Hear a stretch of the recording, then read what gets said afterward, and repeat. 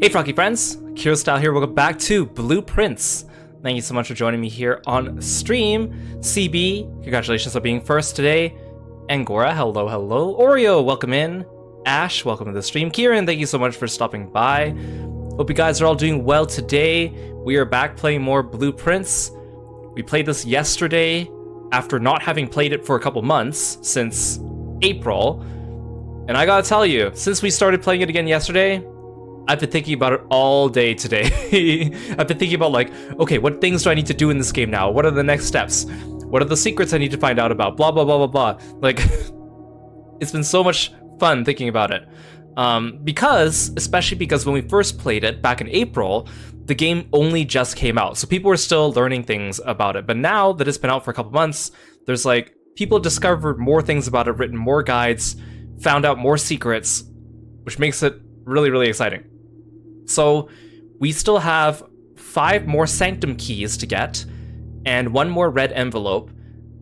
Now those are not necessary to, well, quote-unquote completing the game. I guess if you want to 100% it, then yes. Although technically this game doesn't have a real end to it, but I did discover that there is another kind of cutscene that people consider the real ending of the game, and it involves a puzzle in the throne room. Now, we've seen the throne room a couple times, we have yet to build it, so I'm gonna try to see if I could build the throne room today. But there's a couple other puzzles as well. There's also like a puzzle in the tunnel area, and that one also unlocks a cutscene that kind of brings together the story a little bit, but that one sounds a little hard and takes a long time to do that puzzle, so I'm not sure if we'll ever get to it. Again, I don't plan on 100%ing this game, but we'll see how far we can get, and I do want to play it because it's just really fun. Audrey, welcome to the stream. Sai, hello, hello. Hope you guys are doing well today. Okay, I also did a little bit more research about a couple of game mechanics that I was unsure about, including the shrine and the blessing of the monk, which we learned about last time by reading in the library, and I think I have a better idea of how it works and how it's useful. Besides that, we still need to find a couple things in the game. We still need the power hammer. I think it's pretty important. There's a bunch of things that we can't access now because we haven't gotten the power hammer yet. And there's 1 more room blueprint that we haven't gotten. So let's see how much we could do today. I think after today, we might take another break from this game. I think I'll like sporadically play this game here and there, instead of just playing it like many, many days in a row. But we'll see. It's really fun though. I enjoy this game.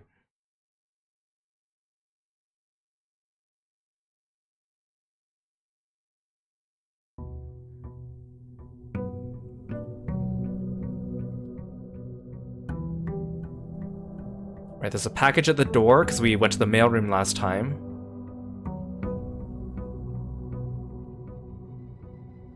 Brass compass, sleeping mask, and 2 keys. Oh, that was packed yesterday, December 30th. So today's December 31st in game.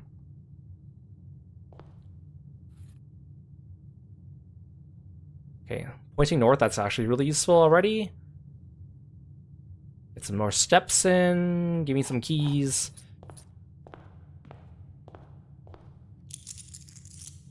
Okay. And we also kind of need the shovel for something, so if I get the shovel, I'll do that as well. Okay, so if we get the shrine, I'll explain the shrine thing. Although I'm not sure if I'll activate it just yet. Might be useful to activate it, we'll see. I'm gonna start with the tool shed today in hopes that I get a shovel. Yes! Okay. Who needs a shrine? I have a shovel. Give me the shovel. There we go. See, why can't I take this wrench? I know the wrench is actually an item in the game. Ooh, I got a hammer and a shovel? That's pretty good. Because, like, the wrench is actually an item in the game, but I can't just pick up any old wrench. Apparently. Okay, shovel? Check. I'm feeling I should start using the coat check to try to make the power hammer instead of hanging on to the secret garden key. I don't think I actually need the secret garden key anymore. It's nice to have, but I just have not had the chance to use it. Okay, we need to get to the foundation. And I also want to be able to get to the corner of the house, because in the corner, I can potentially make the conservatory and then pick out new or adjust the rarity of some rooms, which might help in my run. We also need to check out a new book in the library that we bought from the gift shop last stream, and that book is actually more important than I thought. I thought that book was not very important, but apparently it's quite important.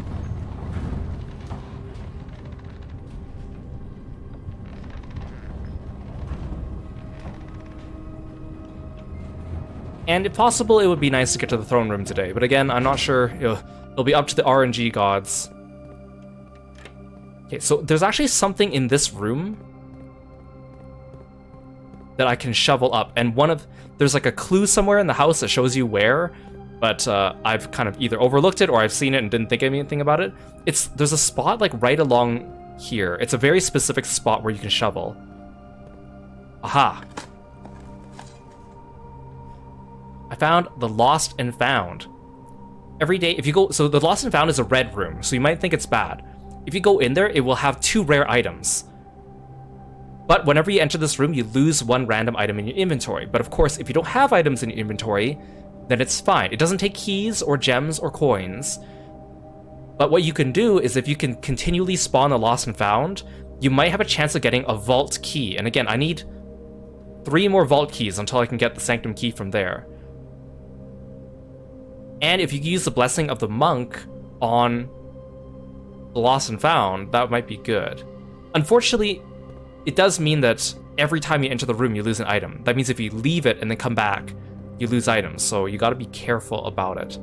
But you can get some good stuff in return.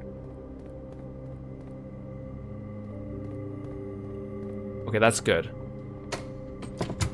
Plus, I feel like because it's a red room, the game will actually give it to me more often than I think.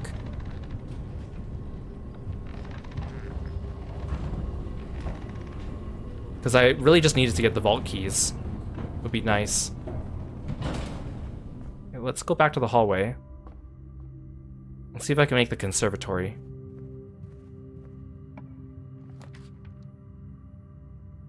Again, this is a corner room, so let's put the guest bedroom in right away. I don't see anything on that table. Oh, magnifying glass. Ooh, this is great. I need the drafting room. Okay, we're already off to a good start. I feel like last stream, because we were just getting back into the game after a few months, I was running around, I probably missed some items and stuff, because I feel like there are probably items in, like, the locker room that I walked past, or the laboratory that I walked past, but I was in too much of a hurry. The zombie girl, welcome to the stream. Thank you so much for following me and being a froggy friend. Rainvelt, it's good to see you. Welcome in. Let's start with the workshop. If I'm lucky, I'll get something good. I really want to make the power hammer. It's very useful.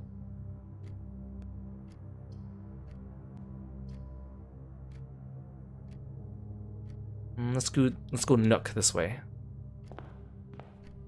Come on, what do you got for me? Battery. Okay, I literally just need a broken lever. But again, it's gonna be so hard to get that 3rd item. If I can get a broken lever, I can make the power hammer. It's been like, what? This is our 8th stream of this game, and we still haven't gotten the power hammer. Again, I wish I could take this wrench. If I find the coat check, maybe I'll just put the battery in. That might be a good play.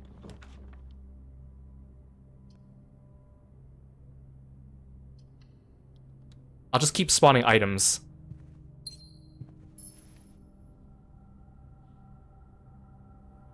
This is actually very fortuitous. I mean, I also haven't been using the tool shed recently, so that might be why.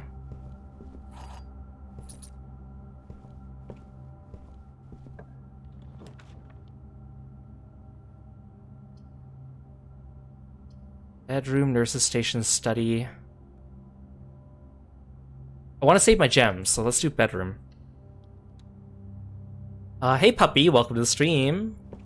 Love my model? Thank you very much. I appreciate it. Hope you're doing well today. The den, storeroom, pantry. I feel like this is... do I want to put the den this early? You know, let's do it. Den? I just need to fill up the house right now. I'm not trying to reach the antechamber, so I can just fill it up with what I need. I also found that the foyer works on all hallways. I thought foyer only worked on hallways directly connected to it, so that's actually huge for me if I want to get back to the antechamber. See, I feel like dining room, this is too early for the dining room. There's also a waste of a corridor. I'll do the dining room.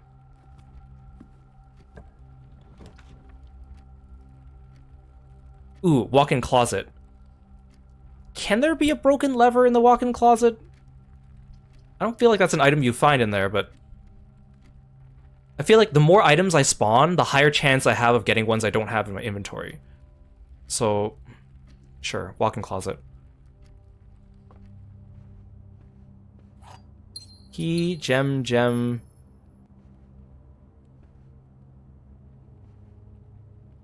is my 4th item. Oh. Car keys, okay. Well, I don't really need those.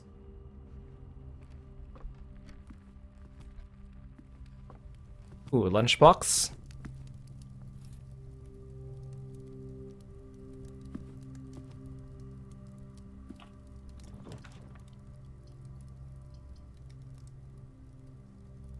I don't need to get back to the foundation, so it's okay if I lock myself out of the foundation on this side. I feel like I don't want a dead end just yet.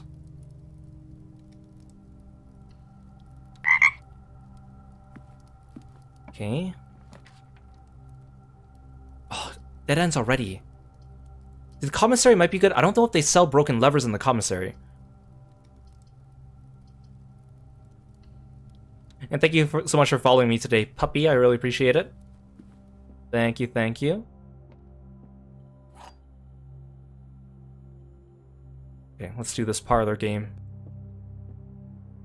The gems are in this box. This statement is of no help at all. The gems are in the blue box. Okay, well this one is inconsequential, because it doesn't matter whether it's true or false. The gems are in this box. The gems are in the blue box. Those work together. If those are both true, then this one's false. But this one has to be true, right? So this one's true, one of these is false. Gems are in the blue box. If this one's false, well then they're both false. If they're both false, then it has to be in the black one, right? Oh, darn it. I mean, I guess technically this statement is of help by knowing that it is true or false. Oh, whatever. Whatever. Do I want the security room right away? Because again, there's 3 exits to this room. I feel like it's a waste to make it now.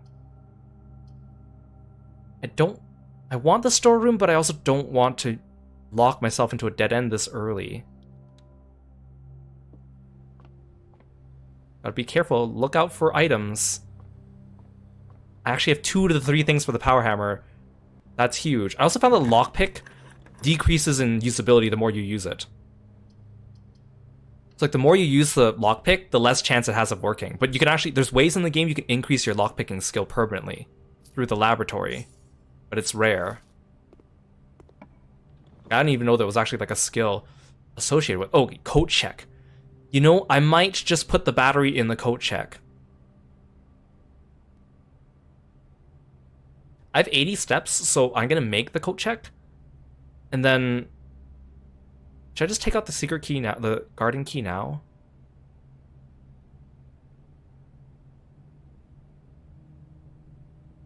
Because if I put the battery in now... you know what, I'll come back for this later. I have 80 steps. If I need to come back here, I can. I want the conservatory to make the coat check more... spawn more often. Because it's useful, but I never have it when I need it. I feel like it's uncommon, but it's not rare.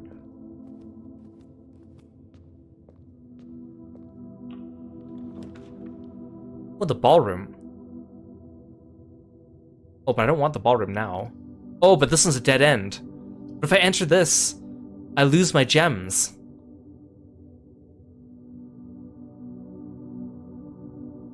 So then if I see the throne room, I can't make the throne room. But I have no choice but to make the ballroom, because otherwise these are all dead ends. Darn it, game. I was doing so well.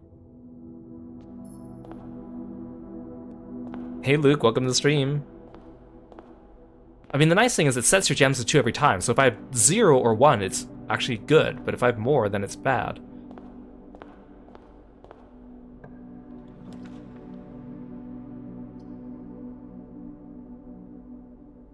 Oh, darn it. I don't have any cogwheel rooms, so I can't make the mechanarium. Or I mean, I can make it, but it won't do me any good. Oh, the RNG is coming for me now.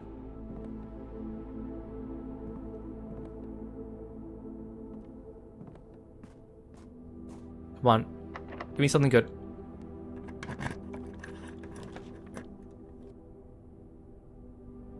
Ooh, actually the passageway might be good now. So what I could do is I can go back to the ballroom, get 2 gems, and then come back here.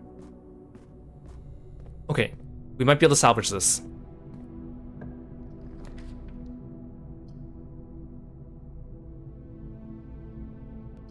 I kind of want the commissary just to see if I can buy a lever, but I don't think they're going to have a broken lever in here. I feel like you only find the broken lever in green rooms.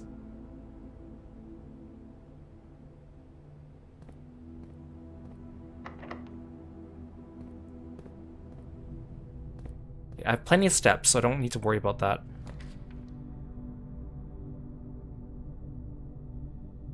See, the weight room is great here, but I'll do the boiler room. Go back to the ballroom, get some gems.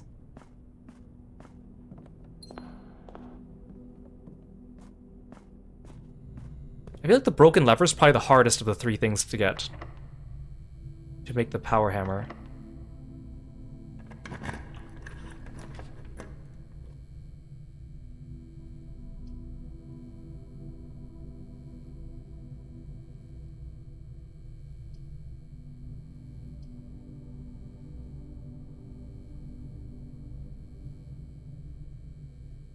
I mean, I don't need to go into the antechamber, so I haven't done the locksmith in a while. It's nice they sell good, rare keys in here, right? Special key. And a lockpick kit. I'll take the lockpick kit. What's the special key this time? Who's running these shops anyways? I've always wondered that. Whoa, prism key. If you unlock a door with a prism key in a green room, hallway, bedroom, red room, or shop, you will draw floor plans of the same color. So if I want more shops, I can use it from a shop. And what other shops are there?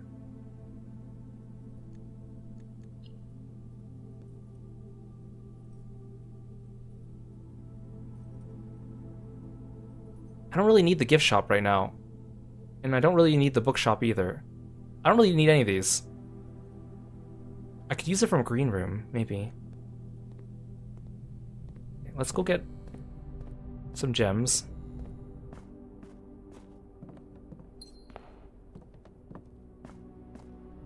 Using so many steps just to get gems.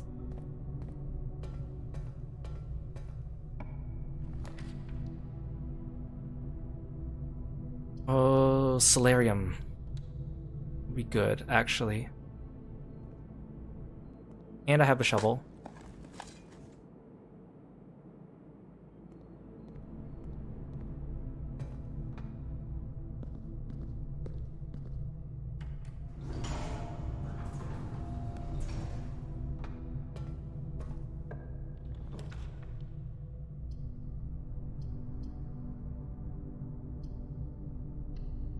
Oh yeah, so I found out the kennel. Remember last time we saw this clue on the wall? Oh, this thing? This is part of another puzzle.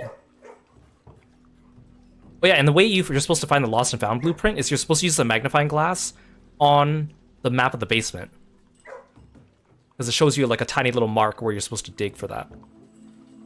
Oh right, now if I dig, all the rooms will unlock. Because I have the kennel. Well, that's actually really good.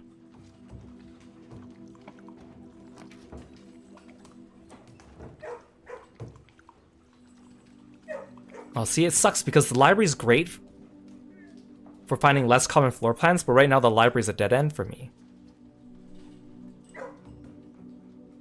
But I want the library. So I want this one, the Curse of Blackbridge.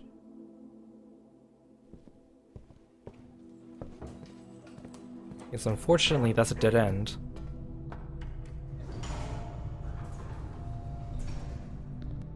Will this be the end of this run? I feel like it will be.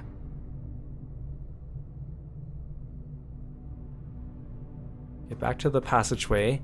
Ah, oh, darn it, and just when I got the solarium too.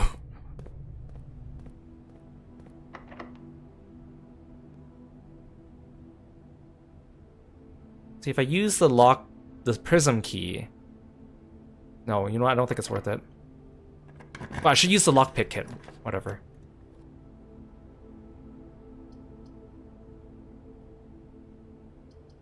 I guess I have no choice but to make the gym. Oh, darn it.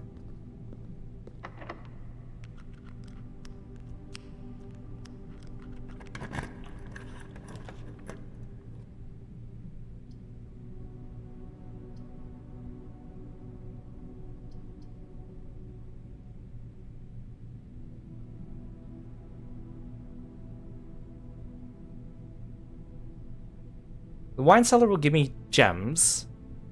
I don't think there's anything else useful in there. Billiard room has a chance to give me keys that I need.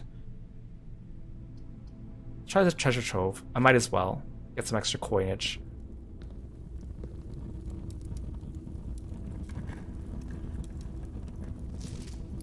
Green memos in white boxes are always lies. I thought they said all green memos in this room are always correct. Or did they mean blue? Or did they say blue? I don't remember.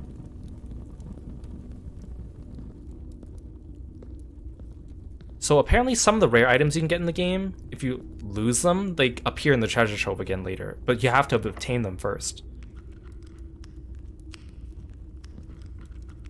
This is a black room. Does the prism key affect the black room? I don't think so.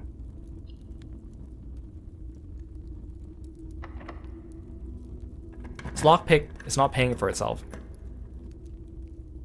Oh, conservatory. No, I'm missing the gem. No, I should have gone back to the ballroom. I wanted the conservatory.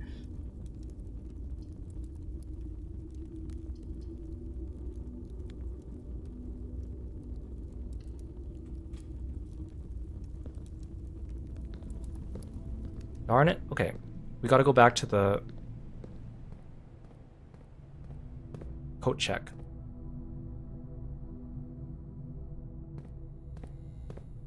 I should have come back here for gems.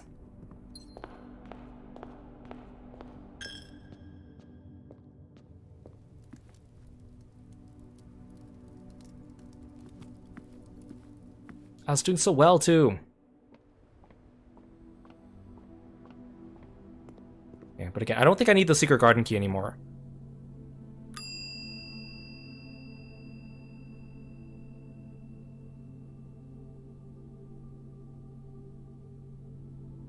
I have so many items this time. Okay, I think the battery pack is the most rare. And I need it.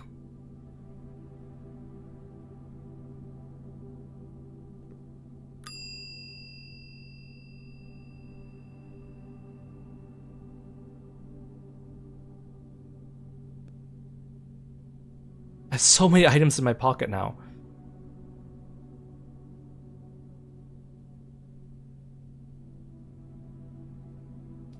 I probably could have used the secret garden key, actually, on this run. Oh well, what a waste. Should I end in the planetarium? I guess I should.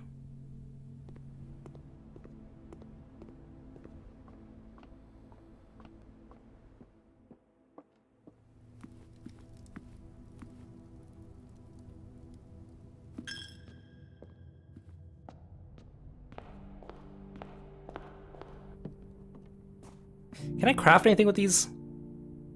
Not really. Nothing useful. Can I buy another special key? I don't think it lets me. No. I guess whenever I see the locksmith, I should do that, just in case I can get the vault key.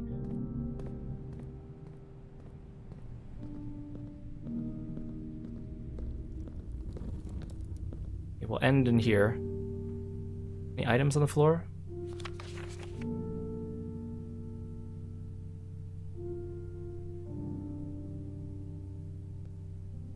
I have 21 stars. The sliced farmer's apple, the Amandus Major.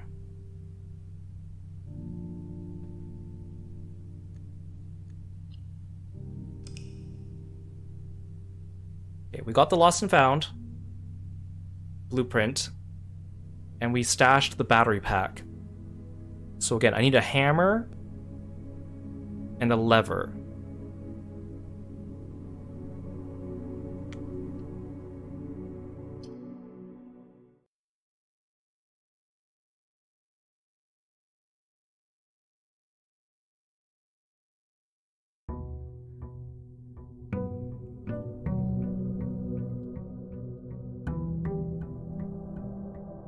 That was such a good run, though, for items. Pish posh.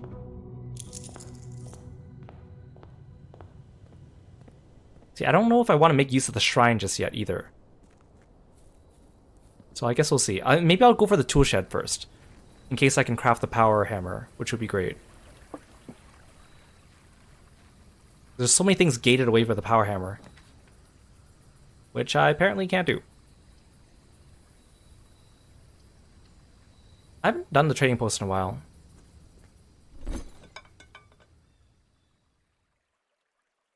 Oh, but I need to actually have something to trade to bring it here. That might have been useless to me. Sometimes you can get good stuff from here. But because I start the day, I usually don't have anything in my inventory.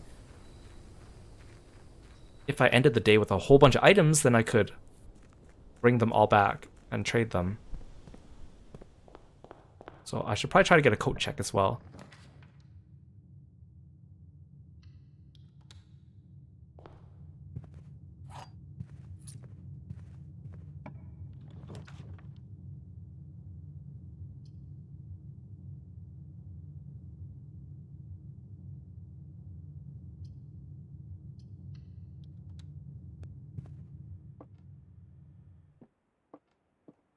It's like the closet gives you 2 items, but it almost never gives me what I need.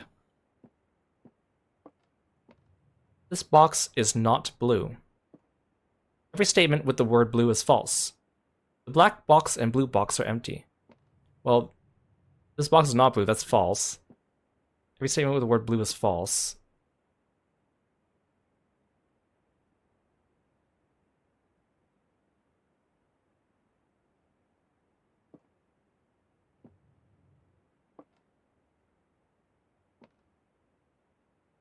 But then if this is false...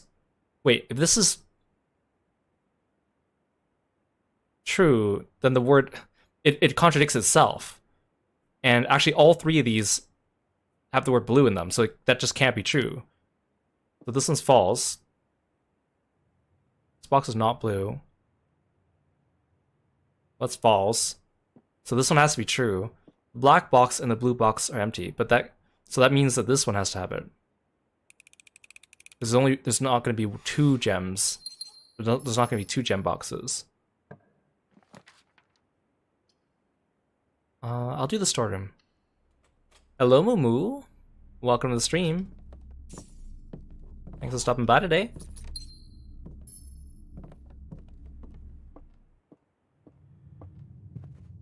Okay, I can go to the foundation. Let's go this way first.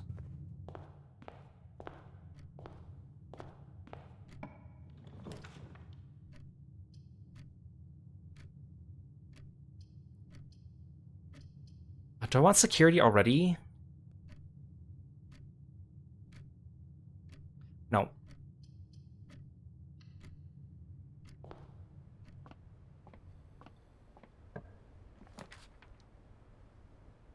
No conservatory, really? I'll take the closet later. Just in case. I can trade at the trading post, perhaps.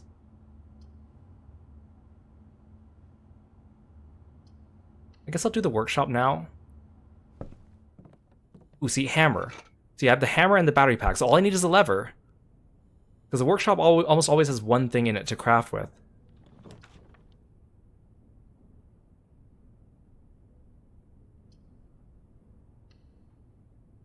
feel like I'm going too far away from the entrance now.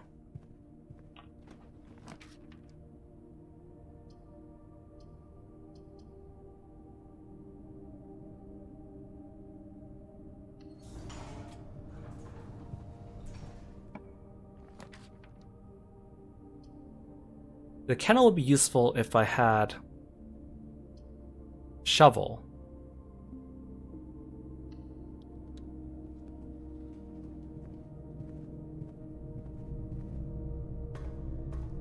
I mean, I have a lot of steps, but I don't want to risk it.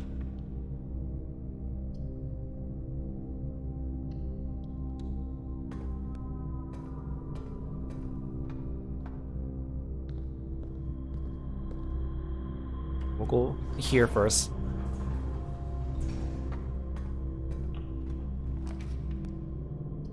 See, these are all dead ends now. I mean, the passageway would be really good here, but I don't want to use up all my gems. I could make the lavatory just to get it out of the way. Yeah, I'll just do the guest bedroom. Get back some steps. Try to avoid that lavatory. It's just gonna pop up again later in the pool though.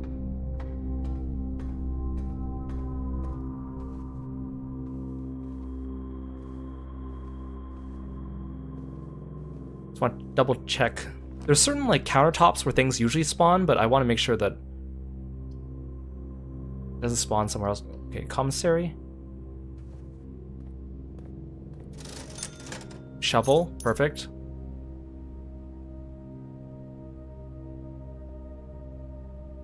Well, I'll take the metal detector. I'll exchange the sleeping mask and the salt shaker at the trading post.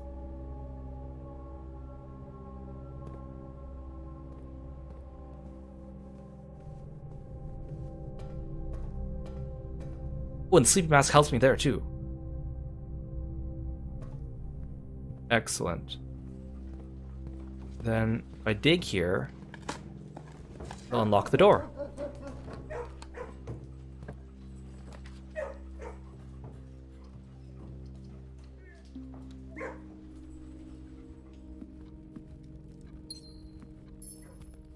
Now we're cooking. I just need that broken lever. I just really need that broken lever.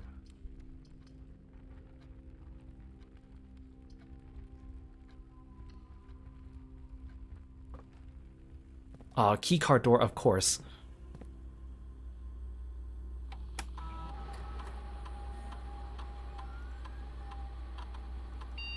Now I need the utility closet.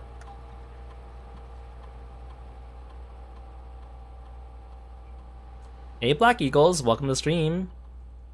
Thanks for stopping in today.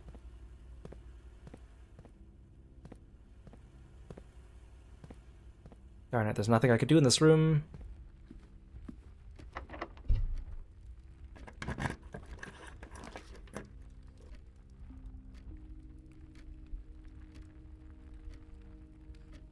could use the utility closet now. There's nothing I could buy in the gift shop right now with what I have.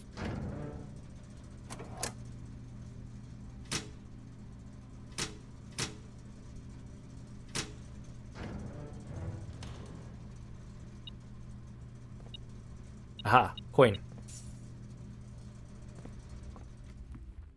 So now this should open. Aha.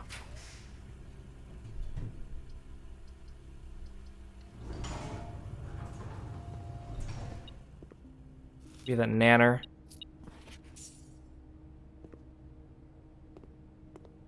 Ooh, and I have the salt shaker, so I got extra stuff from that. Sweet. See, I feel like the courtyard, I don't want to use up my gems.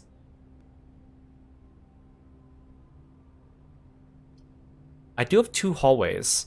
So if I use 2 hallways, I can get 2 keys from this. But then I need to go all the way back to the foundation.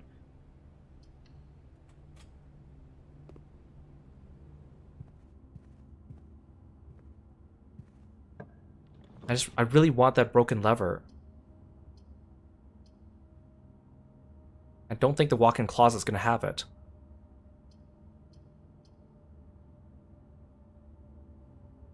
Oh, I turned off the lights in the gym, so this doesn't affect me.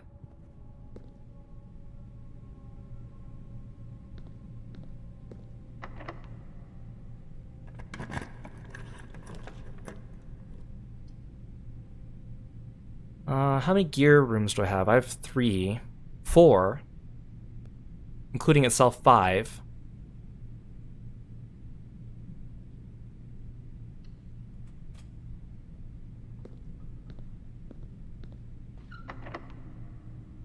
Yeah, I think I'm reaching the end of this run here. Drawing room. Actually, that might be really useful.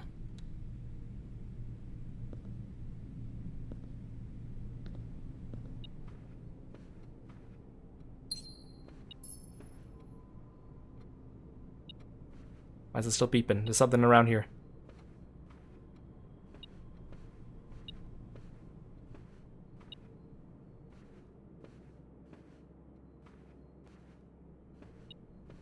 Oh, here. Thank you. Okay, let's re-roll. Mail room, closed exhibit, walk-in closet. Again, the walk-in closet is good, but I don't think I'm gonna find a lever in there. Redraw.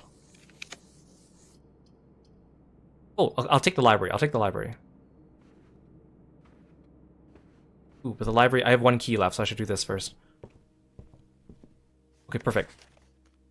The Curse of Blackbridge by Redford Ewing. So this is an important book because it adds something to the gift shop. The Legend of Blackbridge is one that's well known to the people of the Grand Realm, for versions of this tale have been passed down from generation to generation. With each new telling, the story has changed, becoming, over the years, more colorful, more verbose, and as one might expect, increasingly horrifying. However, with so many renditions and unique personal touches, the task of confining and binding this tale to text seemed an ambitious and impossible challenge. Over the course of my research, I have heard dozens of variables of the legend, and while the details would often change, I was surprised how much of the story's heart remained the same. Yet the more I listened, the clearer it became that there could never be a definitive version of this tale capable of capturing all the wonder and myth of Blackbridge. In the end, I chose to write down what felt most authentic, the story my grandmother told me as a boy long ago. Part 1, The Berry Picker from Oris. How long is this thing? Many years ago, before peace had become a familiar word, there lived a group of rogues so wayward that locals deemed it appropriate to call their number the Unholy Hounds. They were feral outlaws composed of society's worst in a time when society was at its worst. And for each crime that fearful travelers credited to the group, a dozen more lay unclaimed, each worse than the last. For the gentry, however, who often value their coffers more than their companions, no crime could measure more wicked than the group's primary enterprise, high road robbery. One such member of the so-called band of rogues was a boy of 13 years, Jesper, who had not been lucky in life, having lost 2 brothers to war and parents to famine. In the years of hunger that followed, Jesper lived in a gutter behind a churchyard, relying on the nourishment of scurrying bugs and weeds harvested from the cracks of alleyway to sustain his pitiful existence. It is not surprising that a child aiming to escape such hardships would take any easy road out. An easy and well-traveled road paved with temptations, leading out of the city and into the gentrylands, where loose purse strings entwine with the strands of salvation and glisten equally with the hope of opportunity. It was this road that eventually led Jesper to the end of his youth, a hidden cave at the bottom of Blackbridge Canyon. It was here he met his surrogate family and saviors, the notorious gang of godless outlaws known as the Unholy Hounds. Despite the hardened circumstances that had led him to the vocation of banditry, Jesper was surprisingly tender-hearted, and was often teased by the group for being too kind for such an ignoble life. For this reason, Jesper was assigned the innocent role of berry picker. It was not just innocence that set berry picking apart from the gang's more wicked undertakings, for it was the only duty performed without the safety of night's concealment. Jesper, no stranger to solitude, did not protest that he alone worked while the others slept soundly, tucked away in the cave at the bottom of Blackbridge Canyon. On one such occasion, Jesper decided to get an early start. He left the cave, berry basket in hand, and set out into the woods before the morning sun had even brushed against the tallest treetops. It was colder in the mornings, but the headway dawn afforded meant Jesper could reach the furthermost berry patches without worry of being chastised for tarrying upon his return. It took over 3 hours on foot to reach his destination, and along the way Jesper had passed by many a familiar bush, all priorly pillaged and so bereft of berries that one would have to dedicate several moments in earnest examination before finding a single one. Jesper was patient, and even patience has its limits. He was confident that even accounting for the time lost to this long stretch of travel, his efforts would be well worth the pains. Surveying the patches in this new grove surprised even Jesper. The red dots suspended among the leaves seemed as numerous as stars in the skies. Upon seeing such a bounteous sight, he clutched his berry basket tightly and nearly toppled over out of joy. Once he regained his senses, Jesper quickly made a decision. He would not reveal the location of this newfound treasure. Instead, he would earn the respect of his confederates, who, upon seeing his yield, might attribute the success to hard work. Smiling at his plan, Jesper set off to fill his basket and was making steady strides in this task when the sound of thundering hooves interrupted him. A carriage! A carriage is approaching! The thought of it made Jesper freeze. Had he been so enchanted by his discovery that he had neglected to observe his surroundings?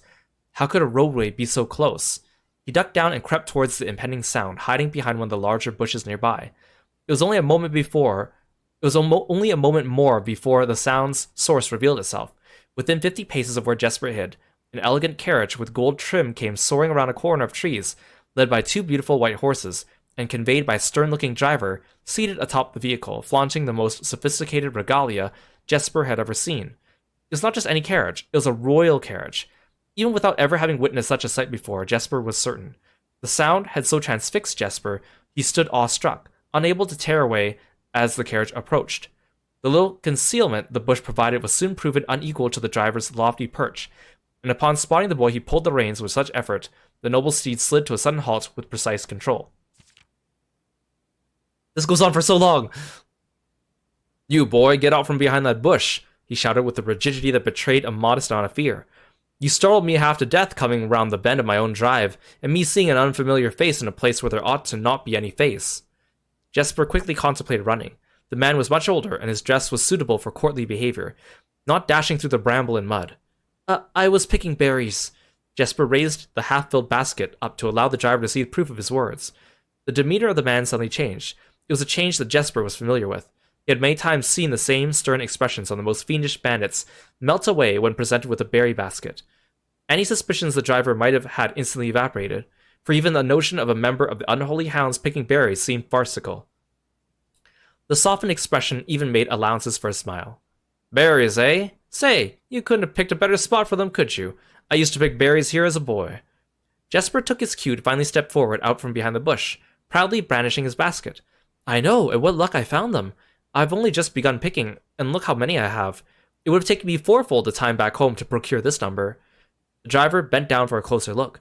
"And where is your home, boy? It must be quite far." Jesper replied with a scripted response. "A little south of Tannerfork, just past the burnt woods." "My God, that is far. You couldn't have come all that way only this morning."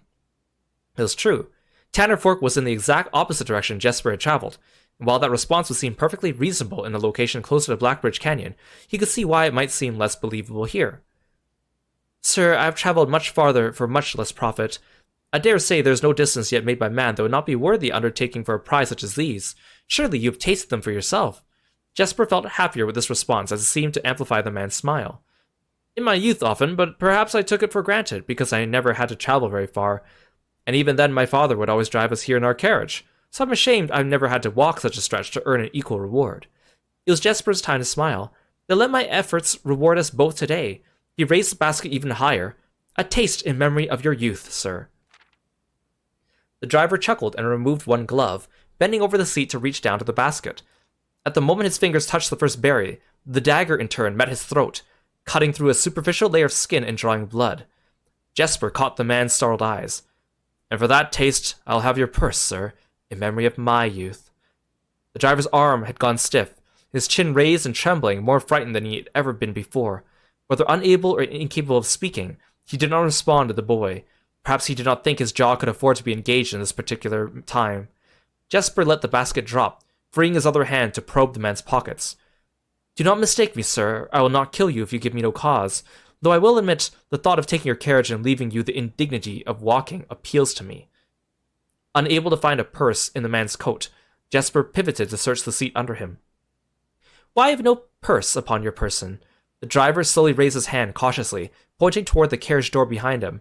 Jesper lowered the knife's edge a small degree to allow the man to speak, which he did in turn softly. There's a lockbox in the carriage.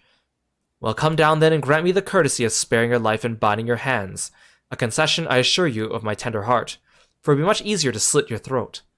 The man started to comply, slowly lowering himself in the driver's seat of the carriage. Once down, Jesper guided him away from the carriage to a nearby tree, where he instructed him to get on his knees and put his hands behind his back. Excusing his inexperience, the man indulged Jesper while he figured out how to adequately bind him. The smile and kindness Jesper had seen on the man's face, now nothing more than a distant memory. In their place, cold, dark eyes displaying no emotion. I wonder, should I grant you the same clemency you're showing me? Jesper stopped, surprised by the question but ignored it, secured the final bindings, and then hastily returned to the carriage. With one hand on the door's handle, he turned back to the man. If there is no lockbox, there will be no clemency. Inside, the carriage was surprisingly dusty and unswept, a stark contrast to the elegant and polished golden facade of the exterior. It had apparently been many years since a passenger had enjoyed passage in this vehicle. This all but confirmed what Jesper suspected. The driver of this carriage was not a liveried servant in the employ of a great master. Any curiosity that this observation might have further produced was quickly abandoned upon seeing what rested under the carriage's back seat, a large wooden lockbox. Despite its hefty appearance, the box was surprisingly easy to handle. Within a few minutes, Jesper had dislodged it from its hold and carried it into the sunlight. Inspecting the box carefully, two observations were made. Totemic symbols found carved on all four sides of the box hinted the box was very old and likely not created by Orindian hands. It reminded him of artifacts from the old world and was presumably crafted in one of the ancient realms. Secondly, the box was secured by a rusted yet robust padlock. It would not open easily without a key. Jesper looked over to see the driver quietly observing from his indentured position. Do you perhaps have a key you could provide me to open this box? Without emotion, the driver replied, There is no key to that box. Jesper stood up. Easy enough, then. He headed over to a nearby rock of sizable dimensions and lifted the stone up, carrying it back to the box. If there was ever a time when that lock had been resistant to brute force, it wasn't recent. With one hit, the stone had completely shattered the rusted lock. He bent back down and opened the lid. Inside was an effigy, a crude figure chiseled from stone. Without too much deliberation, Jesper bent down and picked it up, somewhat surprised how heavy it seemed, given how light the box had felt. Having expected to find something more akin to gold or gems, he looked questionably to the man, hoping to find an explanation. The driver's smile had once again returned. You are cursed, boy, for deadly is the stone. You have opened that which should never have been opened, and you are cursed. Jesper carried the effigy over to the man and shoved it in front of his face. What is it? That's one. Feeling his disappointment rising to anger, Jesper tightened the grip on the effigy. One what, you mumbling agitator? And in God's name, why have no purse upon your person? The man did not seem intimidated. 1 pace. He paused for effect. 12 more, and you'll be dead. He only had a second to flinch before the effigy struck him in the head and put an end to his cryptic ramblings. If there was ever a time when the old man had been resistant to brute force, it wasn't recent. Jesper looked down at the sculpted stone figure, now splattered red. Was it cursed? Was he cursed? He had, of course, heard stories of curses, and had never doubted their validity in the past, but now that he was standing face to face with the possibility of being cursed, his mind pleaded with him to be skeptical. And if he was cursed, what difference would the knowledge make? A dozen more paces would not be enough to find another living soul, to say nothing of the chances of procuring a remedy. If he did not move from where he is now stood, he could live maybe another 3 or 4 days, maybe more given the abundance of nearby berries. A plan that, if we ignore its obvious faults, might provide additional opportunities for help to come along. But what good would it do then? To be discovered here, beside a body, stolen goods in hand, bloated from berries and raving about a curse that could very well not be real. No. It would most certainly be better to face one's fate now, take a dozen paces, and see if life goes on. But Jesper found his legs unable to make that first step. His mind was unable to convince his limb to waste away 1/12 of his life in a single motion. Feeling the desperation sink in, he hopelessly looked about him for a solution. And if, by some stroke of luck, the gods had heard his plea, a miracle materialized before him, as if he found himself suddenly at the end of a fairy tale. 2 white horses and a carriage of gold trim were beside him, the answer to his immediate prayers. He laughed at his fortune and calculated the short number of paces back to the road. 4. Perhaps only 3 if he jumped. He made a quick survey to see if there was anything he wished to grab before taking the plunge. He thought about removing the driver's fancy coat, as that appeared to be of some value, but the additional risk of undertaking such a task too great to chance. And so, after a profound breath, he took his second, third, and fourth steps, though they were quite large. Seated now behind the horses, he reached for the reins and suddenly realized that he was still gripping the effigy. If the curse was real, then it would most certainly be better left here. If, on the other hand, the story was fictitious, there might be some appraisal that could be made of the figure. It was, after all, found within a lockbox, whose typical function oft secures objects of value. Having witnessed firsthand the horrors of destitution, Jesper found his mind equally reluctant to allow his hand to let go. If it is cursed, I die. If not today, then tomorrow. If I die, what care have I? And with that statement said aloud to the horse, seemingly, Jesper took out the reins with confidence. How long is this story? Oh my god!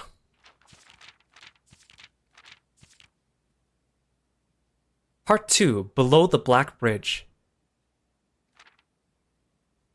Miller awoke to some light nudging from a familiar foot. Only one person would have the cheek to awaken her in such an ill-mannered fashion.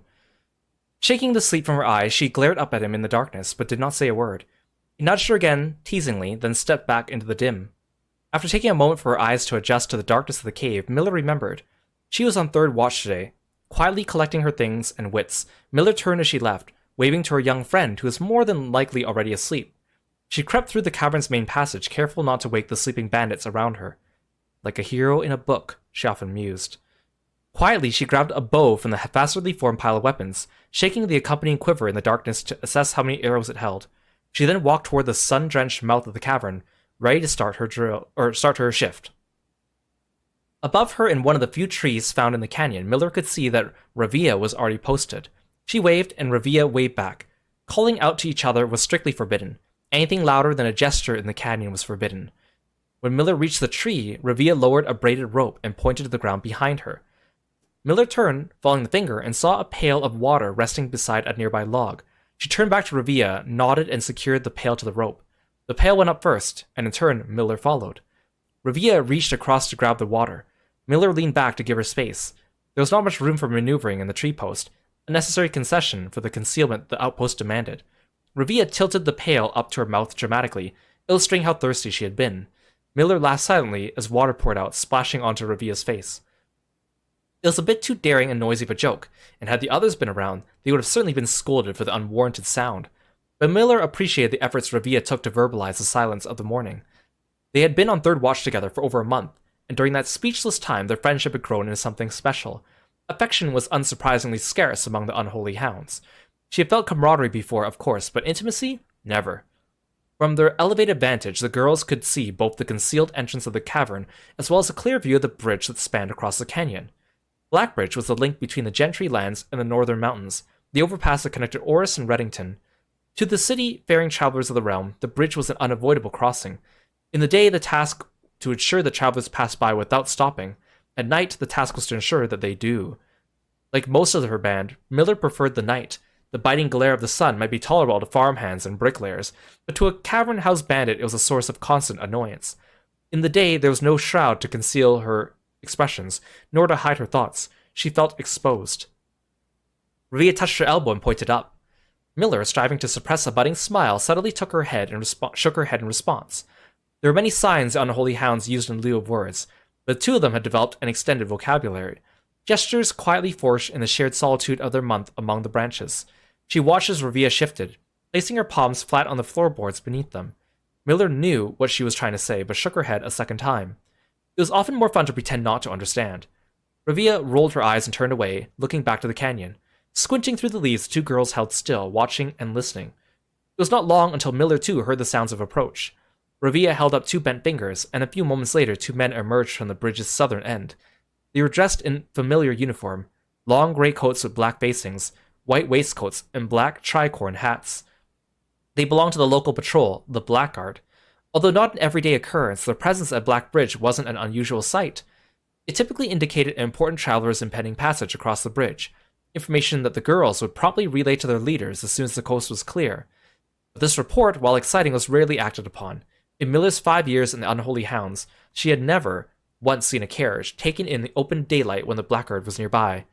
The men had nearly reached the bridge's north end when Miller heard the horses, faintly at first, but growing louder with each passing moment. Revilla's eyes met Miller's, the same concern mirrored in each other's expression. This did not sound like a typical carriage, cautiously approaching the bridge to cross. Instead of the familiar crunch of the high road's gravel, they heard the harsh clattering of hoofbeats against stone. Both girls quickly redirected their attention downwards, looking through the foliage. The sounds were not coming from the high road, but from the canyon itself. The horses were coming from below the bridge. In an instant, Miller had knocked an arrow and drawn her bow. "Go!" Revilla was gone before the whisper had even left Miller's mouth. The young scout was already sliding down the bank below, racing toward the cave. There was no road that ran below the canyon. There was no reason for numerous horses to be approaching their cave. There was only one reasonable conclusion, and both girls had reached it instantly. The base had been compromised. This was a blackguard attack. The moment the horses came into view, Miller let loose her first arrow. She was surprised to see a carriage. She expected cavalry. Before she even finished processing the thought, her second arrow was in the air. Without a trail, it would be unthinkable for a carriage to traverse such rough terrain, yet she watched as the wheels jolted over a rocky riverbed. A third arrow was now in flight, and there would be no need for a fourth. The driver slumped over just moments before the vehicle dipped into a small ditch, slamming into an embankment. The force of the sudden halt immediately shattered the front two wheels and catapulted the driver from his seat. Utterly confused now, Miller quickly glanced over his shoulder to see if any horses were also approaching from the rear. Down in the canyon, the entire horde of the unholy hounds came spilling forth from the earth, as if hell itself had suddenly sprung open.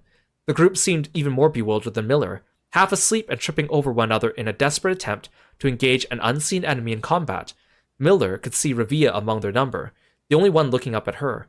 Her expression was chilling. There would be no need for a silent gesture to convey what they both now realized.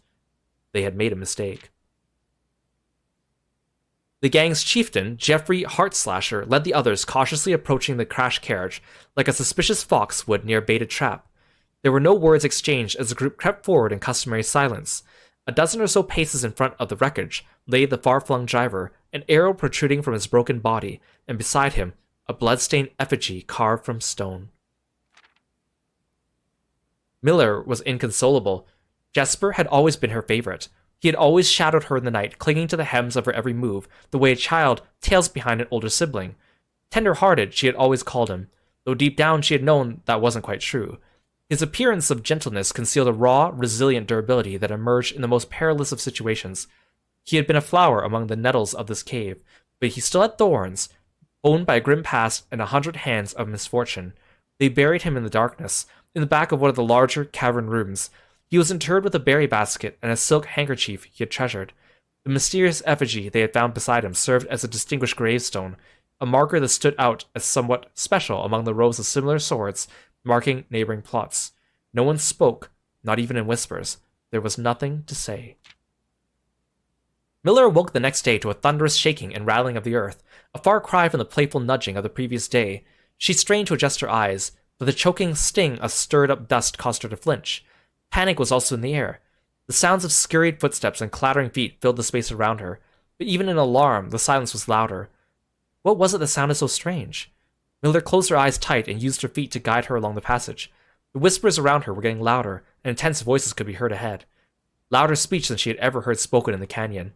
A growing dread grew as Miller approached the mouth of the cave, her eyes now open wide despite the dust. Shouldn't it be day?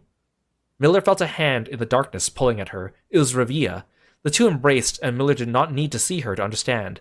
Revilla placed two bent fingers against Miller's cheek, and with that touch against her face, Miller felt the same sinking feeling from the previous day. Two bent fingers confirmed what Miller suspected. The girls had forgotten to relay one critical piece of information to the others. An hour or so later, the screams began.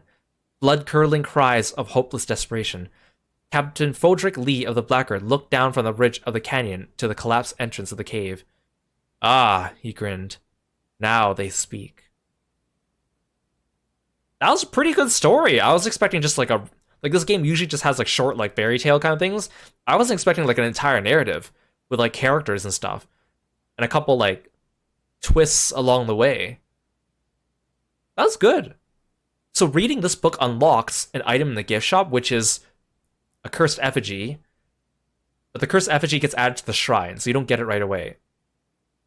And the cursed effigy has something to do with those 13 steps that they were talking about. But it is important for a certain puzzle in the game. And a certain achievement. Jinji, welcome to the stream as well. Thank you so much for the stretch. I really appreciate it.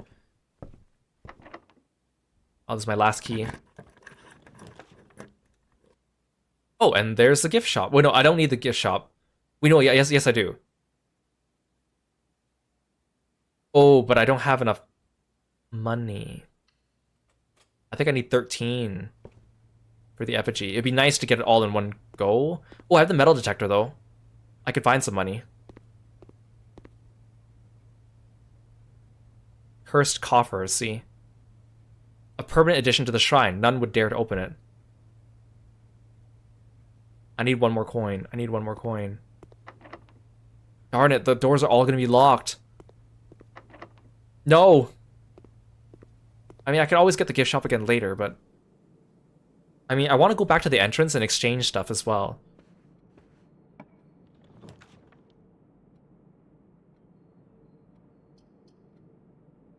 The courtyard might be useful.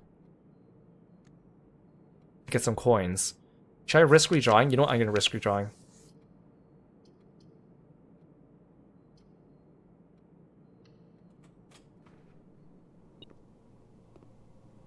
Wait.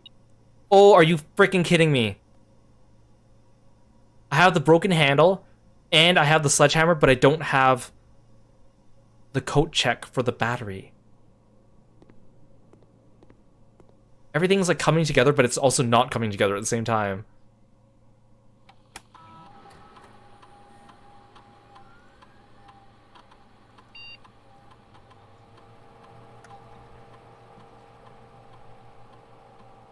When you draft a hallway from another hallway, immediately set your steps to 40. When you draft 2 or more gems drafting a room, you add 3 aquariums, set your dice to 2.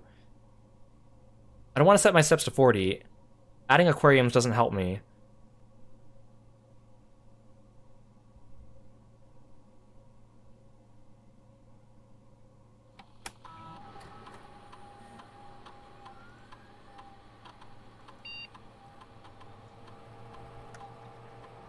I thought there was something else I could do here.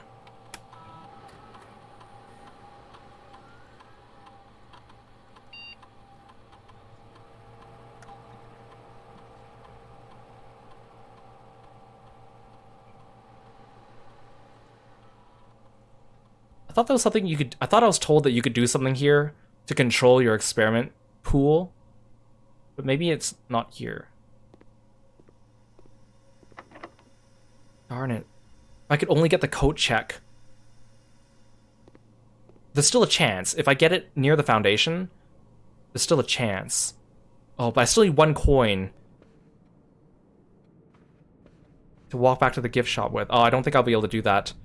That's okay. I don't need to buy it here, but it'd be really nice if I could.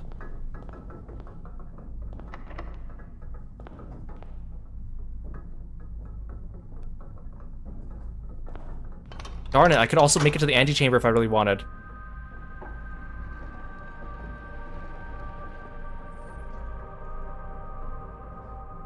I can't.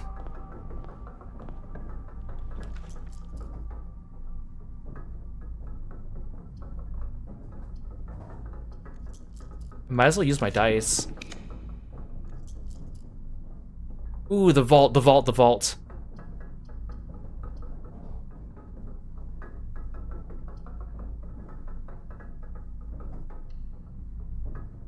Okay, that's a ticket.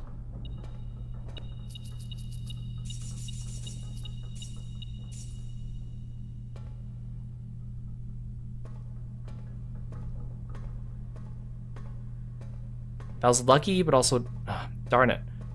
I'm getting all the rooms I need, but not when I need them.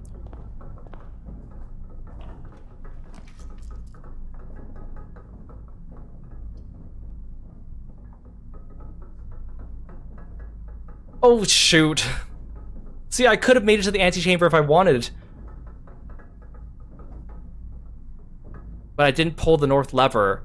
I should be pulling the north lever every run now. Honestly, I think the Mechanarium might be the easiest way for me to get to the antechamber consistently now.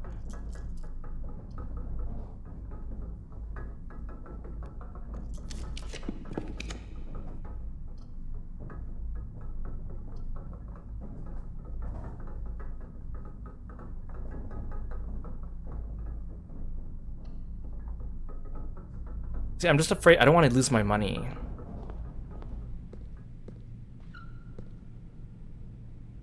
See, now I'm in a real bind. Not that I have a specific goal in mind, but I just want to try. I want to get as much stuff as possible. Plus, I still have the trading post.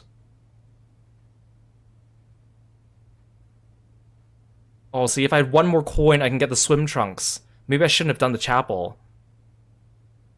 Okay, well, that's important. I shouldn't walk through the chapel then. I should have made it. I should have made something different. I'm a fool.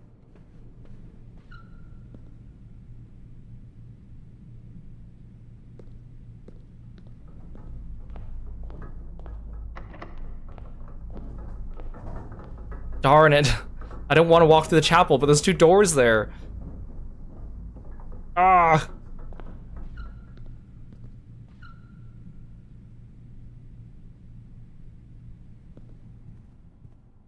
I don't think there's any new coins. Oh, I can't believe this. Just 1 coin short. Okay, luckily, it's not too many steps back to the entrance. Might still be able to do this. I mean, I don't really know what I'm doing, but I might be able to do whatever I'm trying to do.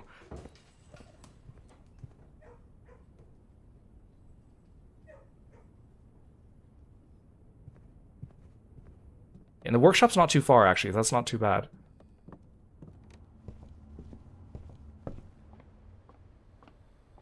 I really should have pulled the north lever every time. The one time I don't is when I regret it. The gallery gives me coins, doesn't it? Gems for sure. Yeah, coins. Okay, coins. Okay, so I need to calculate. So if I go out to the trading post now, 1, 2, 3, and then if I go back, 1, 2, 3, 4, 5, 6, 7, 8, 9, 10, 11, 12, 13, 14. Okay, I only need 14 steps. Okay, we're gonna do this. I know I can build another room from the foundation, but that's not my priority right now. I need to go to the trading post. Oh, see, the problem is even if I can build the power hammer, I won't be able to stash it into a coat check. It'll be literally one-time use.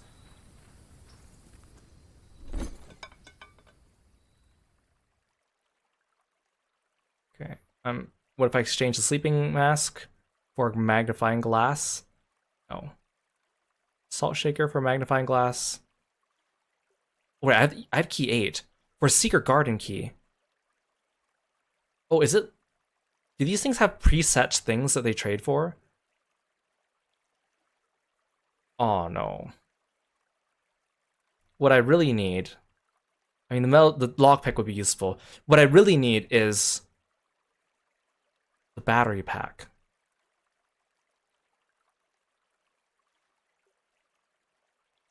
None of these give me battery pack.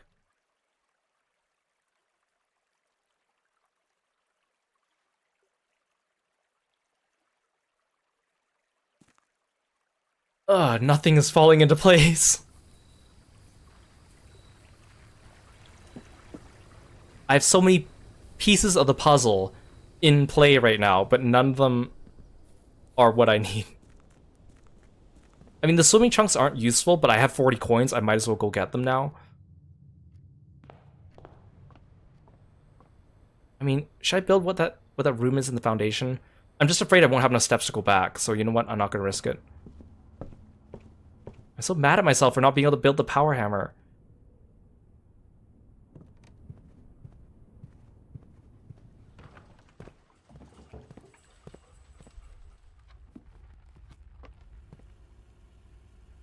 Pantry corridor gym.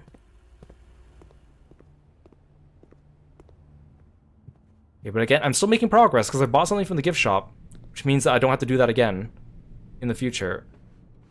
In fact, I've almost bought everything from the gift shop I need.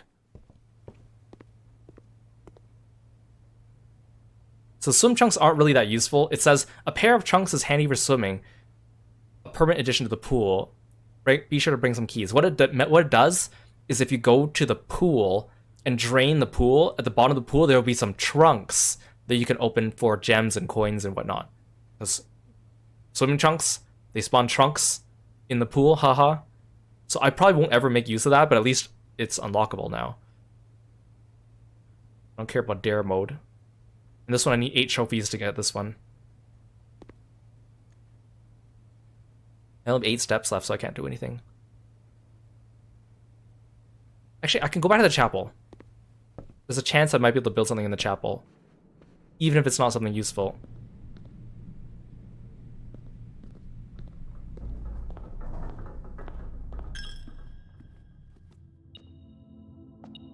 Coins on the ground somewhere? Yes.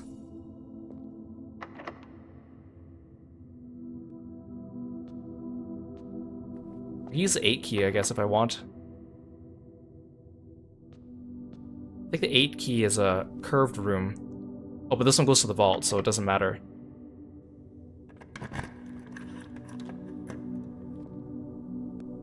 Oh, it curves the other way. But it's locked. Of course it's locked. If I resolve the 8 room, I know you can. It said that you can resolve it, but do I re-get the prize? I'm gonna try it again, just to see.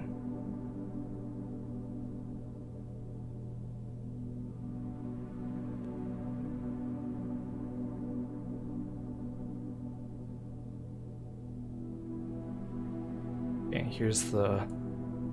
Okay, monkey hubris.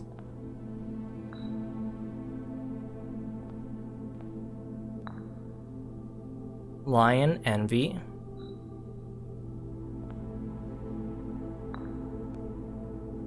Swan lust.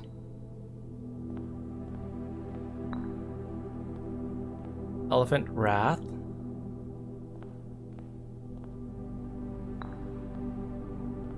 Penguin gluttony.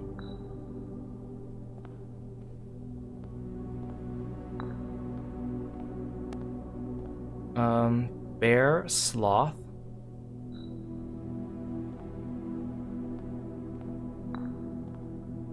Rabbit avarice.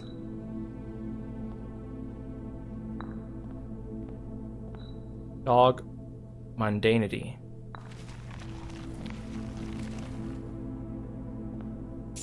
Oh, so every time I can just keep farming allowance tokens from this? Well, then I should be using this every time I see the gallery. And it's not a dead end, so that's bonus. Okay, sweet. Okay, we made more progress. Okay, good. I'm fine with ending the day here, that.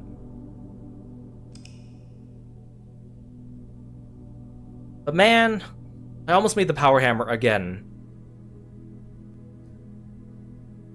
I think Mechanarium is definitely my go-to for getting to the antechamber now, I think. Because I think you only need like 2 mechanical rooms to get that lever. Oh, that was like one of the longest runs we've had so far. Probably because I had to stop and read that book.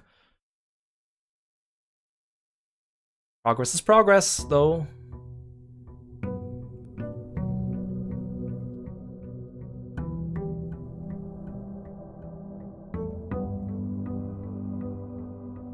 That means every time I get the room 8 or the gallery, I should be doing that to get the allowance up. Let me see if we can find the shrine.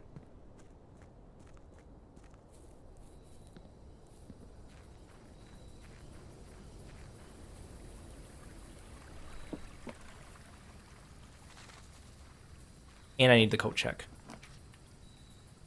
Shelter, hovel, root cellar. Let's do the hovel. Let's see if we can use this to get the throne room today.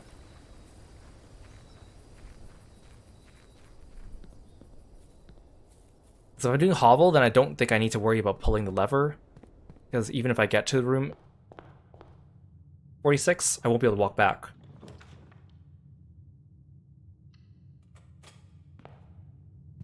I realize that most of the time when I'm playing this game, because other people aren't directly playing it, everything I'm saying is just gobbledygook to people because it doesn't actually really affect the Let's Play, or most of you probably don't know the mechanics of the game unless you played it yourself, but it's fine.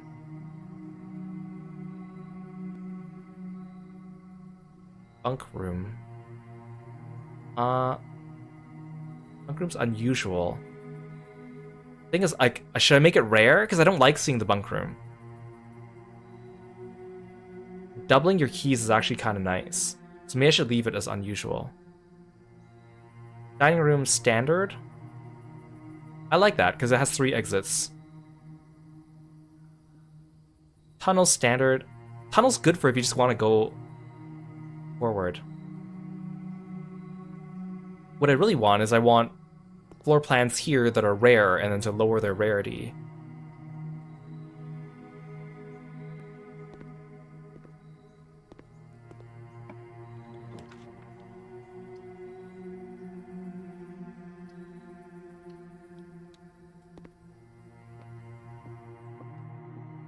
Like if I could increase the rarity of the coat check, that would be really nice. The black box is not empty. The statement on the black box is true. The box of the false statement contains the gems. So if this is true, then this is true, then this one's false. Let's try this. Hey Orange, welcome to the stream. Thanks for stopping by. You like to watch people play this game even though you know nothing about it, which makes it so difficult. Well, I'm glad it's enjoyable. I feel like one of my friends told me that they like watching me play this game because first of all, they said, this is such a you game, Kiro, and I agree. This is definitely my type of game, but in addition to that, it's kind of a nice game if you just want to put it in the background while you do something else and listen to me play, because then you don't really miss out on any like plot points or anything like that. It's just a very casual listen. I don't want to put the drawing room down just yet, but the closet seems like a bad place. I'll just do the closet.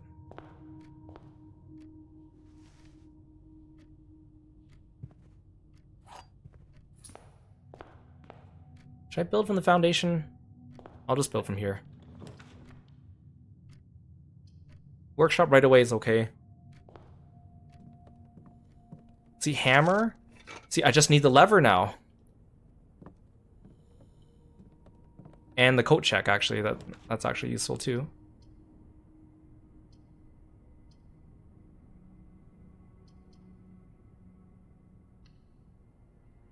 I want to do the laboratory because there's actually something in the laboratory that's useful. But like I thought there was supposed to be a thing here where you can choose what your pool is from the experiments, but maybe I need to unlock it. Add a small chest to the entrance hall. Set your steps to 40. Gain 3 gold for each red room in your house. When drafting, if you draw a drawing room floor plan. If you draft a shop, immediately add a small chest to the entrance hall.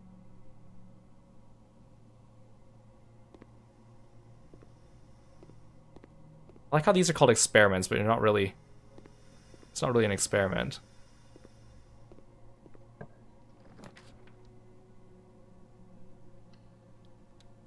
It's an experiment in the same way that in Portal, GLaDOS calls everything a testing.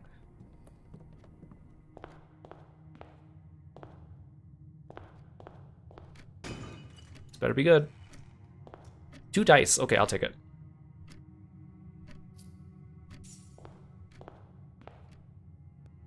Do I go to the foundation? Let's build from here. Should keep a lookout for things on the desks and tables.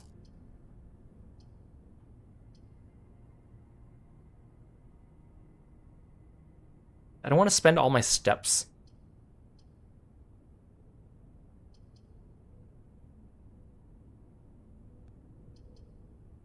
I don't really need my money anymore, right? Unless I find the bookshop.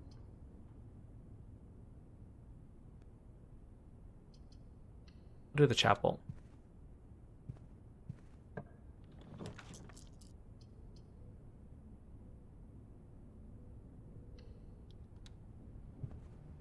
Let's see. I used to avoid the commissary, but now I'm making it more because I never know when they might sell something I need. take the metal detector and the shovel.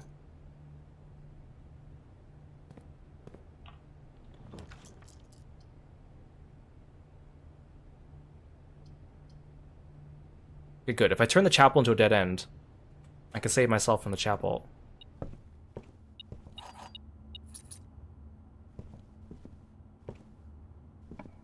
I like the metal detector because then I can be lazy about keeping an eye out for items on the shelves.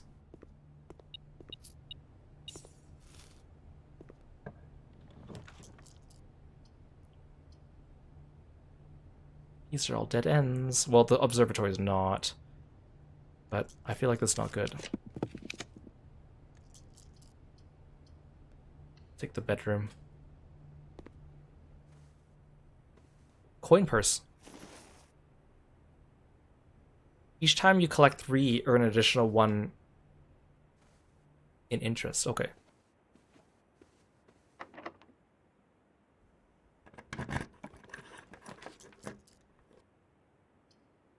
Is it possible to learn this game just by watching me play it?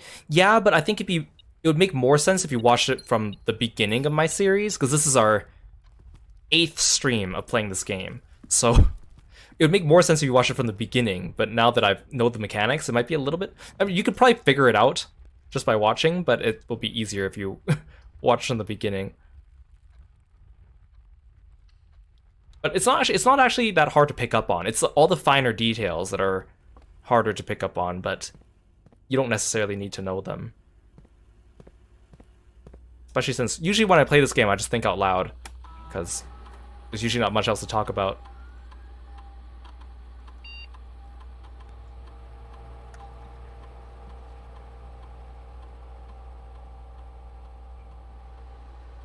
But all the videos are still on my YouTube, so if you ever feel like you're bored, that is an option.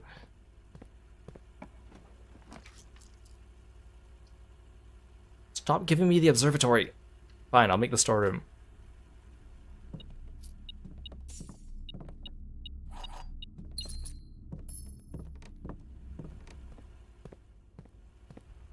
Very quickly gonna get a dead end here. Oh, actually the drawing room would be great here.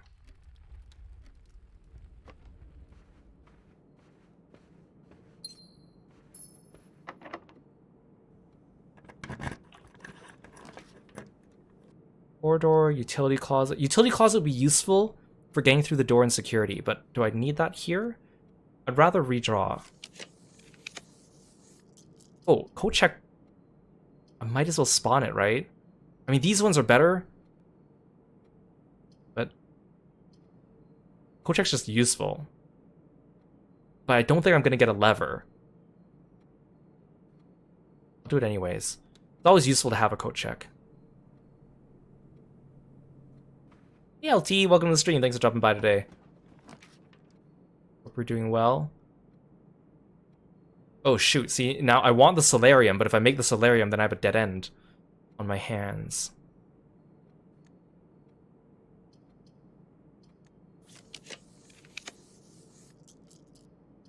Ooh, the library is good for rare rooms. And I think I'm already done with all the books here.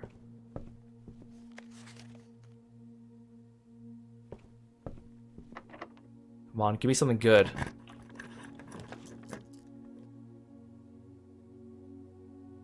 Gallery's not bad. Bookshop's okay. Actually, I don't need the bookshop because I need 50 coins to buy the next book.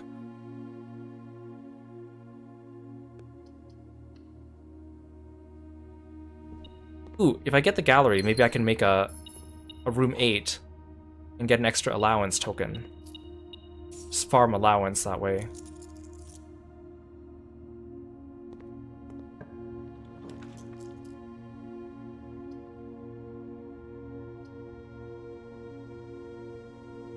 I don't like any of these choices.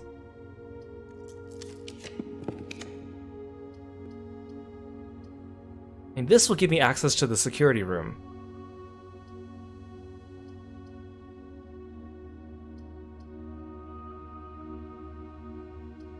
Guess I'll do utility closet.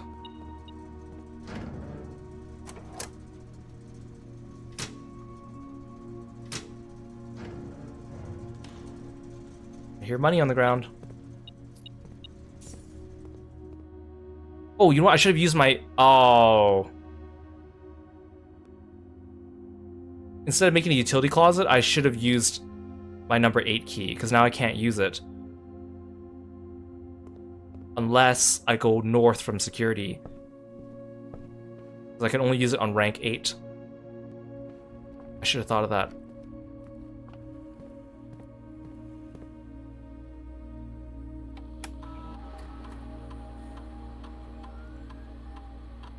But now that we have access to the utility closet, I'll make all the key cards high frequency. I should have used the 8 key.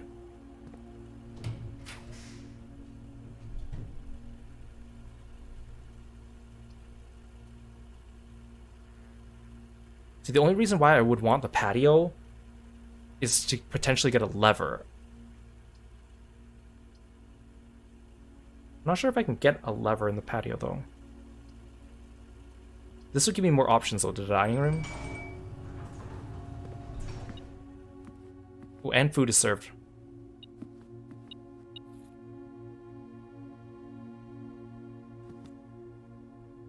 Yeah, I need steps. Porterhouse steak. A delightfully expensive steak cut, bone-in and extra marble for maximum tenderness. A perfect dish for those who love extravagance. Plus an additional 10 steps if you have a showroom.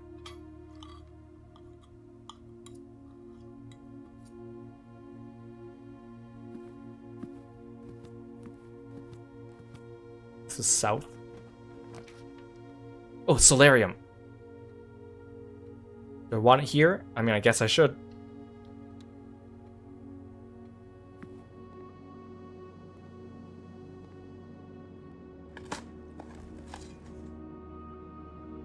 Oh, shoot. I need that. I need that safety deposit box key. I should put that in the code check. There's too many things I need. Wait, no, there's the vault. Perfect. Okay. Perfect. Okay. Perfect. Okay.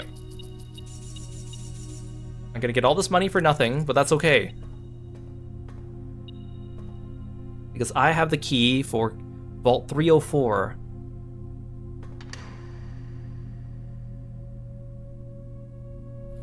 Ooh, upgrade disc. Oh, okay, this is actually really nice. 10 Aries.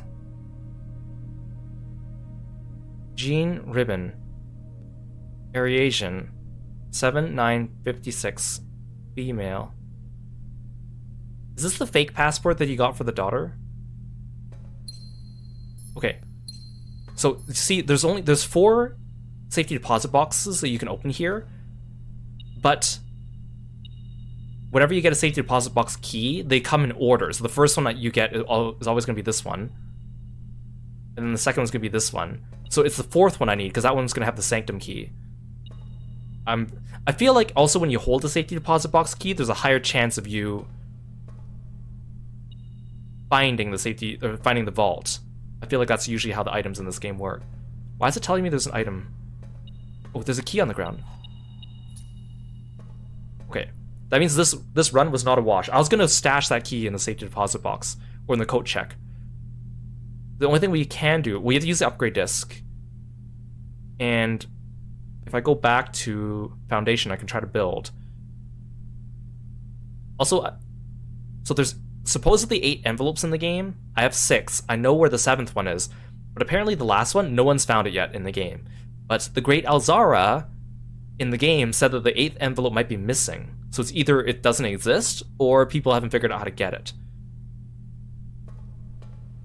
I'm still kicking myself for not using that 8 key, but actually getting the vault was better, so... And the upgrade disc was better. I'll take it. Progress!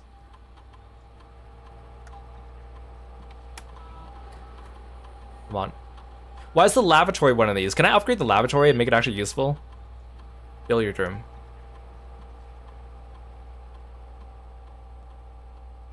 Speak Easy.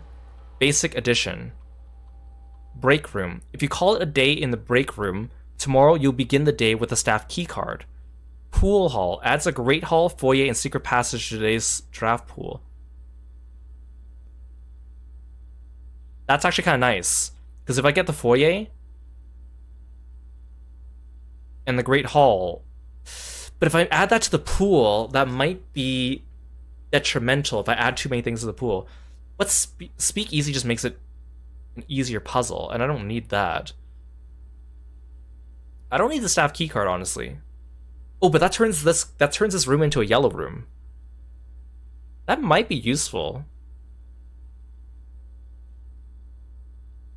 Yeah, this game just came out in April, and it's pretty complicated. It's a puzzle game, so by nature it is complicated. Billiard room upgrade. I want to see if people recommend that you do the pool hall, because I think that's a good idea.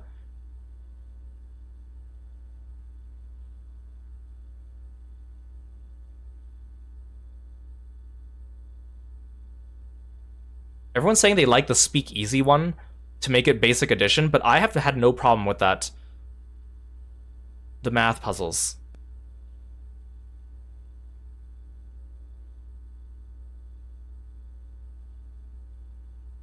Oh, but that's because when you get to the 40th puzzle, it's like 10 clicks to get through the puzzle.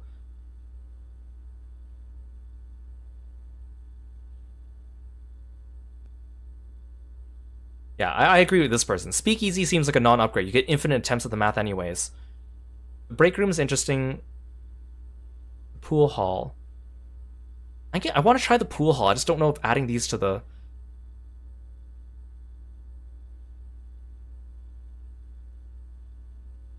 Then again, if I don't craft the pool hall, then I don't get the upgrade anyways. I think the Great Hall would be great, because then I can open up the antechamber more easily. I'm going to try the pool hall, and I hope I don't regret it.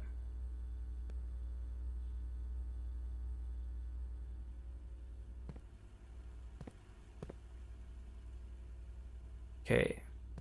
Let's go back to the entrance. So you can't really undo upgrades once you choose, but none of them are bad, per se. And I can always adjust them, I guess, in the conservatory. Oh, I have so much money now. Can I buy something?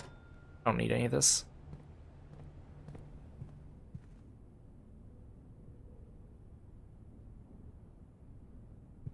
I have so much money, I should have made the gift shop.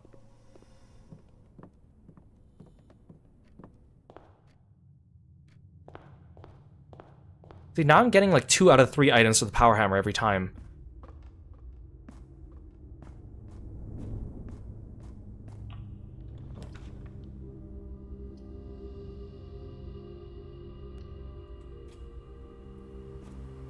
See, the locker rooms... Oh, see, look, the trunks are in the water now. The locker room might be nice, because I might have a chance of getting another vault key.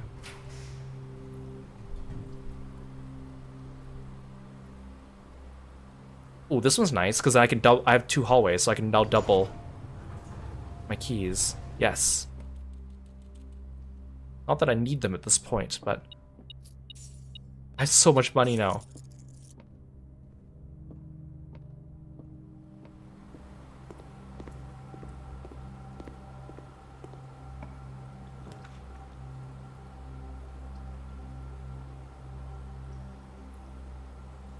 I mean, I might as well make the music room. Ooh, is that a vault key? Holy! 2 vault keys in one run? Are you kidding me? Okay. A major key and a minor key. Do I have enough steps to get back there?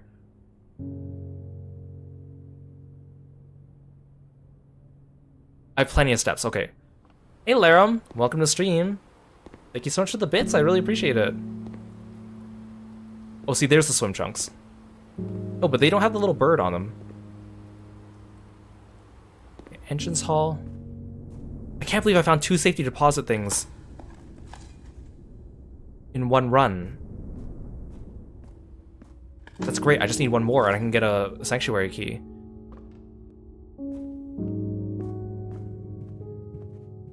Oh, the music room changed the music of the whole house.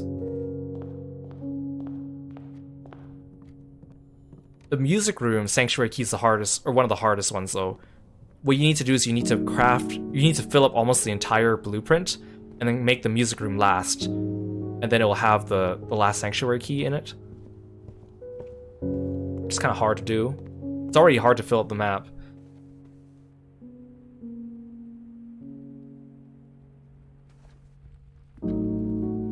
I can't believe I have 2 safety deposit things opened. 304. Wait, no. 304. Oh, that's the one I already opened. 149.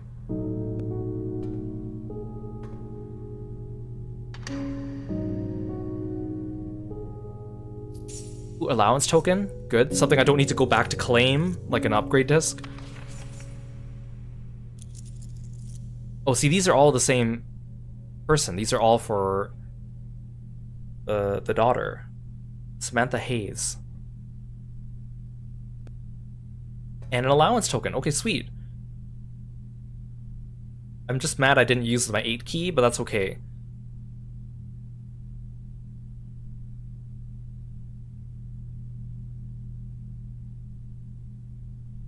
Okay, I think I'm done for the day.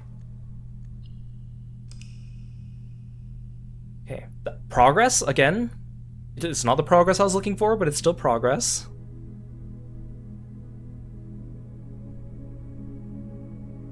See, the hovel lets me just build whatever I want, but it means I probably won't be able to get to the antechamber.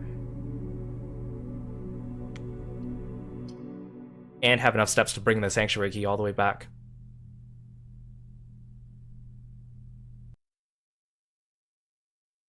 Honestly though, I want to increase the rarity of the coat check, because I never get it when I need it.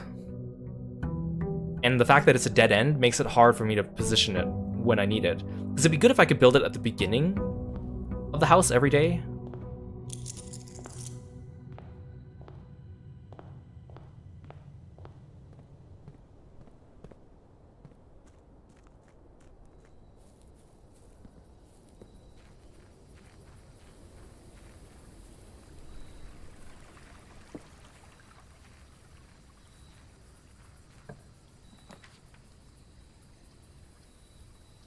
See, the shrine...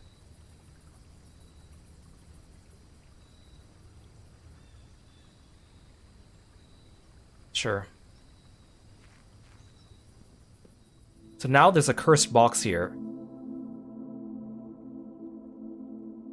And you can only open it with a key or a sledgehammer. Actually, I think it might only be a sledgehammer, because in the story it was with the sledgehammer. So inside is a cursed effigy. And if you pick up the cursed effigy, it sets your steps to 13. And it also gives you a curse, where every time you draft a room, depending on the color of the room, you lose a resource, like a coin, a gem, a key, a step. And I think the curse lasts for 2 days, so it's bad. You get an achievement if you beat the game with the curse, though. So if you get to room 46 with the curse on, you get an achievement. Also, to get the kind of secret ending, you need to have the cursed effigy. So what people do is you take out the cursed effigy from here, put it in the safety deposit box, or in the coat check, and then whenever you need it, take it out. I don't want to do that just yet, because I still need to use the coat check for a lot of things. Now, the shrine... I thought the blessings were completely random, but the blessings are linked to the number of coins you put in. I thought the blessings were random, and the more coins you put in, the longer they last, but every single value of coin you put in corresponds to a blessing, and how many days it will last. So, for example, if I want the blessing of the monk, if I put 13 coins, I get the blessing of the monk for 3 days. If I put 29 coins, I get the blessing of the monk for 4 days. 45 coins for 5 days, 61 for 6 days, 77 for 7 days. Blessing of the monk's useful because what it does is, when you end the day in a room, it makes it so that if you come out here to the outer room the next day, you can draft that room out here. So for example, if I end the day in the antechamber, I can put the antechamber here and just immediately go in. I can also draft, like, the lost and found out here, and that way I can come in here at the beginning of every day and get 2 rare items. Or I could draft the coat check here, or I could draft... funny things happen though if you draft the foundation or something like that, but it is possible. So it's useful for certain strats, but I don't think I want to do that just yet. But I'm not sure. You know, let's try it. Let's do 13 coins just to give it a spin. Blessing of the Monk. If you call a day in a room in your house, you will have the opportunity to draft the room from the grounds the following day. I might be able to abuse this. Some people use it to put the lost and found out here, so you can just start the day with 2 rare items every day, and then not have to come back. That sounds useful. The problem is you can also draft room 46 out here, but if you do, it's missing an item in it that is important to the game. So it's better if you draft the antechamber. I don't know if I'll actually make use of that right now. We'll just see if I get anything good.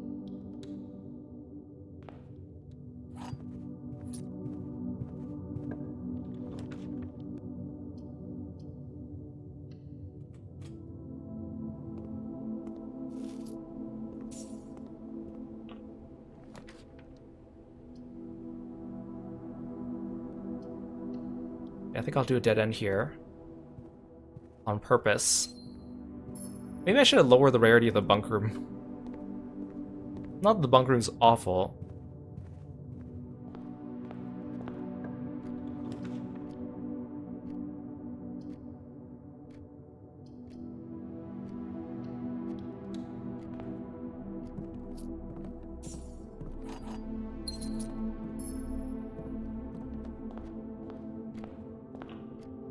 Just gotta be careful to give myself enough outs. Try to have 5 gems on me at all times, if possible, which is hard.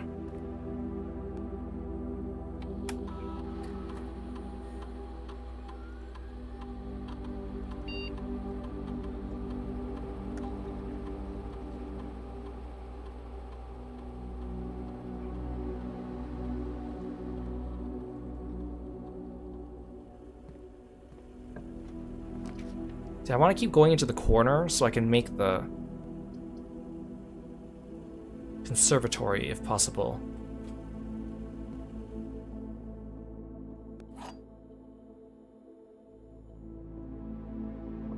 Okay, there are 2 true block boxes. There are 2 empty boxes. This box is empty. Okay, so this is true. Let's say this is true and this is true.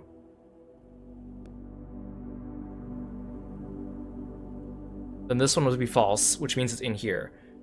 If this one's true, and this one's true, then this one would have to be false, but it's not. If this one's... I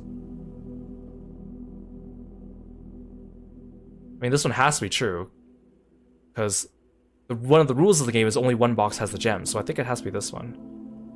Unless the rules of the boxes can defy the rules of the game, which I don't think is possible. See, I feel like the veranda might be useful. Because then, if I get more green rooms, maybe that means a higher chance of a lever. Costs 2 gems though. Let's try it.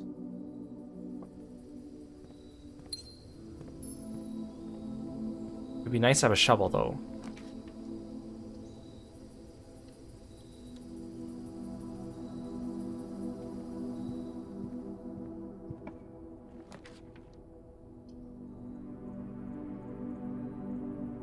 See, the pool, again, it's nice to get the vault keys.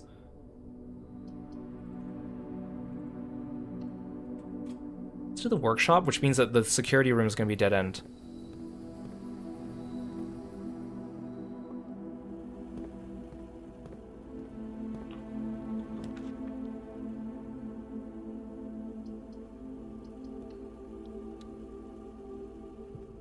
Is this game great? I really like it. Personally, I think this is my favorite game so far this year. But I know it's not for everyone, but I really like it.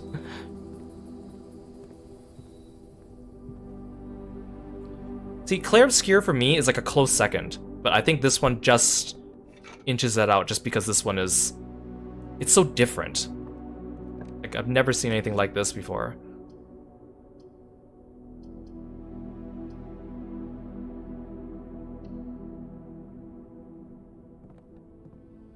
But it depends what you're looking for.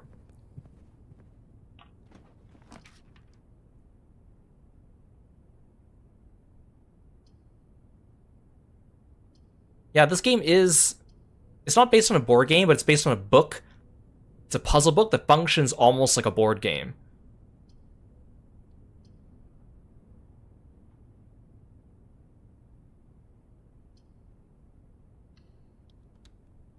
And it kind of reminds me of Carcassonne, too. Which is intentional.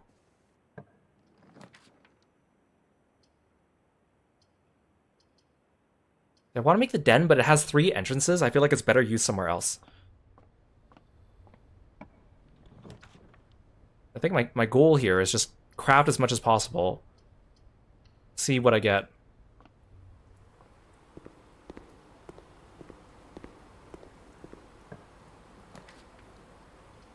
Ooh, the library. Oh, I don't really need the library, but... Sauna might be useful. You know what? I can do the library. It might end this run. How long is one run of this? It really depends. You could have a run that lasts you like 15 minutes. You can have a run that lasts you like 40 minutes. Depends how speedy you are and your RNG. But the point is not... The point of this game is not individual runs, though. The point of this game is it's a roguelite. So you're supposed to be like making progress that will carry over. That's the real point.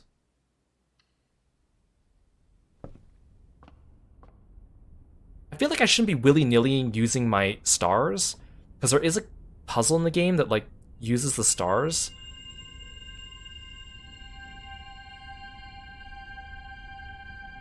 I should probably double check that so I have the right stars when I need it.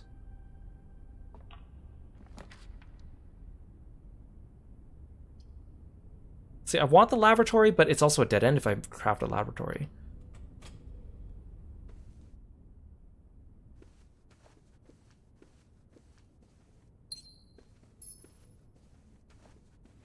I feel like this run is going to be close to an end. I'm filling out the mansion, though, on this run. But that's not my goal today. Unless I go for the music box, or the music room.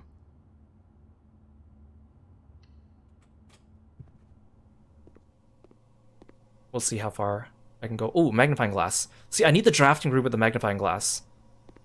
It's like the one thing I do need the magnifying glass for.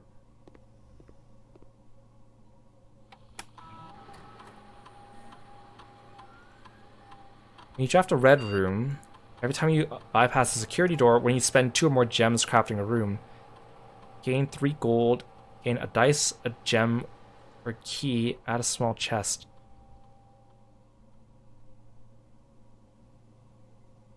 Let's try this. I'm not sure if this will be useful, but let's try it.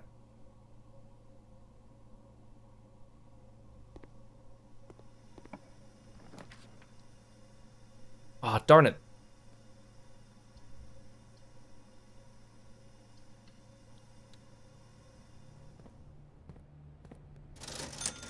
Okay, give me the sledgehammer. Ooh, actually, this might be useful for the effigy. The problem is I should only use the sledgehammer to get the effigy if I have access to a coat check, which I don't right now. And it needs to be within 13 steps of the shrine, because otherwise I can't get back. And I'm way beyond 13 steps now.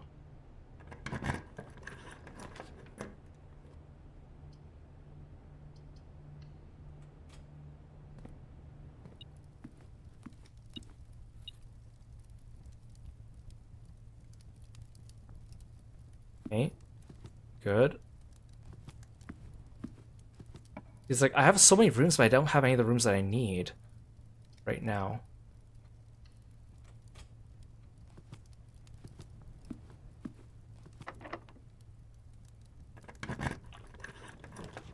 There's the code check.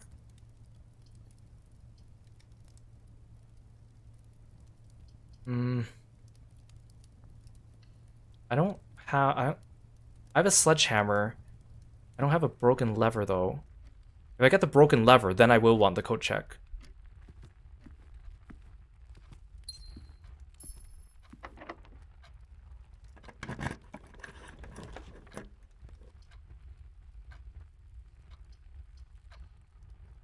I'll take the gallery.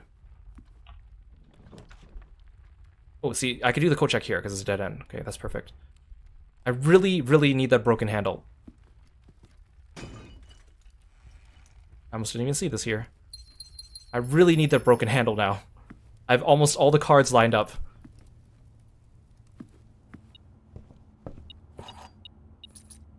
Cards never line up. So the nice thing about the code check is, if you have it, that means you can take out the item, and it guarantees you'll be able to put one in. So if I take out the battery pack and craft the power hammer, that means I can definitely put it back in.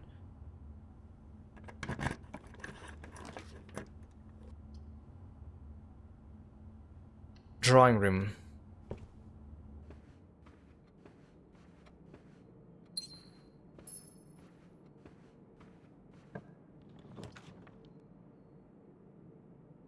If I do the solarium, then it's like, what room am I going for?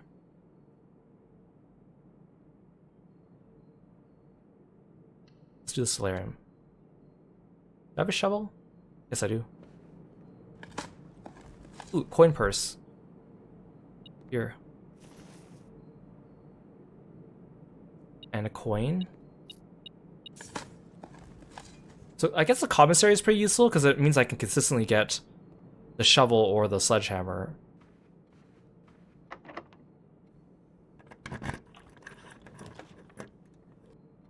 Oh, see, the locker room might be useful just so I can get the vault key, potentially.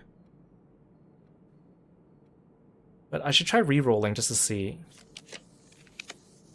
Oh, see, there's the vault.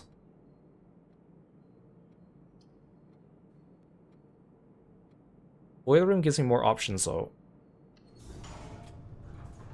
Okay, I'm gonna go to the gallery. I just really need a broken lever, but I just don't think I'm gonna be able to get one this run. I feel like I should stash the broken lever instead of the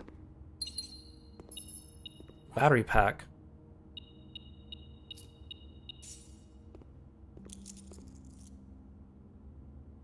What rank is this? Rank 6.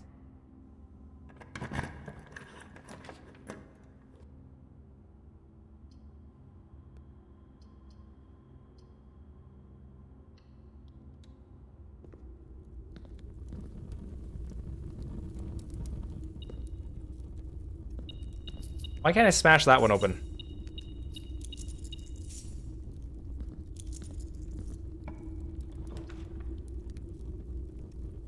Oh, you know what I should have done?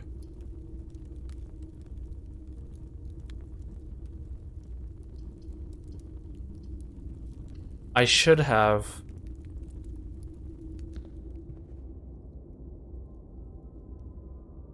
Oh, I lost my train of thought. Oh, I should have made the vault, and then I forgot that I have the blessing of the monk, so I could end my day in there. Maybe I should end my day in the treasure trove then. Actually, the foyer might be nice. Then I can get the Great Hall. Decisions, decisions, decisions, decisions.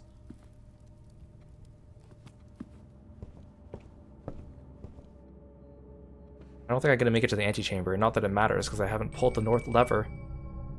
Oh. Oh, the dining room. Yeah.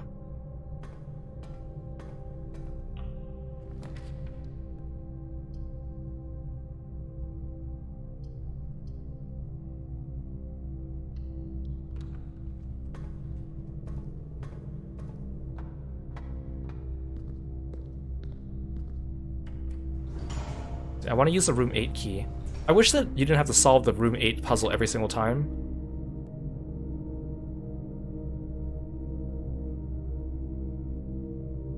Oh, I can't use the key, the room 8 key?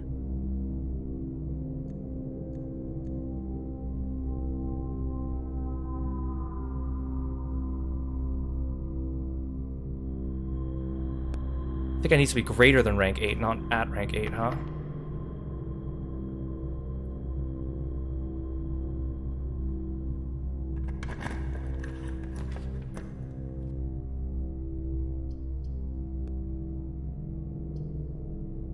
Yeah, maybe I should end the day in the vault.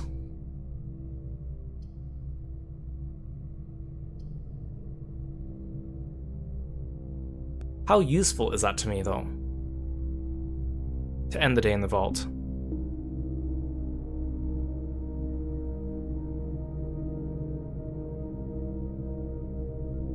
This is rare, but I also don't have the keys. I'm gonna do the conservatory. I think there's a greater chance of something being useful in here. Why do I hear barking? Oh, because the kennel's down the hall. I thought the kennel was further away. Oh, and if I dig in here, then the doors unlock. Oh, but then that means I can't use the room 8 key. This is common. Like that. This is unusual. I don't want it to be standard. I still haven't found the lost and found yet. Commissary is standard. Oh, see, I don't want to adjust any of these. Wait a second. The broken lever. Where's the workshop?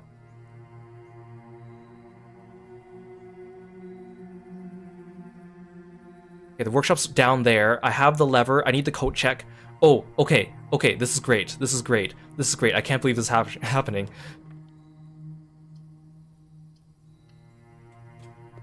We'll get a package the next day. Oh, I can't believe the stars finally aligned.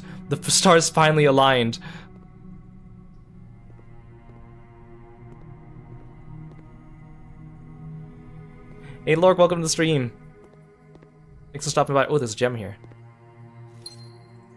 How come my metal detector didn't go off for that? Oh, I guess it only goes off for coins. Do I go back to the kennel and craft a door? Okay, actually, I should count my steps. So if I want to go back from here to the workshop, so first I need to go to the coat check. So I need to go 1, 2, 3, 4, 5, 6, 7, 8, 9, 10, 11, 12. If I want to bring this back to the foundation, 13, 14, 15, 16, 17, 18, 19, and then bring it out 20, 21, 22, 23, 24, 25, 26, 27, 28, 29. I don't have room to bring... I can't bring that back to the coat check. So I'm gonna need to craft it, and then go back to the coat check, I think is what I'm gonna need to do. I don't have time to use the power hammer, but that's fine. Wait, which rooms require the power hammer? Greenhouse, weight room, secret garden, chessboard room, basement, freezer, tunnel area. Of those ones, the greenhouse and the weight room and the secret garden are the ones... I don't have any of those right now, right? No greenhouse, okay. What? What do you mean? Oh, I haven't dug yet. I was like, there's no way the door's locked. I haven't... There we go.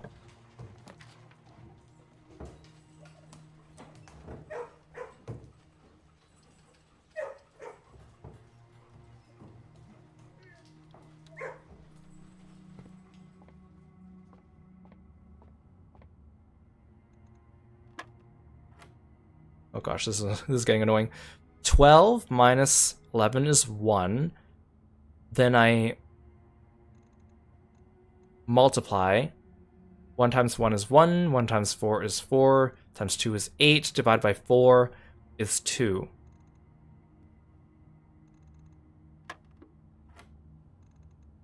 Eight squared, 64.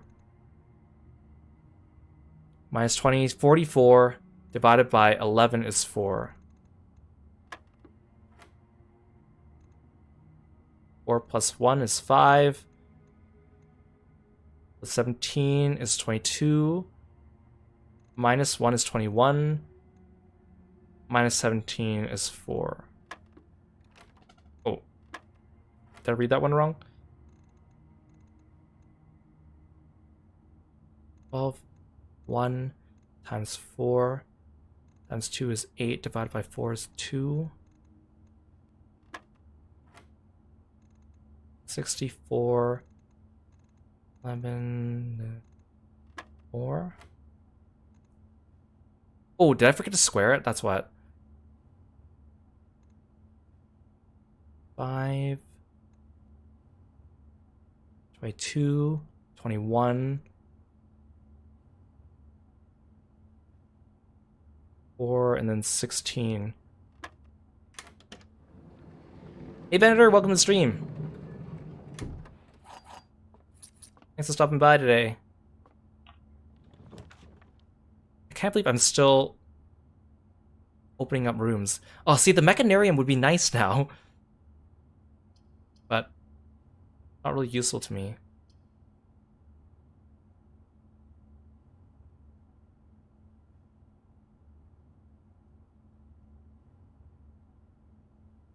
See, I need to remember as well that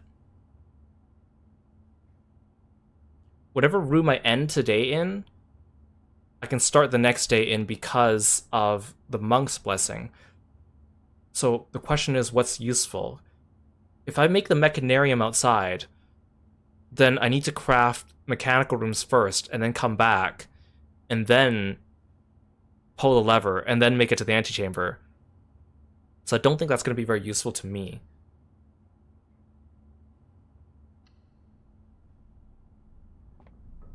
But now I have the foyer in the Great Hall.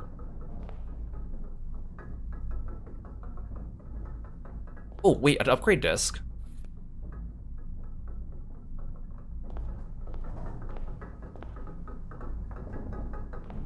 Wait a second. But the doors opening here at random? I thought they always went in order. This one's the one with the lever.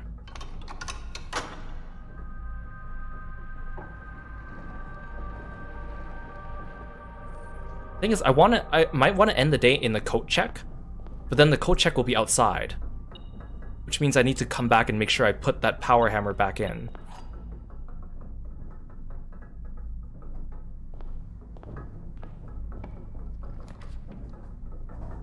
Ooh, see, the music room would actually be really good to draft right now. I don't have the vault.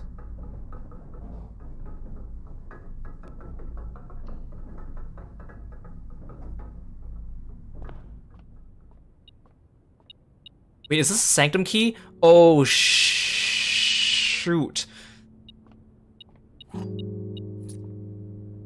Okay. New change of plan.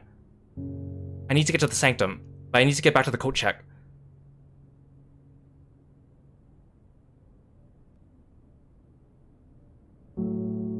I could coat check the sanctum key, because this key is going to be so much harder to get than the power hammer. Okay, no, okay. 1, 2, 3, 4, 5, 6, 7, 8, 9, 10, 11, 12, 13, 14... Wait, no, that's wrong. 1, 2, 3, 4, 5, 6, 7, 8, 9, 10, 11, 12, 13, 14, 15, 16, 17, 18, 19, 20, 21, 22 to get back to the workshop.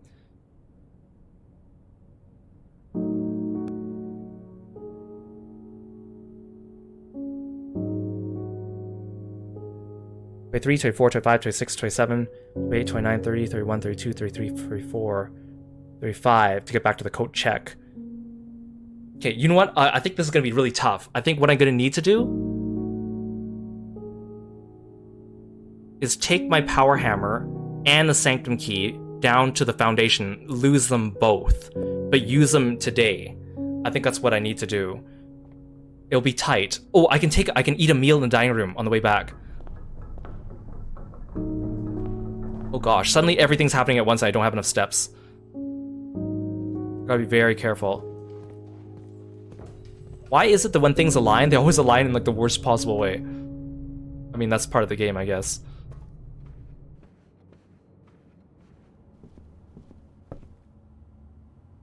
This is the only time I'm gonna be able to do both of those things. Country stew pie. Ooh! Oh, 20 steps plus an additional 10 if you have the boiler room. Oh. 30 steps. Okay, I think I have enough to do everything I need to do now. Holy crap. I almost went the wrong way. This way. This way. Can't believe that. That just saved my ass. I can't believe I got the music room key, though. Honestly, I thought that one's gonna be a lot harder to get.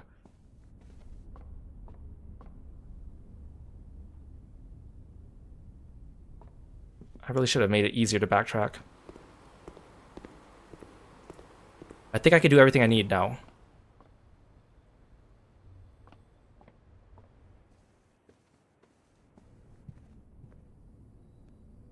Here's the workshop. Oh!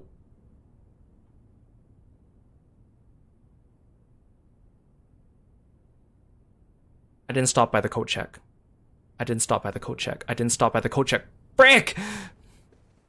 I was so concentrated on trying to get back. I didn't stop in the code check.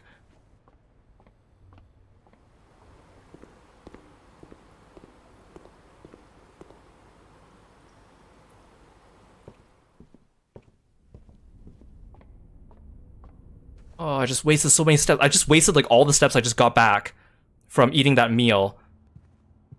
Oh, okay, I think I get to do my original plan. There's only one wall I need to knock down with that power hammer. I'm so stupid.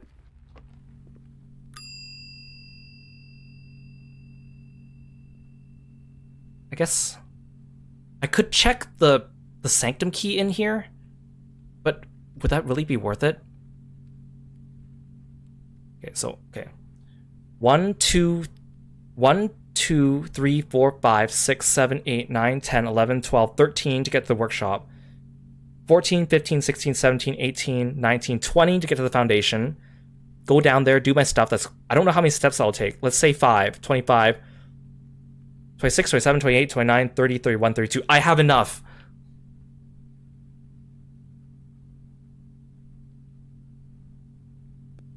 Wait, no, that only brings me back to the workshop, though. 23, 24, 25, 26, 27, 28, 29, 30, 31, 32, 33. I still have enough. Okay, we could do this. I just have to be extremely careful. No mess-ups.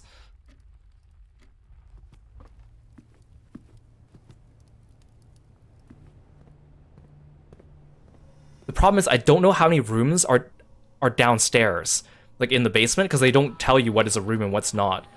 I also gotta use this floppy disk before I forget. I'm so sweaty, guys. I put myself into this situation. Upgrade the boudoir, fine. Boudoir gives me a gem. Boudoir gives me 2 dice, or boudoir gives me 3 apples.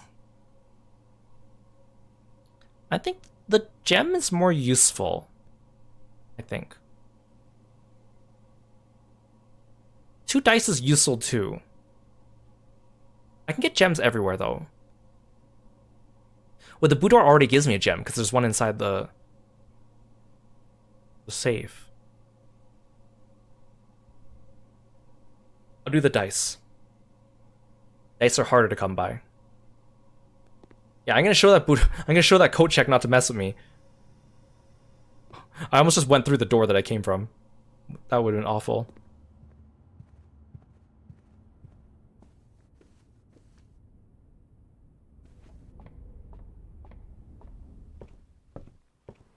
Can't believe I made such a dumb mistake, though.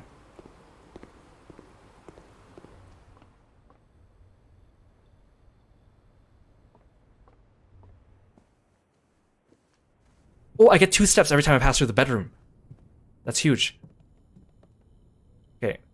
Broken lever, sledgehammer, battery pack. Finally. Assemble! Finally, the coveted power hammer. It took me so long to get this thing.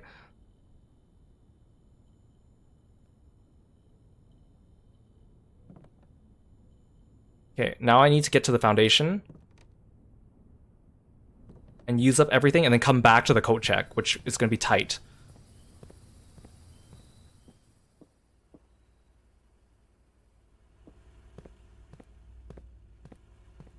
But this will be good. going to give me something I really need.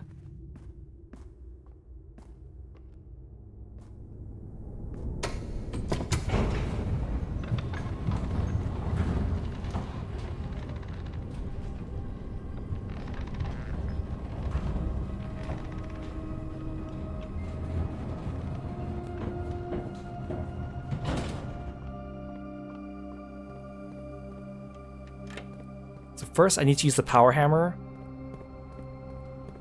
on this wall.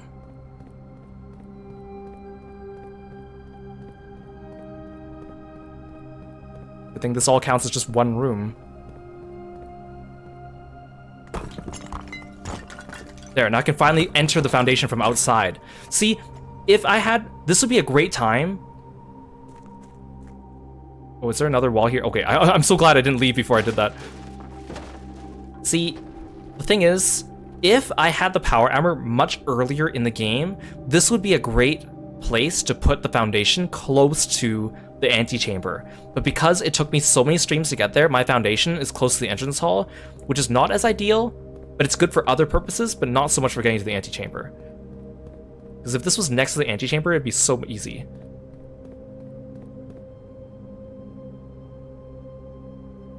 Okay, now I need to plan carefully.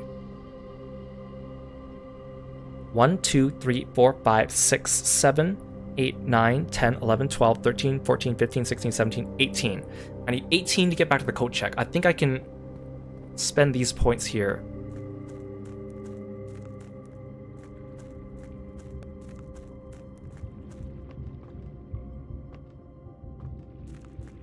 Because I don't think I can get to the other wall that I can break down.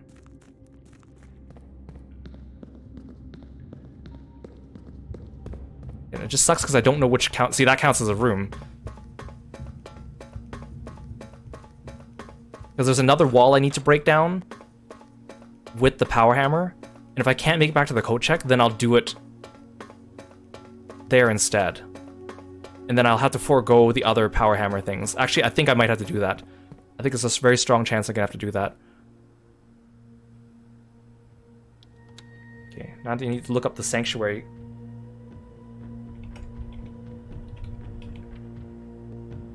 Puzzle solutions.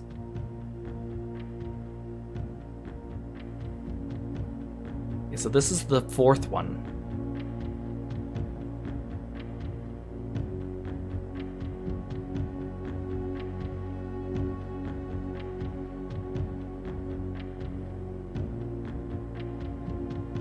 So this is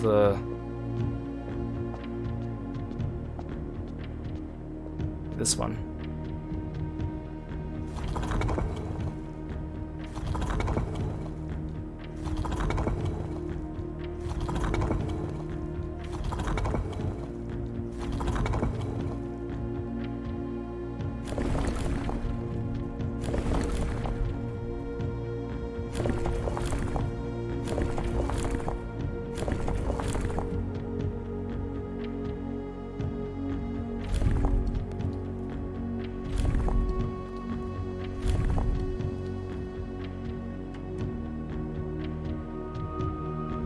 Not correct? It looks like what I have. 5 flowers, 3 triple rods. Horizontal and vertical lines. This should be right. Oh no, the inside is flowers and I have circles. It's just hard to see from here. There we go.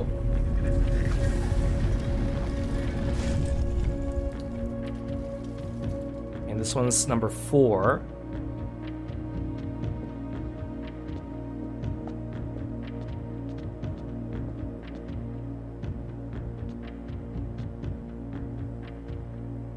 Pretty. I was a little disappointed that there has not been a drop of rain during my time here, as every Eurasian storm I've ever heard has begun with rain. I suppose the anecdotes I make on this trip will have to do without that flavorful setting. However, even without the rain, the puddles and ponds that dot the countryside make this place feel different than home.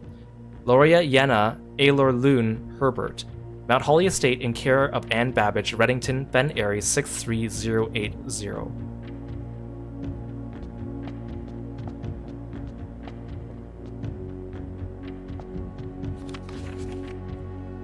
Morajai box is the Iraja variation. The puzzle boxes of Morajai spread to Iraja not through port towns as they had in other realms, but by train routes from the north. When violet tiles were introduced, they were created as a simple reflection of the variation first introduced by Arch Aries some years earlier.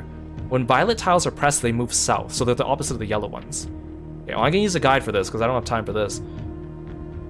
And it's a 22 sequence thing. Okay. 1, 2, 3, 4, 5, 6, 7, 8, 9, 10, 11, 12, 13, 14, 15, 16, 17, 18, 19, 20, 21, 22. Bing, bang, bong.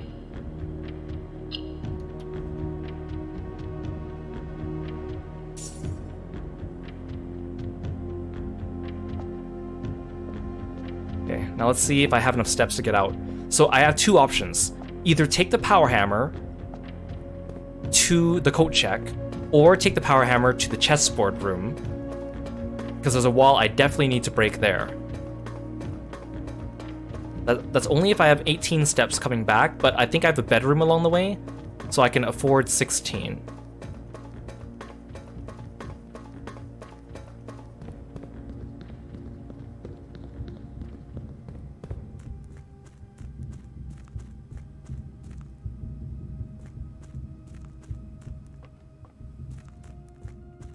Oh, okay, I think I could do it.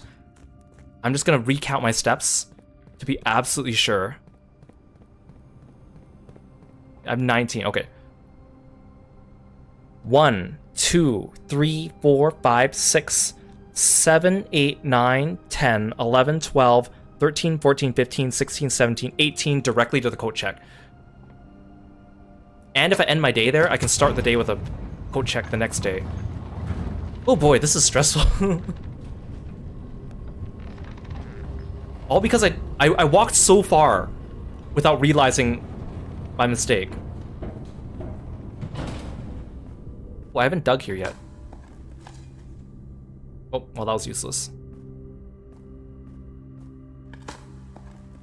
Turn it, please. Nope. Okay, I need to go out through the hallway.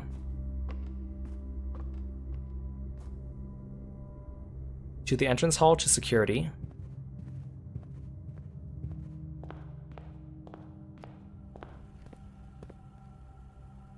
Parlor, veranda, West Hall.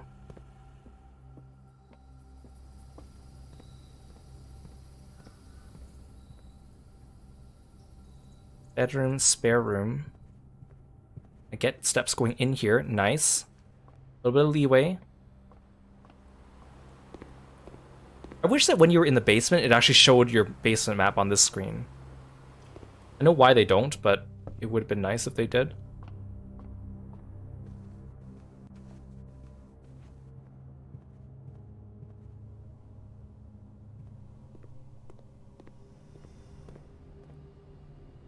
This is so tight on steps. Okay, but I did it.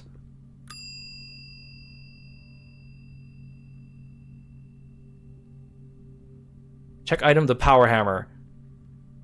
3 steps left to spare. Now, if I call it a day in here, then I'll be able to build this outside using the blessing of the monk. Oh! I can't believe I got the music room key, though.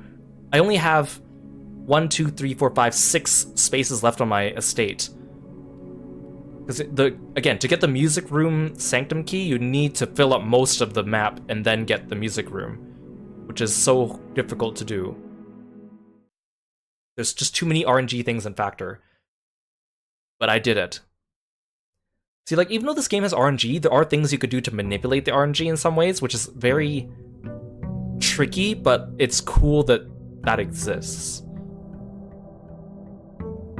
Oh, I forgot I had the mailroom. Sleeping mask, gems, and keys. Okay. I feel very proud of that last run. That was spicy and very tricky, but I got so much done. And now, if I just leave the power hammer permanently in the coat check, I can just grab it whenever I need. Because I think once you destroy a wall with the power hammer, it's permanent. And there's only a few rooms that need destroying.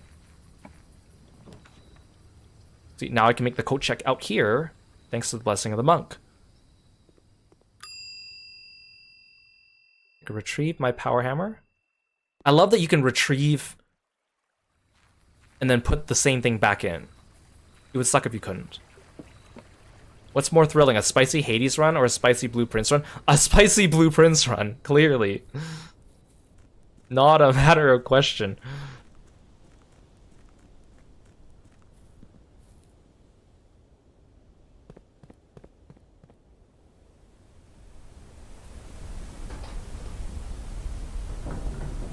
See, like in a Hades run, even if you get bad rolls, if you're good at playing the game, even with bad rolls, you can still get it to the end.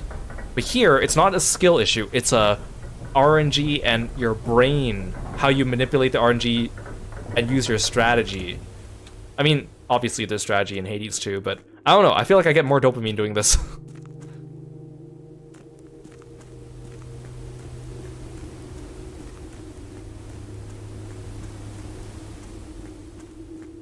Okay, so there's a wall here somewhere I can destroy. And you're supposed to find that out through hints in the house, but I did not.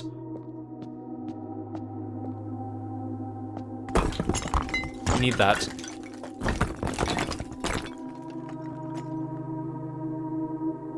Okay, so this is a puzzle. Now, remember how I said earlier there was that message inside the kennel with the cat and the letter T was falling off? That's part of this puzzle. So basically, all around the house, there are things that you need to... there's clues where you need to find words to fill in these blanks, and then you need to use this to solve another puzzle later. Right now, I just need to uncover this. You could easily look up the answer to what this is, but that doesn't help you anyways, because you gotta do something else with it. Once you get this... No, so this was only for that cat picture. It's not for the... Remember, there's also the puzzle where in the house, every room has 2 pictures and 1 letter's missing from one. That's a different puzzle. We already solved that one. This is a different one. But I thought that there was supposed to be something else around here. Whatever. So the only other rooms I need the power hammer for now: greenhouse, weight room, secret garden, freezer. I already did the basement, and then we don't have access to the tunnel area yet because you need to do certain scientific experiments in the lab for that one to unlock, which is dumb. The weight room is important though. No, this is for the sledge. This is for the power hammer. So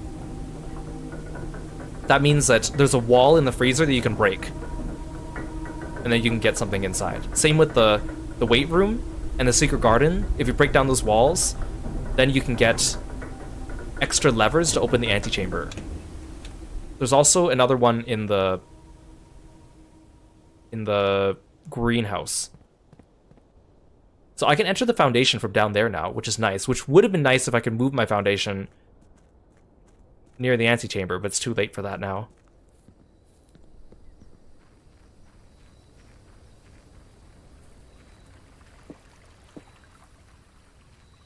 I'm gonna put this back at the coat check, because I don't know when the next time I'm gonna need it. No, not the sleeping mask. I'm glad it lets me like take things out and until I'm decided on the right one. Okay, we finally have the power hammer though. That's huge. It also means if I lock myself out of the foundation by building around it, I can come back up through the basement.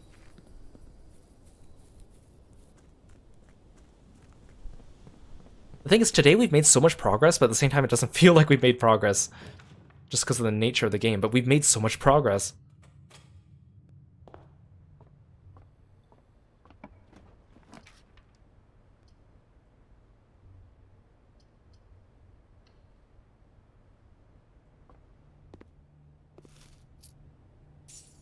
If I can make like the greenhouse or the weight room early, that might be nice.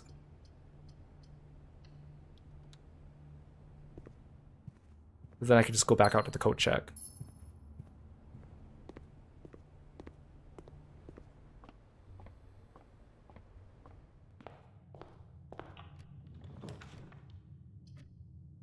Okay, so now I don't need to be as like close about getting the workshop anymore. See, I've already locked myself out of the foundation from both these sides, so now I need to go... If I need to go there, I need to come up through the bottom. See, oh, there's another broken lever. Now I'm getting them when I don't need them anymore. This is actually a good place for the den.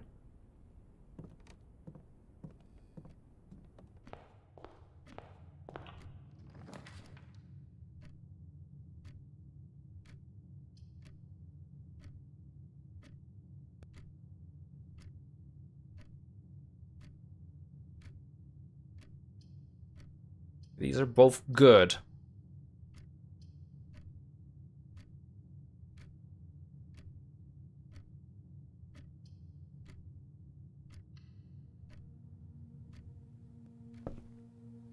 What's this?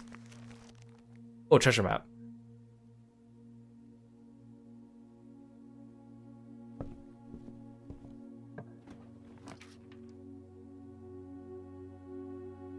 See, these are rare rooms, but none of them are useful in the way that I want them to be useful.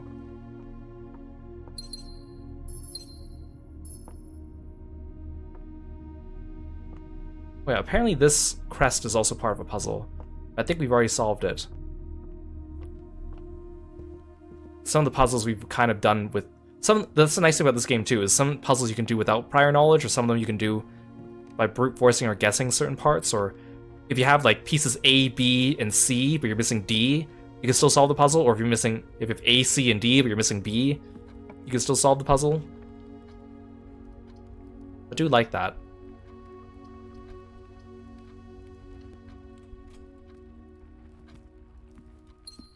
I think this is a very well-designed game. Because I was looking up other puzzle games too.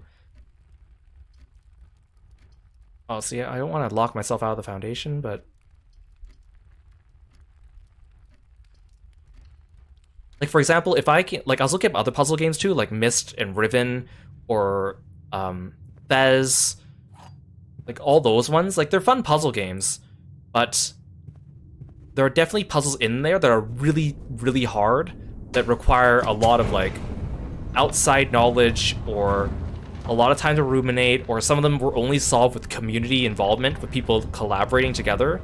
So I think this game, I mean, yeah, there's community involvement, people are sharing answers, but I think the puzzles here themselves, the puzzles aren't that hard, which offsets the fact that you need the RNG. So it just feels a little bit more fun that way, I think.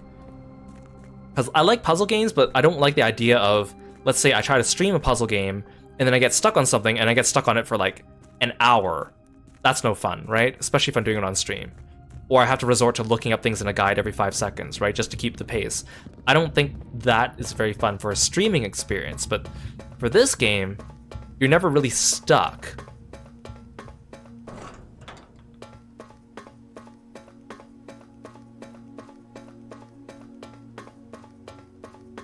Which is why I think this is such a well-designed game.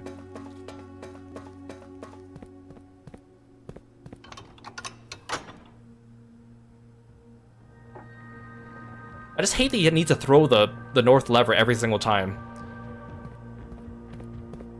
Like that one time I came back, I got to the antechamber and I forgot to throw the lever. Especially because I need to walk all the way back to use the sanctum key. Which again, would be useful if the foundation was near. But my foundation's not. I wish I could move the foundation after. Especially since usually you'll probably draw the foundation much earlier in your game before you really know the mechanics. You could very easily put it in the wrong spot and screw yourself over for a long time and need to like restart the whole game over, which would really suck. I almost put the foundation down on my first stream playing this game and then decided not to. And that was actually really good because I was able to spend some time researching and figure out where's a good place to put it. Again, it's usually like you either put it near the entrance or you put it near the antechamber. Both have advantages and disadvantages depending on where you are in the game. Okay, I need to go north, so I need to make the patio now. I wish I had a shovel. There's so many digging spots.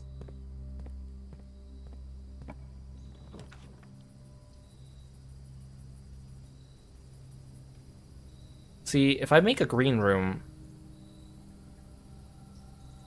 I have the broken lever.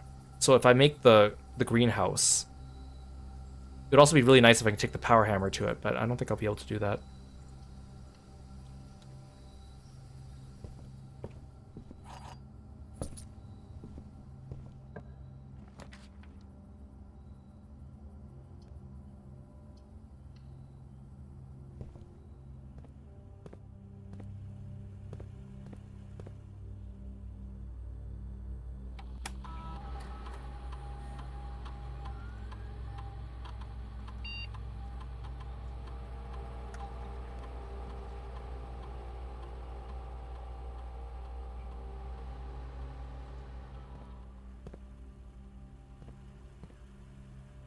Okay. I have to start using my keys.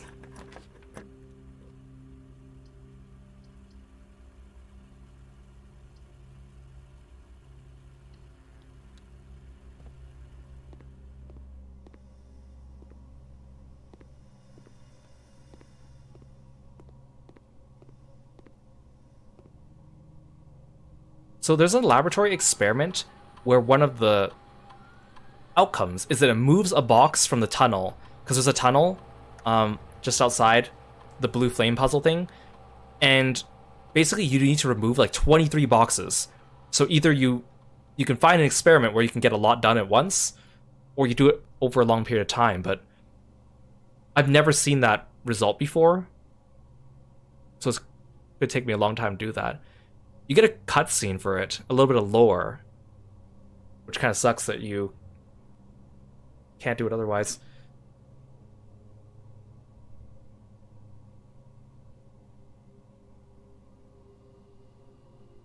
I'll gain a key.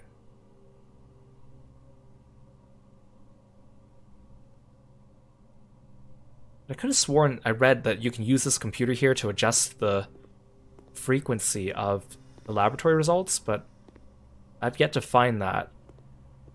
I thought you just need the antenna to do that, but...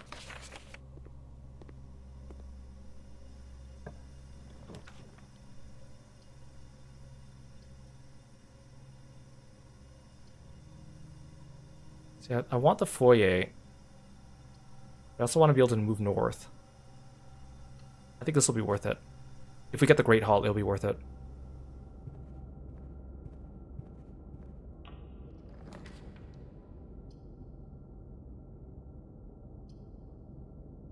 See, these are all bad, because I want to go north.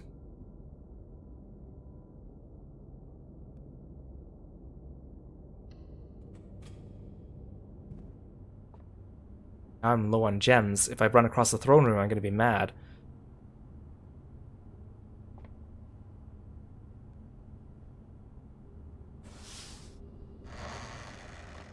I also still haven't found the lost and found yet.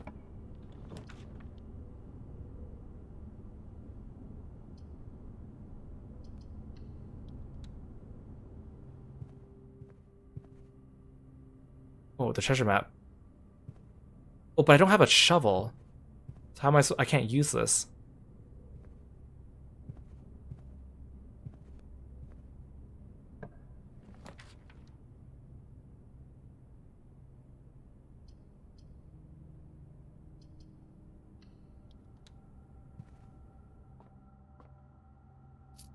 They're called fingernails. Start digging with my fingers.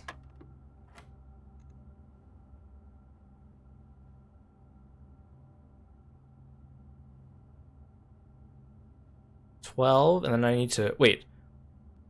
That's not a square. What does a diamond mean?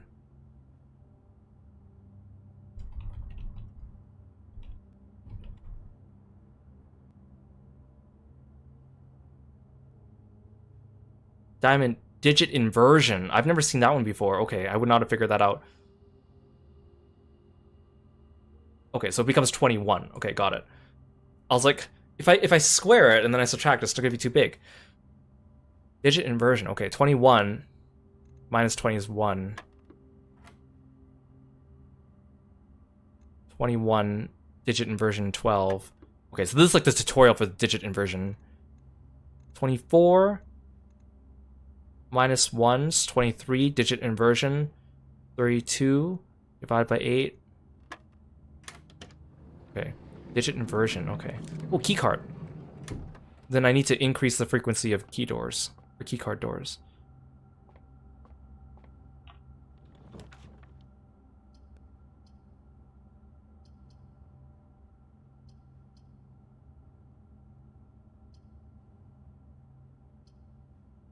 Like I could use the gems, but maybe the closet will be better.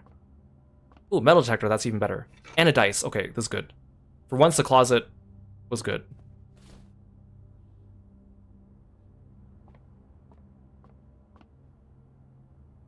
Security's kind of far, but I think this will be worth it.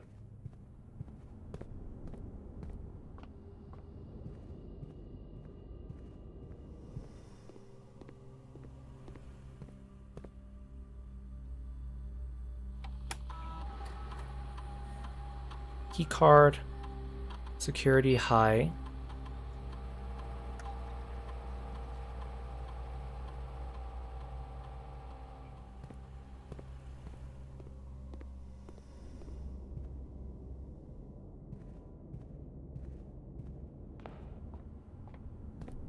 Okay, okay.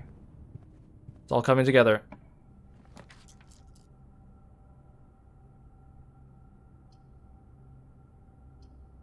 I don't like these.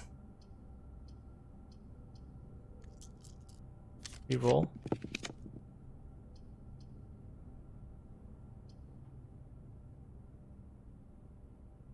Maybe I won't be able to get to the antechamber.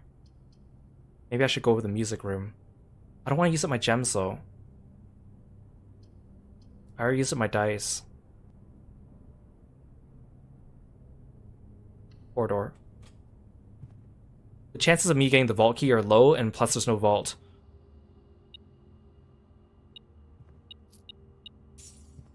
Although I'm only one vault away from getting the one I need. Gotta be careful, because I don't have any more dice.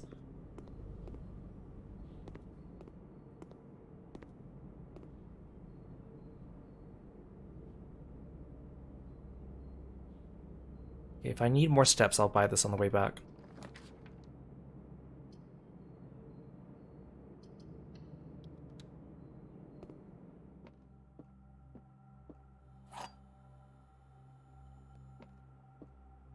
Okay. The gems are in the black box. This statement is of no help at all. Wait, I've already done this one before, right? This box and the blue box are both false. Well, if that's the case, then you contradict yourself. If this box is false, then the statement on it becomes true.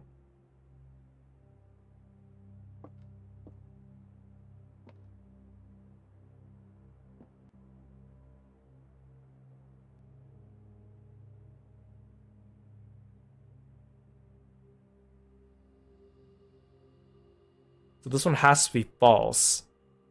The problem is that the and that's the false part. Because then one could be true, one could be false. The box and this blue box are both false. But if this one's false, this one's true.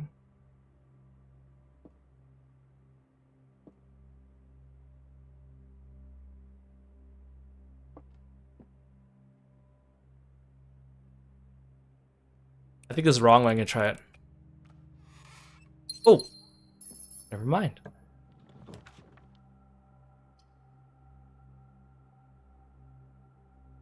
Oh, see, like I would have made it to the antechamber. Doesn't give me anything.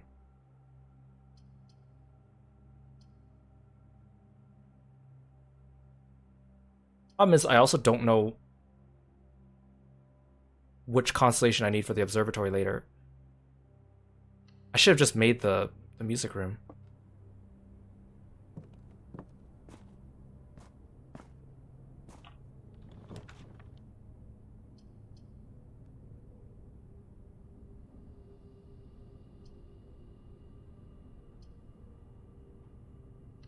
This would be a good Switch game. I think this game is on the Switch, isn't it? Is it not?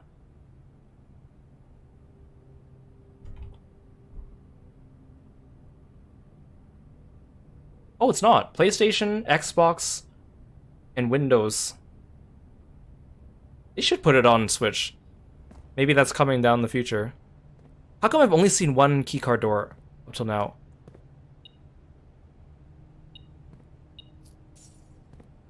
Yeah, this feels like it should be a Switch game.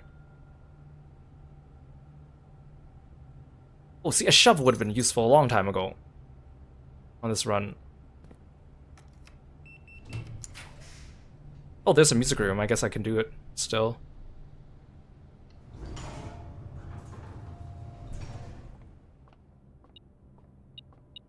Oh, car keys.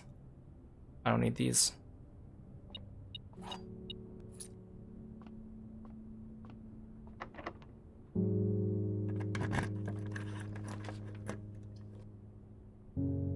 These are all useless.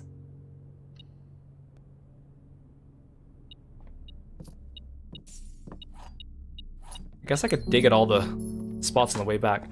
Oh, my Blessing of the Monk is still valid, so I need to end my day in a room that I can use tomorrow. I think the foyer might be good. Of all the rooms I've made today, the foyer is the most useful one to keep. Plus, it's a straight room, which means that it's okay to leave it outside.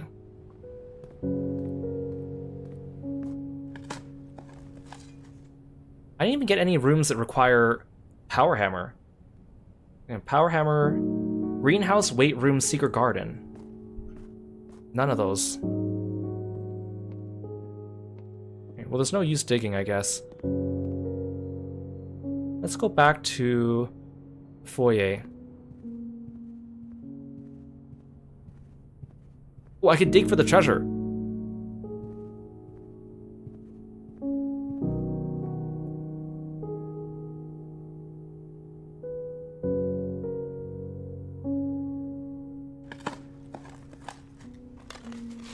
What is it? Why is it taking so long to dig? I mean, I guess I'm digging through concrete. Oh, I'm probably patching up the hole again. Oh, never mind, I don't patch up the hole. 8 gems? But now I have no use for these gems. Also, this is a major tripping hazard.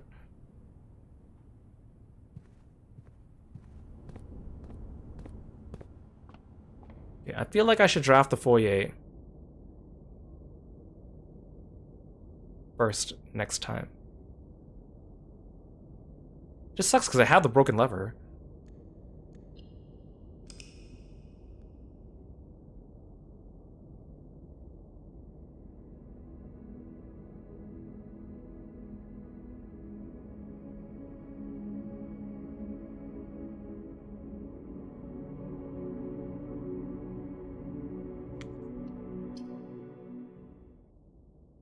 Okay.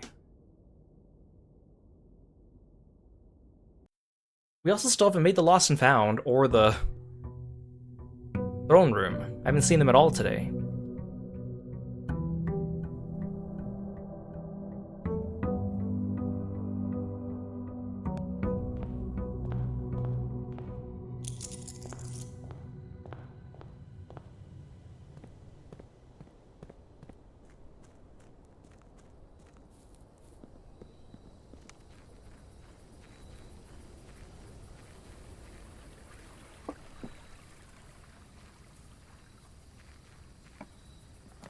Okay, let's make the foyer. Oh, I forgot. It still costs gems. Oh, I'm so lucky I had 2 gems. I forgot about that detail. That's fine. I can sacrifice 2 gems. I just really need that antechamber thing again.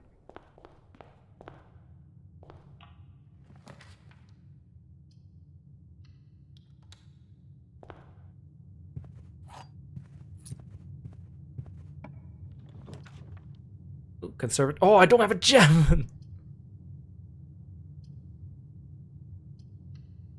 Conservatory would have been great there.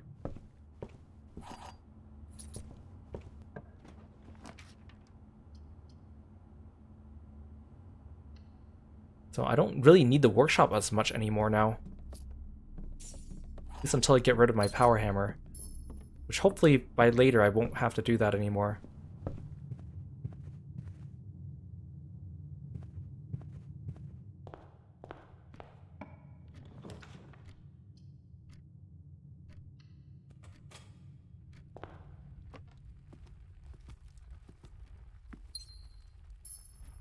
The blueprints finally gets to the end, gets a red sealed envelope with a red sealing wax. You want me in Smash? That'd be the biggest, like, whoa.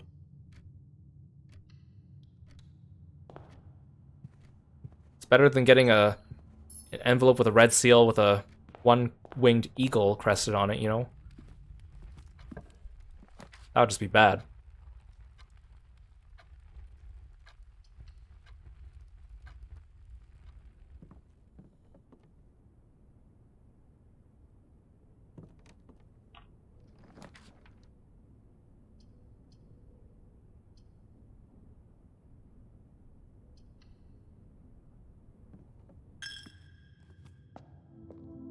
Take my money, Chapel.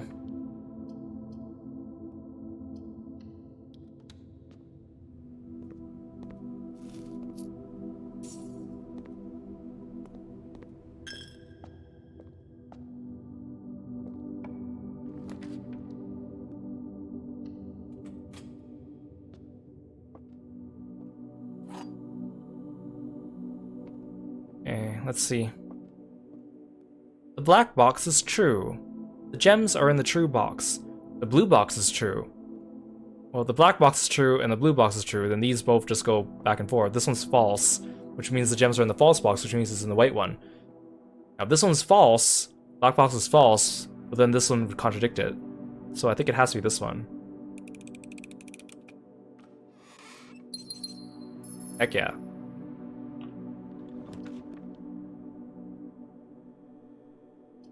See, I want the Great Hall, so I should draft the Pool Hall, but right now that doesn't go the right way. See, I want to use the axe, but I haven't found a good place to use it yet.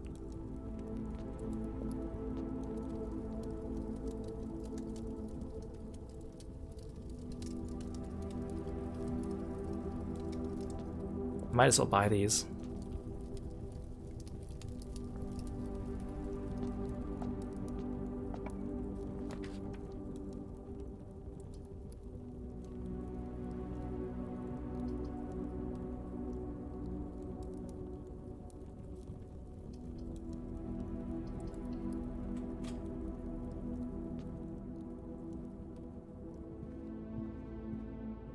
Imagine being chased through this place by an army of goats in tuxedos. It'd be awful. Yeah, I really need the Great Hall.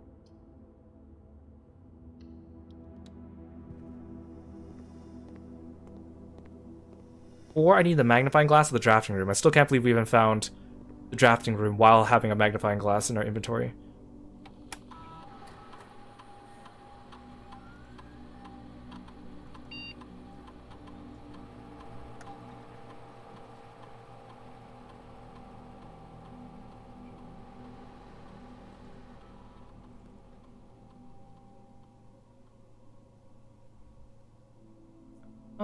I'm not sure if I want extra aquariums, but that might be useful in a pinch.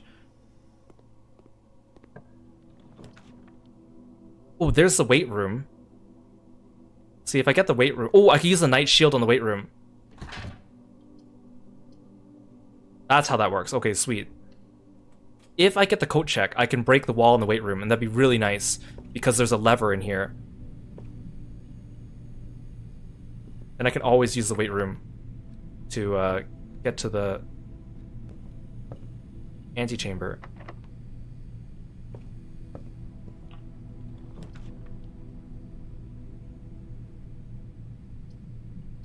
Oh, see, this is an awful combination.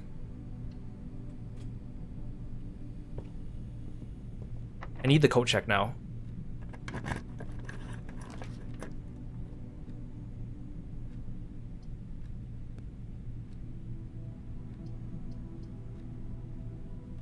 The study might be nice. So I can use my gems to re-roll until I get the coat check. Yeah, sadly the game has to nerf me. The game knows I'm too powerful. Ooh, a key card.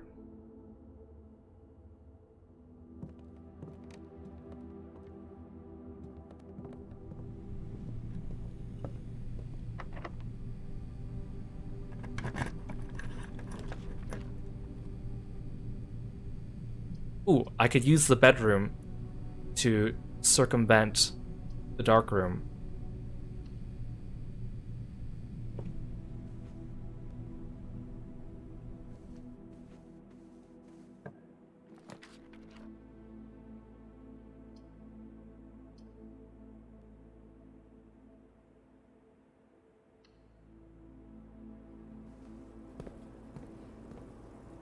Ooh, a broken lever. See, now I'm getting broken levers left and right. Yeah, no matter how much they nerf me, I will always train to get back up. Never give up.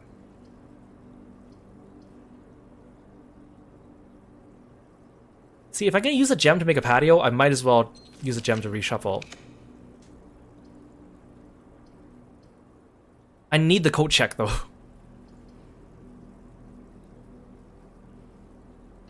I need the coat check.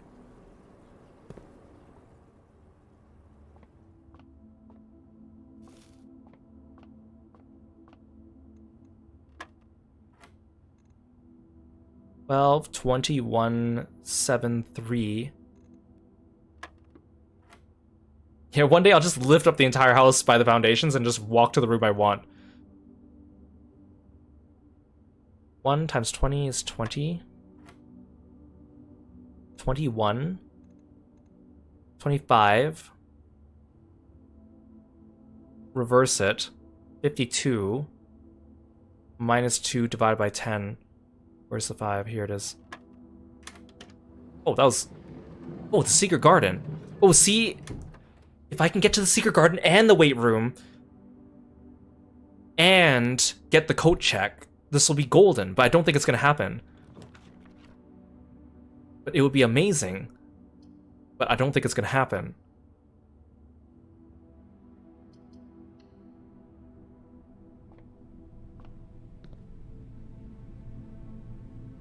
I keep getting the red rooms.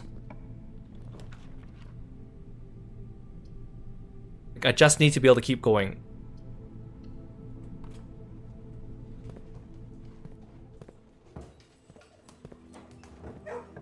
Oh, I think Secret Garden can only be on the west. There's the coat check. There's the coat check. That's my boy.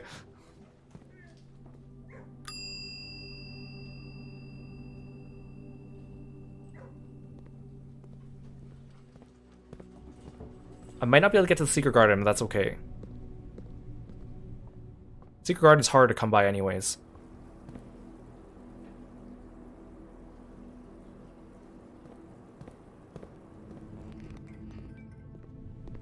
So with this, I can do this.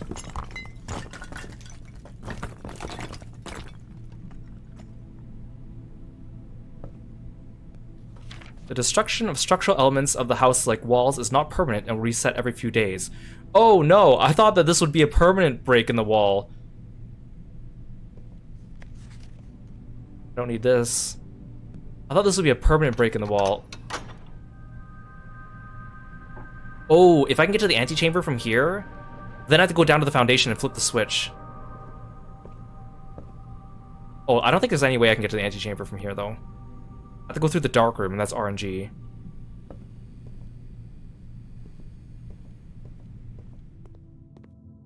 Because I don't have a utility closet.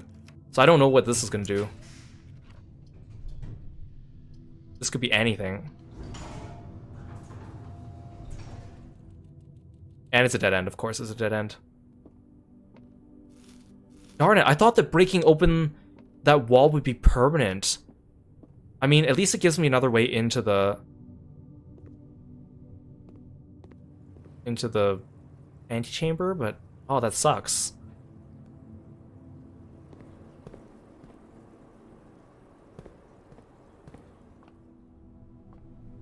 Did I still have the blessing of the monk? I don't think so.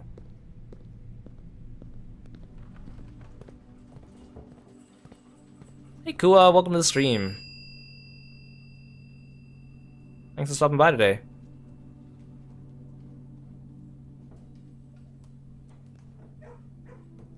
I can leave the night shield. I guess it's one-time use, but it's one-time use as long as I'm holding it per day. Oh man, I really thought that I'd be able to use the power hammer on the weight room and it'd be permanent.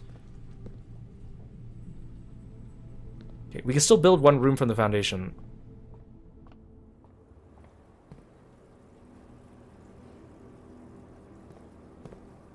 Man.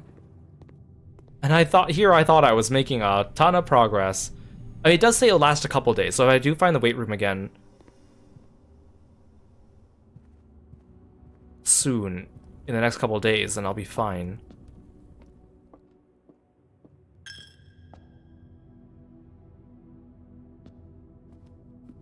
Yeah, I think my lesson should be I should always hit the north switch. So I should always pass through the foundation. Just in case. See, the library would have been nice there. Wait, I can still re-roll. I forgot. I have gems. I mean, I might as well just use all my gems, right? Re-roll. Oh, see, no.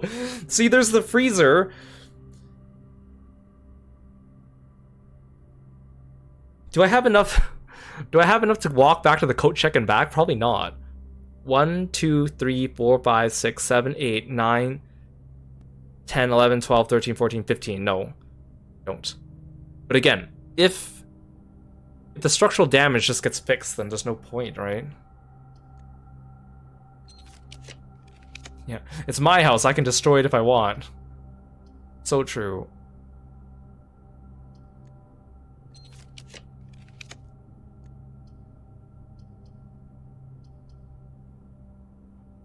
Sure, walk-in closet, who knows? Maybe something will be useful. Probably not.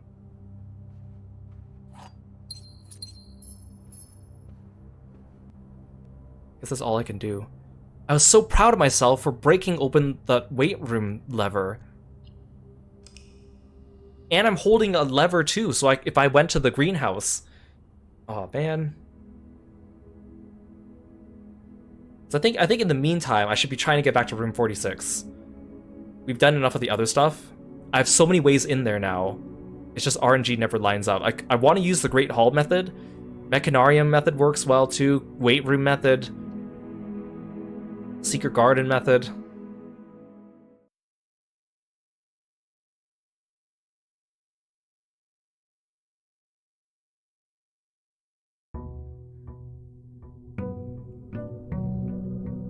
And I want to hang on to the power hammer for as long as I can, because eventually I'm going to need that cursed effigy.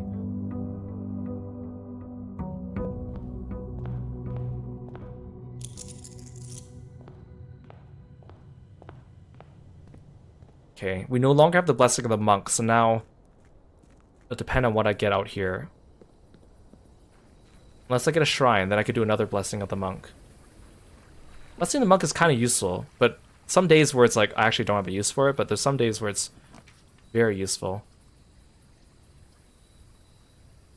Oh, I still had the blessing of the monk! I was like, why is the walk-in closet here? Well, then I wasted it. Well, whatever.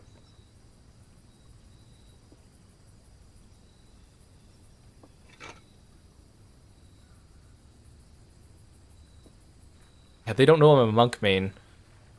Final Fantasy 14. I didn't realize I still had the blessing. I think now it's run out, though.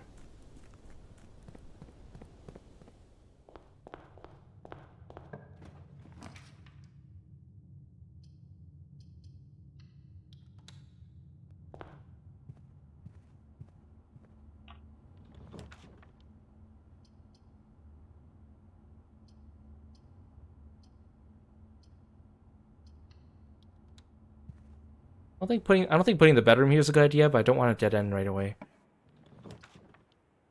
See, maybe I could put the lavatory down here. Just get rid of it. There's never anything good in there. I saw the lavatory on the upgrade disc, so there's probably something you could do to make it actually good. Oh, see, darn it, none of these go towards the foundation now. This sucks.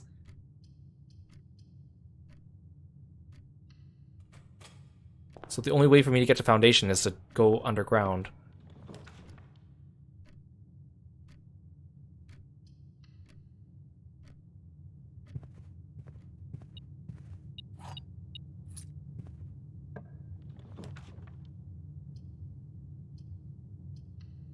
Okay, I don't want a dead end just yet.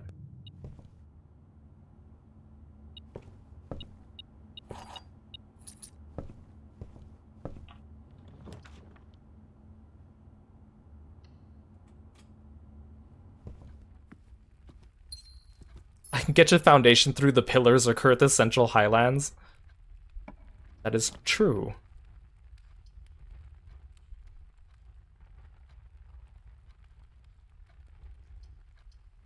I want to spend my gems right away. I might have to proceed through foundation. Which I can do now.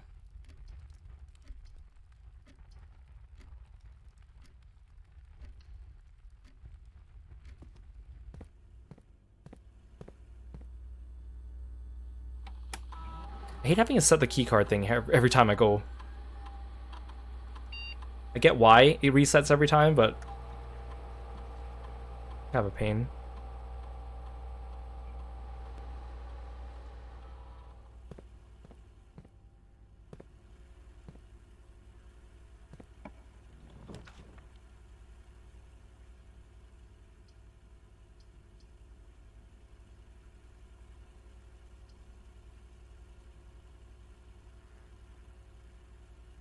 Maybe I'll just I'll just put down the red rooms now. I don't have to worry about them.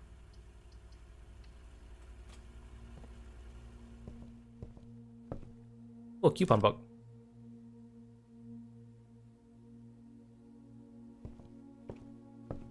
Give me something good.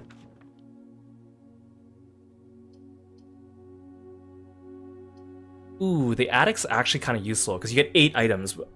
They cost 3 gems. But do I need anything from the attic? Not particularly.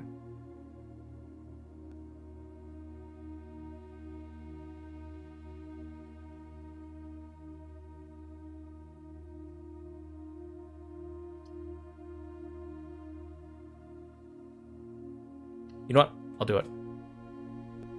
Might even get gems back.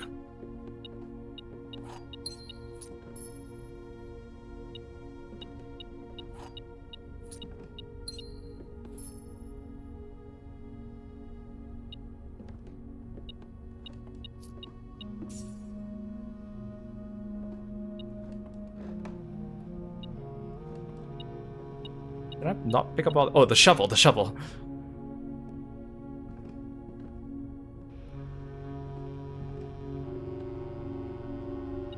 Usually I don't use keys on trunks, but this might be worth it. That was kind of worth it.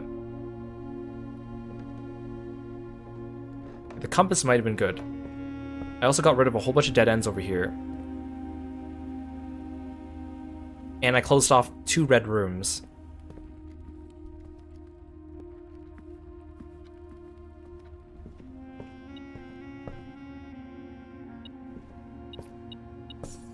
Again, I'm not sure if I'll be able to make it to the antechamber with this setup.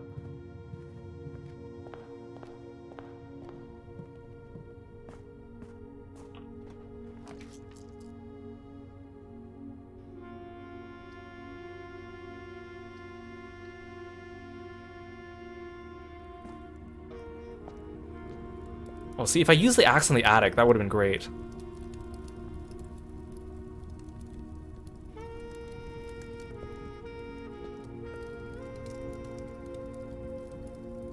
Take this too.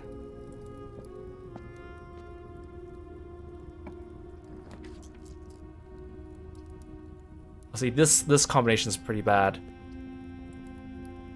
I need a way into the foundation, lest I want to go outside and come back. Yeah, I'll take the drawing room, I guess. Not the best, but it's not the worst.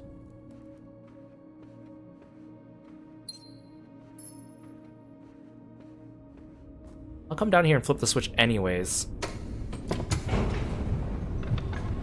Oh, right, I have a shovel now, so I should be digging in those spots.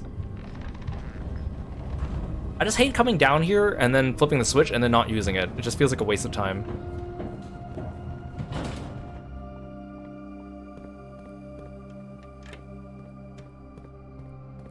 A waste of time that I'm gonna have to be doing a lot.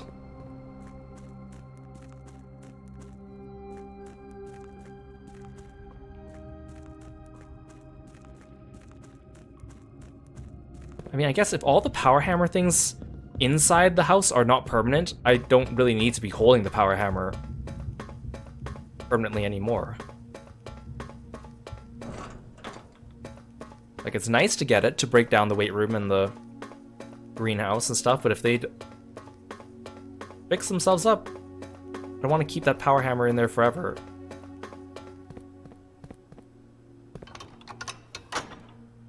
I think the worst part is if I do get to room 46, I'm gonna have to carry the sanctum key all the way back here. That's the worst part. That one time I was unable to do it, and I was very mad at myself. I only have 4 more sanctum keys.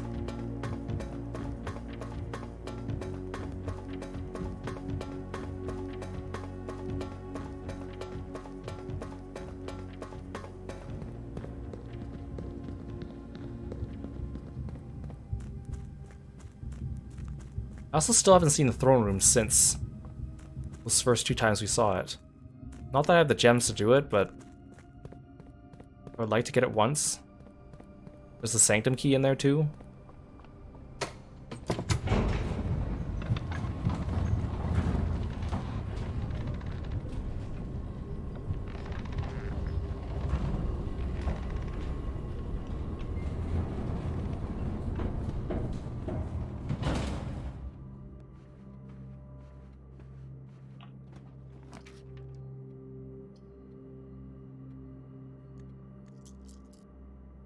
See, the pool hall's good, but it leads me astray.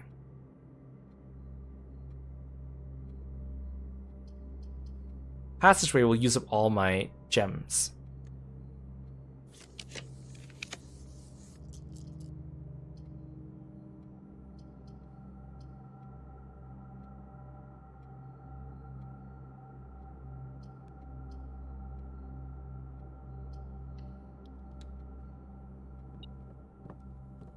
Oh, there's a lever? Could possibly use that.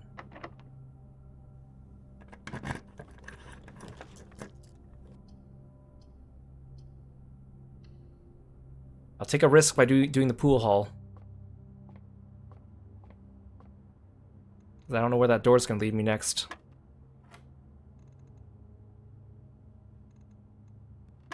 Yeah, the reverse is better than the square. Not that it makes much of a difference. Okay, 9 minus 3 is 6. I keep mixing up the purple and... Oh no, the pink is here. I can't remember. Okay, purples divide. No, purples multiply, right? I keep mixing up which one's the purple, which one's the multiply, and which one's the... I should write it down so I don't forget. Purples divide, magentas multiply. So 9 Times 5 is 45. Diamond means I switch it. 54.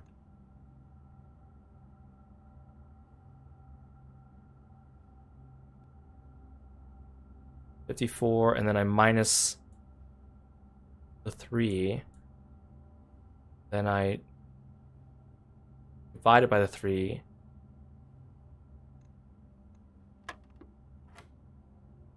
And then 6 plus 8, 14. Then I subtract 1 to 13. Oh, no. No, first I multiply.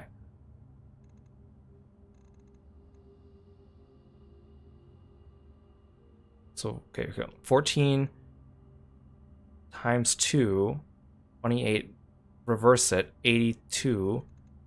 No, wait. Did I just do the opposite of what I said? Okay, multiplication. Okay, I'm gonna write it down. Multiplication's magenta.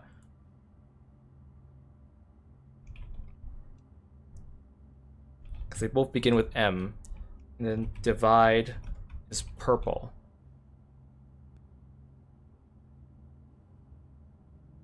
Okay, so 14 and then times 2.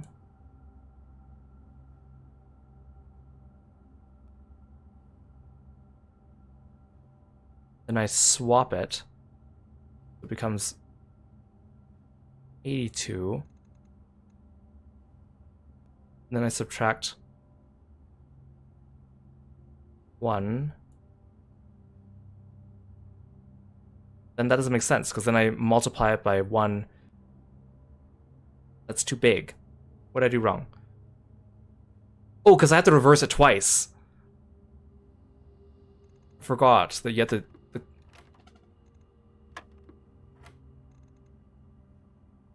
It's like, I understand all the rules here, but it's like trying to keep track of them all without writing them down is like a pain in the butt.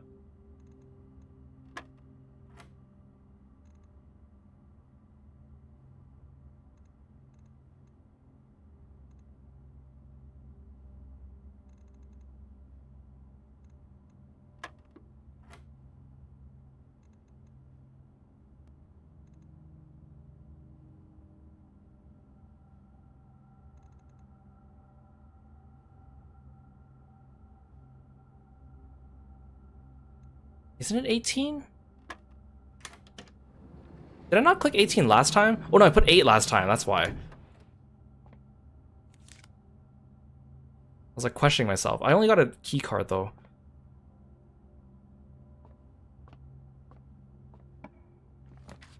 I should walk back to security, but I don't want to accidentally trigger too many things.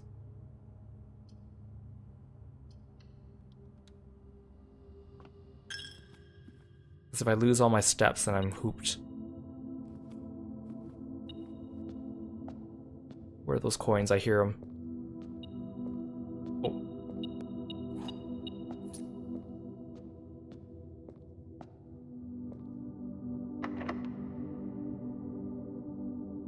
Is it worth using a key on a door that's going south?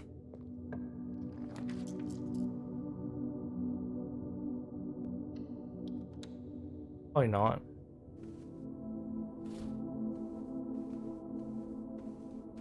I like the boudoir giving me dice, though. That's actually kind of nice. That was a good decision.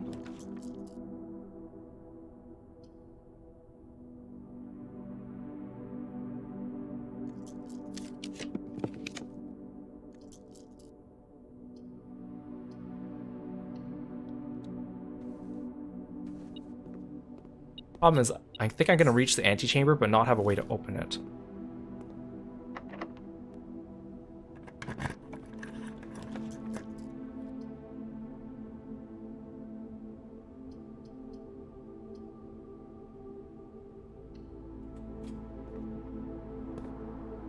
Thank goodness I have a key card.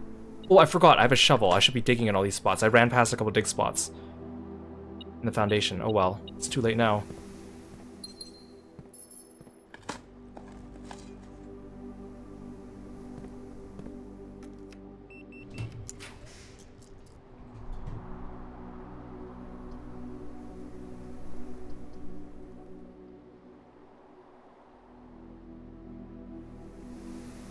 I don't know which side of the antechamber I'm approaching.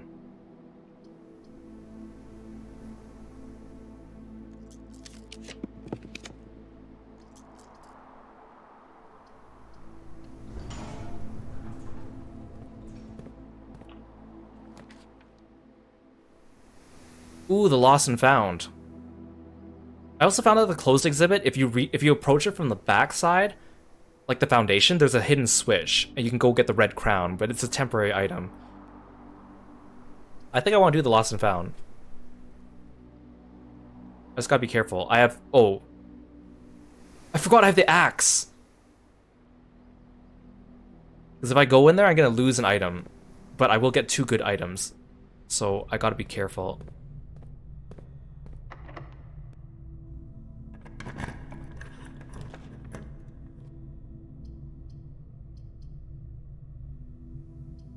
I use the night shield.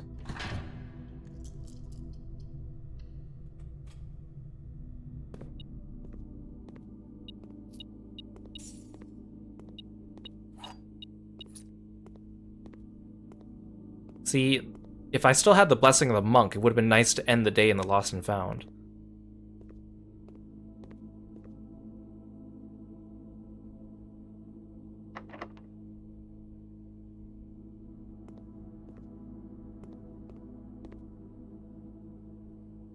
It's like, I don't know what I'm going to lose when I go in there.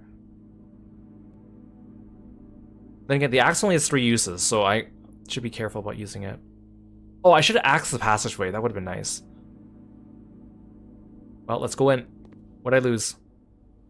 I lost a broken lever. Wait, there's supposed to be 2 rare items in here. Oh. Gain an additional effect of each constellation observed in the observatory. Okay, I got the upgrade disc. That's good. That's worth it. Okay, oh, a more Jai puzzle. Okay, let's look this up.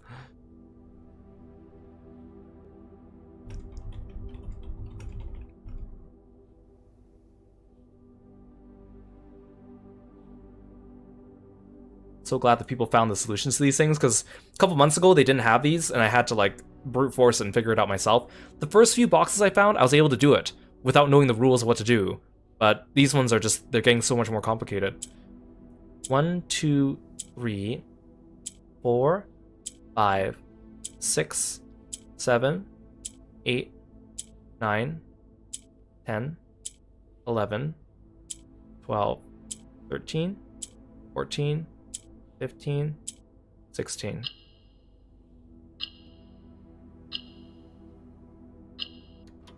Thank you.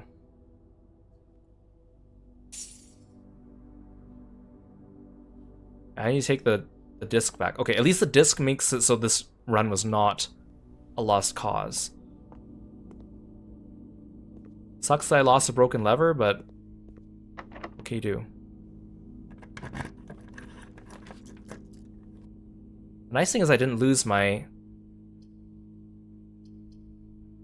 axe. How do I use it anyways? The axe. Do I just use it from the directory or something? I feel like that's too easy.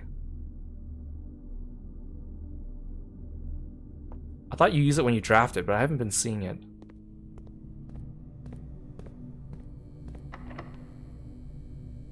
It'd be great if I could axe the throne room, that'd be even better.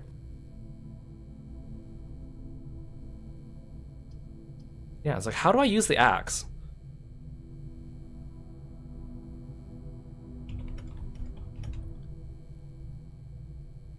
Click on the axe in the inventory.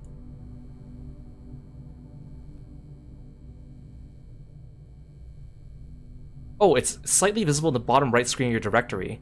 Oh! So it doesn't even need to be something I can craft. Oh, that's actually really useful. Okay. I think I'll axe the throne room. Oh, wait, no, I haven't built the throne room yet. So that means I can't do that.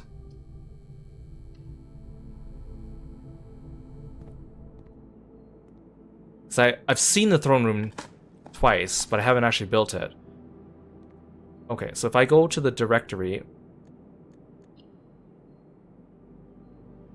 Like, let's say I go to... See, there's a casino because I haven't built it yet. Oh, see, there's the throne room. Oh, can I axe it? The axe is behind my Vtuber character.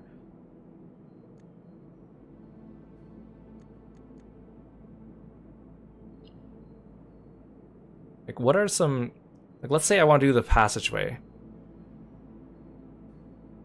Doesn't let me.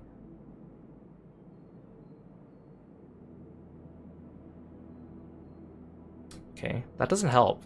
Okay, how do I do this?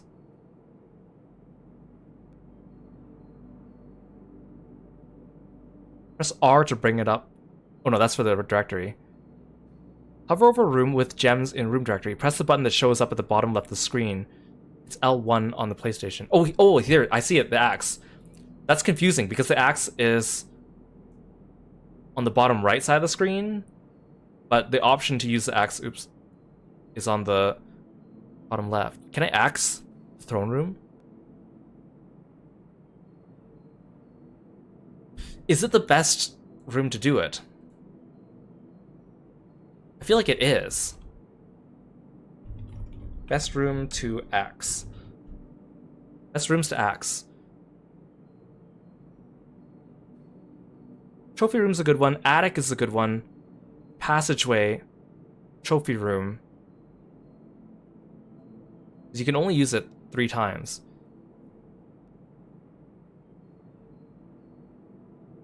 Cloister's a good one.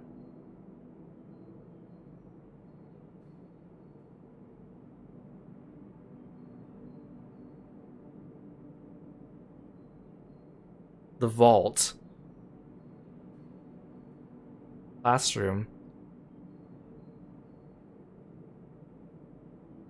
Attic is better. 3 coster, 8 items.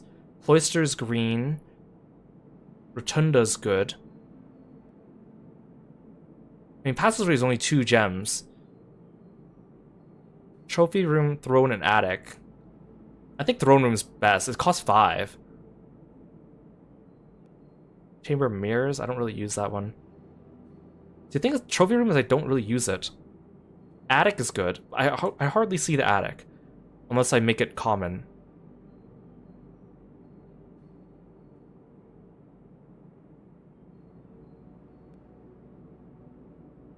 The trophy room is 8 gems, right? So that's why I should axe it.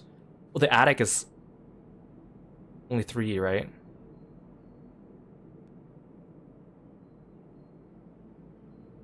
Oh, here, someone actually listed it. Trophy room is 5 gems, throne room is 5 gems, attic is 3, rotunda's 3, cloister's 3, vault is 3. Everything else is 2 or 1. Okay, let's do the throne room, because this will be important for later.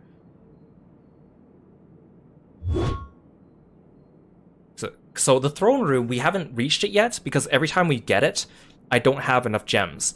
Not only that, but the throne room has a sanctum key in it, and to get the secret ending, you need to go to the throne room. So this just makes it easier for me to get there.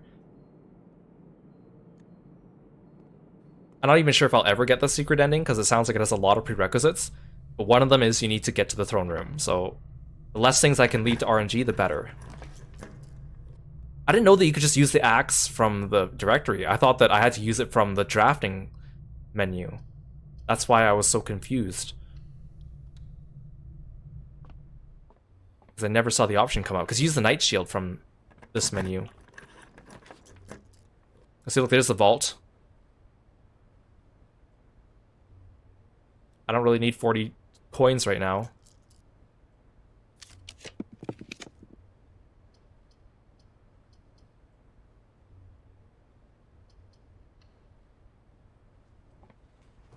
I've been making the kennel a lot ever since I drafted it. I mean, I think it's a common room, that's why. There's the throne room. Perfect. And I just got, and I only have 4 gems, so this is perfect. Wait, the question is, do I have enough steps to go back to the foundation? 1, 2, 3, 4, 5, 6, 7, 8, 9, 10, 11. Okay, perfect. I have plenty enough steps. Okay. I can't believe we made it here today. There's a sanctum key. Something else around here. I love how I just hear the dogs barking from the other room. Oh, the throne room. Oh, I forgot the throne room has 2 other exits. Okay. So the throne room, the reason why the throne room is nice is because it has this. Problem is, I already have... Oh, wait, why did I do that?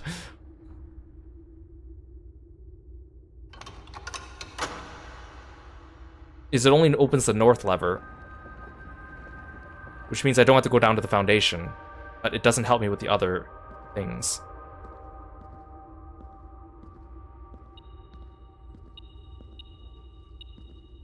Why is my thing buzzing? Something on the floor. Oh, it's right here. It's blending in. Is there anything else in the throne room that I need to worry about right now?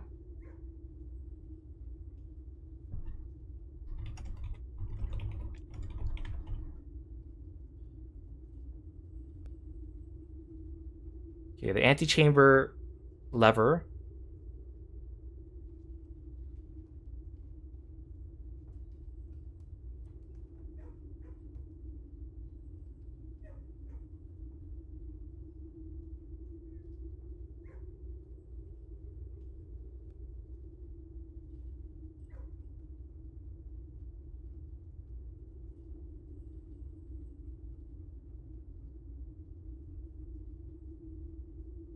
Okay.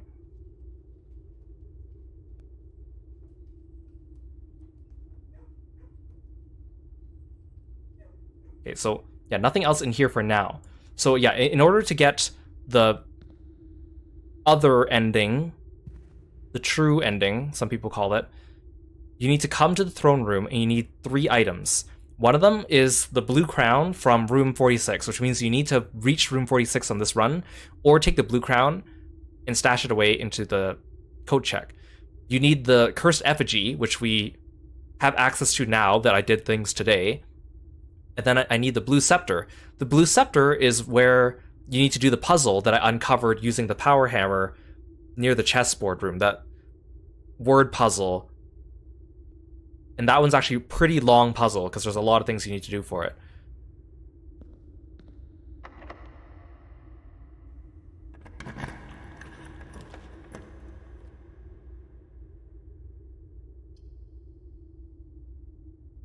You love that you randomly need the effigy, right?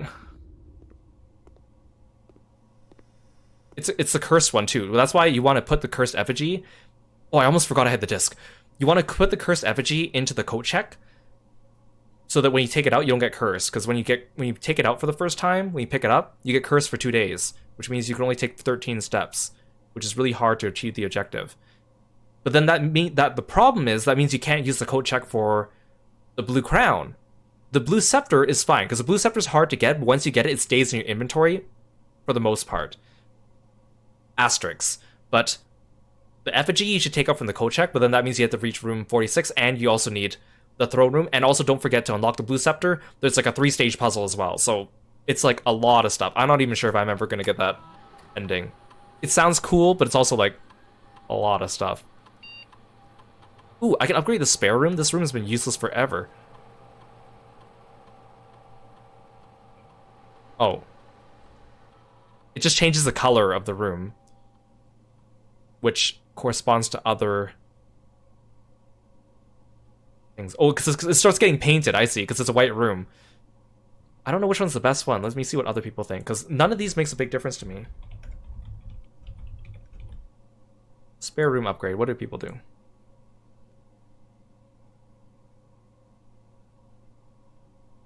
Oh, spare room can upgrade twice. So first you can change it to a spare bedroom, green room, or hallway. And then each of those has an additional upgrade option. So there's 9 options in total. So if you upgrade it, it can also become a spare green room, veranda, terrace, patio, hallway, foyer, secret passage, great hall, bedroom, master bedroom, spare room, servants' quarters.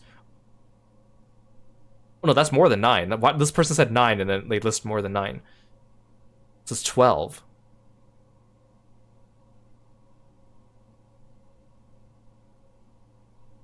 So bedrooms are good for steps. Servant's quarters gives a key. Ladies' spare room. Next time you enter boudoir, gain 10 steps. Spare master bedroom. Spare hall upgrades to spare foyer. Spare secret passage.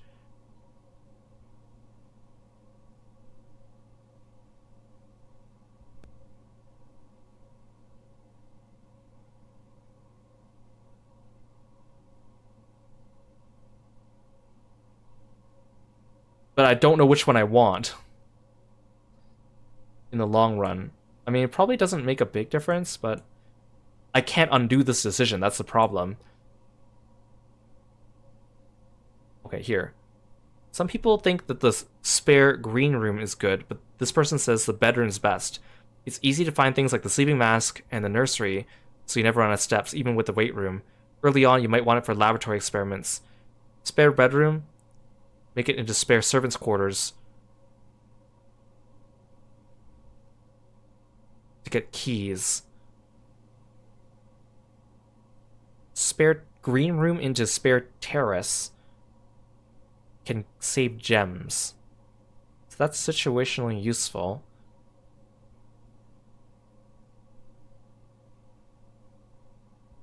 Oh, it says here that I should have done the nook into breakfast nook, because the morning room upgrades it, but I didn't do that. Oh well. Ooh, boudoir, ivory dice, I did that one.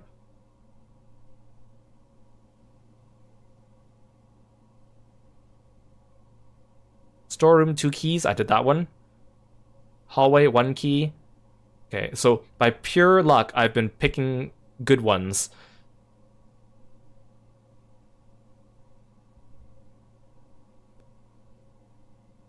Oh, this person says spare green room is better because the second tier upgrade for it. Spare bedroom is great with synergies with nursery and sleep mask, but half of that is removed if you take the nurse's station. The second tier bedroom upgrades are okay. Extra keys with the spare servants' quarters are good. Spare master bedroom gives a lot of extra steps. Reading nook is really strong. Wait, why did they say they're telling me to pick the green room and they explain why the bedroom is good, but they never explain why the green room is good.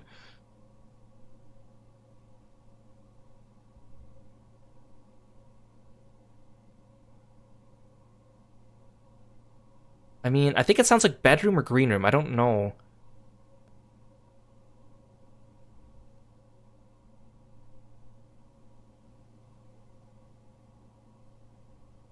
Wait, what does the terrace do again?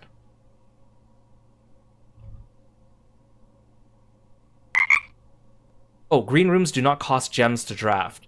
That actually is useful. You know what? I'm gonna do the terrace. I'm gonna do the terrace. And I hope I make the right decision.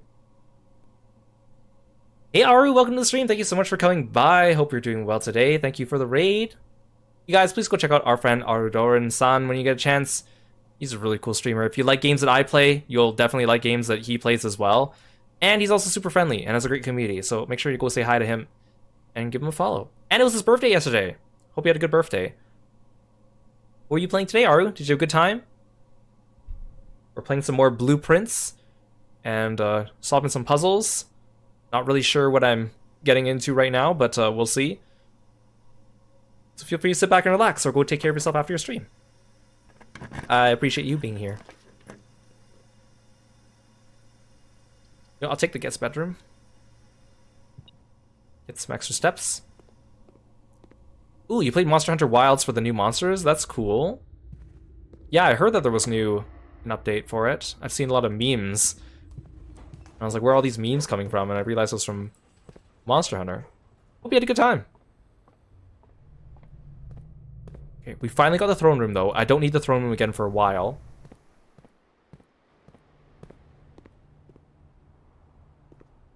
This mansion is pretty linear. Like, it's like a big chunk at the top, a big chunk at the bottom, and then this big, like, tiny skinny path connecting them together. I keep making the pool hall, but I can never find the foyer in the Great Hall. And the whole purpose of that was to get the foyer in the Great Hall. What was I doing again? Oh, I had the Sanctum key.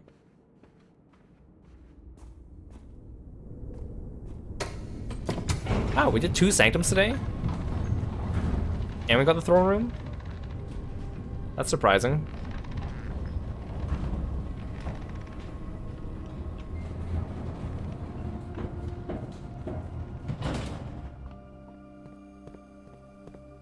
And we got the power hammer. See, again, like every time I stream this game, I'm worried that we're gonna stream for 4 hours and not get anything done. But we end up getting stuff done. Even though my list of things to do is getting smaller and smaller and more specific.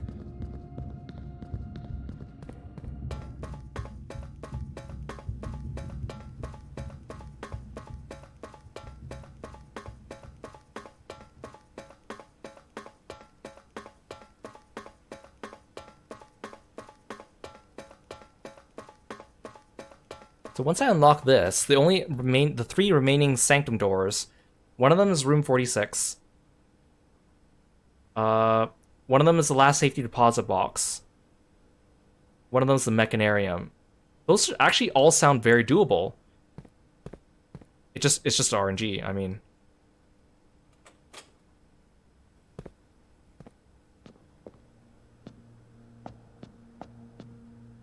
Okay, so let's pull up the guide on this one.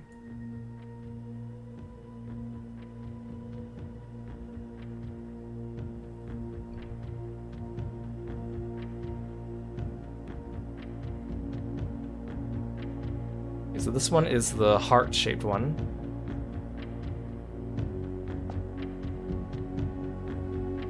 Okay, inner moat, 3 lines.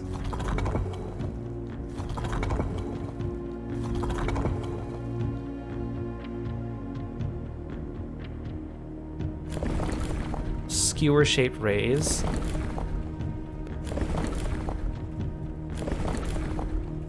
Watching the shapes shift on this thing is so mesmerizing.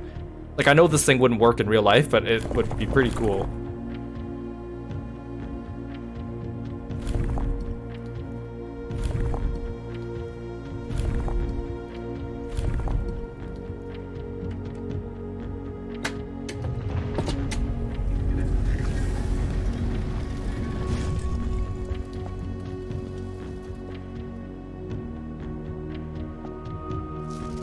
There have been fewer and fewer opportunities the further we travel up into the mountains to attend to my correspondence, and I find myself regretting having brought so many books, as this is the first realm I have visited without porters. Here every person is expected to carry their own belongings, and if you can't, you throw away that which is expendable. It's looking like I'll be bringing back less souvenirs than I planned. I never expected to appreciate the cold, but the frigid weather here is a welcome relief coming from the sweltering shores of Vera. Herbert. P.S. I ended up forsaking all but one of my books. Mount Holly Estate, in care of Mrs. Babbage, Reddington, Ben Aries, 63080.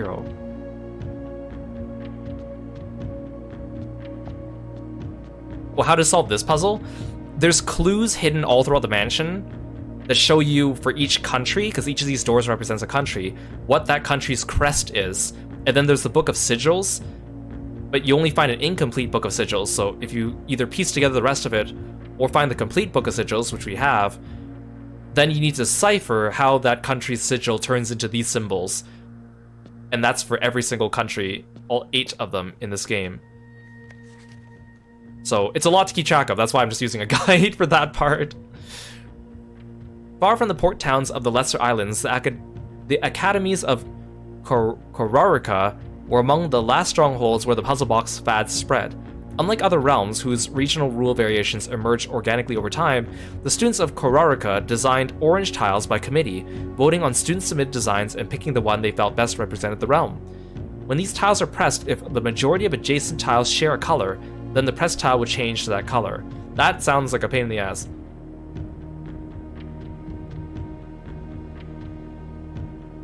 Okay. This is puzzle 5. Korarika. Okay.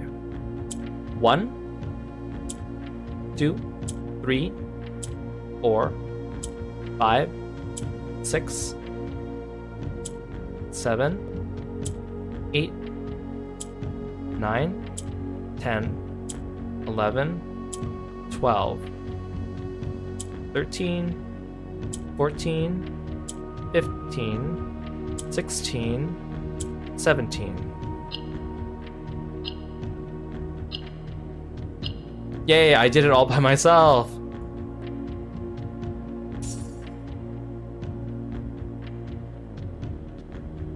I use my upgrade disc. I use the sanctuary key. Battery pack, coupon book, compass, telescope, key card, night shield, shovel.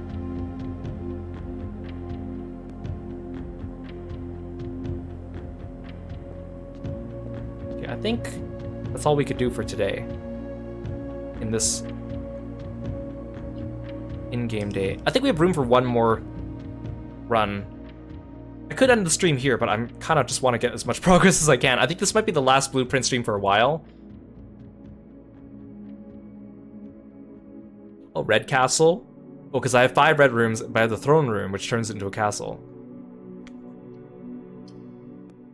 And then we'll probably... Well, we will probably come back to this game in the future, because I am enjoying this game, and I do want to see if I can get that throne room ending. But again, we'll see. There's a lot of stuff to do that last puzzle, and a lot of things need to fall into place at the same time with the RNG. For now, let's see if we can try to get that last, or not last, but another sanctuary key. So we could do the Mechanarium. We could do the room 46. Or we could do... What's the other one? I already forgot. Oh, the deposit box. We've been seeing the vault a lot today, actually. I've been surprised about that.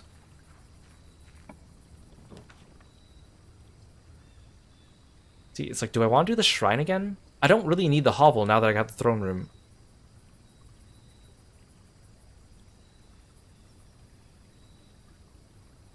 Okay, if I try to do the Mechanarium or the vault, I could do the Blessing of Monks. You know what? Let's just do the shelter. Let's just go with the shelter. Straightforward, easy.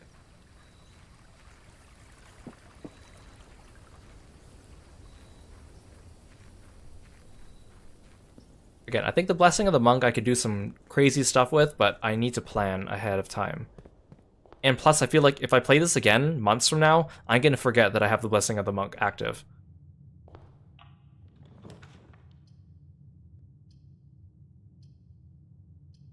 Let's start with the pool hall. Maybe I can get a great hall going.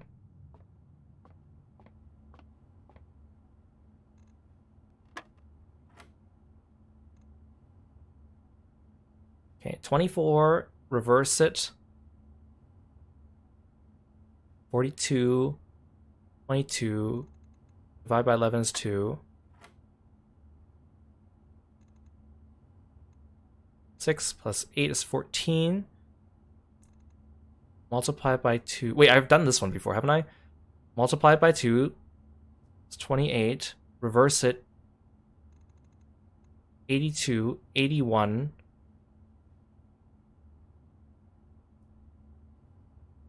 And then reverse it. I've done that one.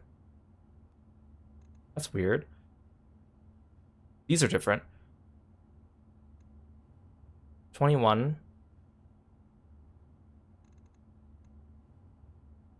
times 2 is 42. Then I subtract 1. 41, reverse it, 14 times 1.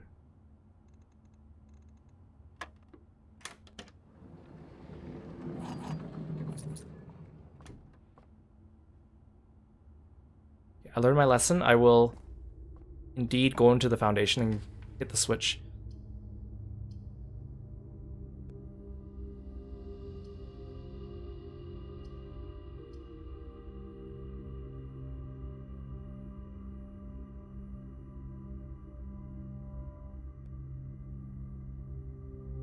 See, think about the dining room is that I can take the dining room on the way back. Get enough steps. But having it too close to the foundation might be bad.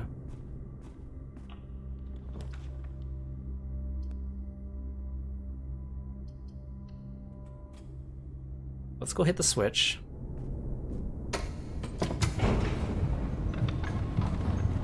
If I can get the foyer and the Great Hall early, that would be fantastic. If I can get another Sanctum Key, I'd be very impressed.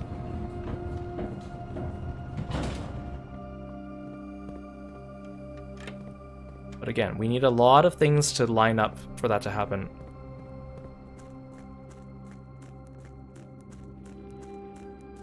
Plus, if I get the code check, maybe I'll just put the blue crown inside. The power hammer was most imperative for breaking open the basement.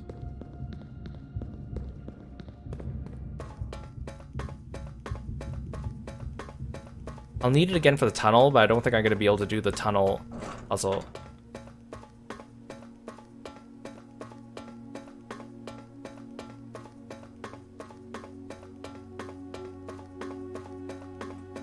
Again, can you imagine this kid has been camping outside this mansion for like almost 60 days now? He's not allowed to stay overnight inside the mansion, lest he lose all his inheritance, which he's technically already claimed.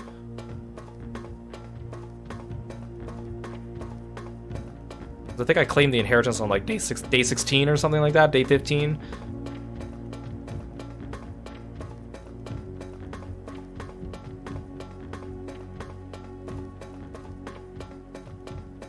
Exactly, right? He's just being stubborn now.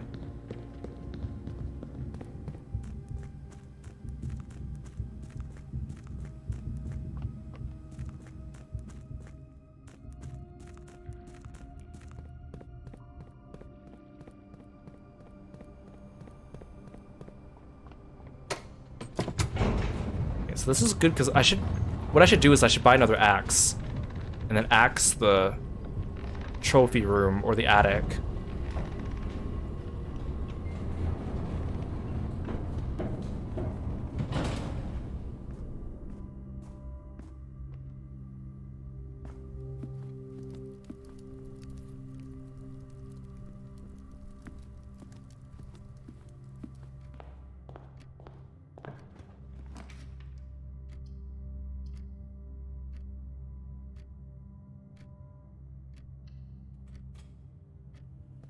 Security actually has 3 doors, so it's kind of nice. I don't like building it too early, but sometimes it'd just be more helpful that way.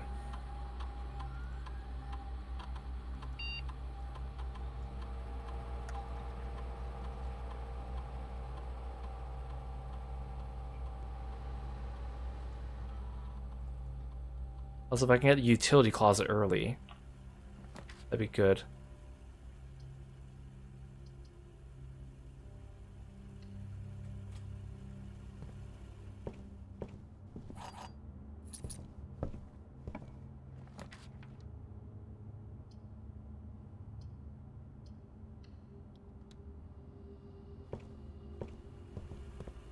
I'll put some red rooms down early.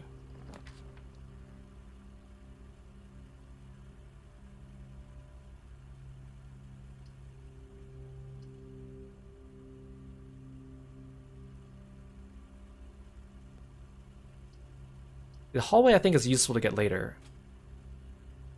And let's go back through the chapel then. Take my money. Greedy church. Oh, I'm sheltered from it. Why? I totally forgot I was sheltered from it. I forgot I picked the bomb shelter, so I don't need to worry about that at all. Silly me. Sorry for cursing you.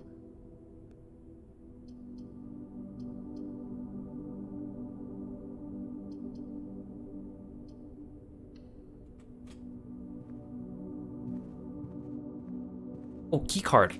Okay, so that means I need to change the security room, which is not too far away.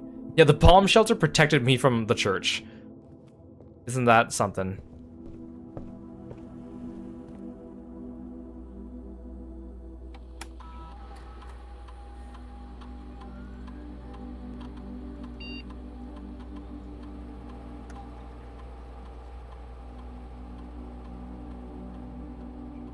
Good.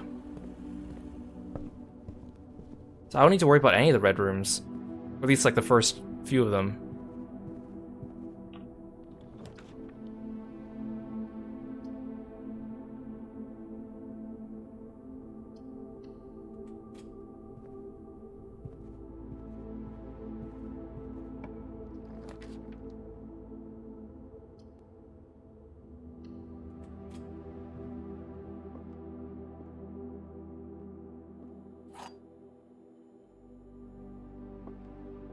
Okay, let's see what we got here. The black box is false. The black box is true. A false box contains the gems. So black box is false. Black box is true. So if this one's true, then this one's false. And this one's false. Which means it's in a true box.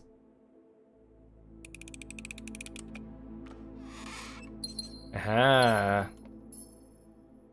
I'm getting better at these.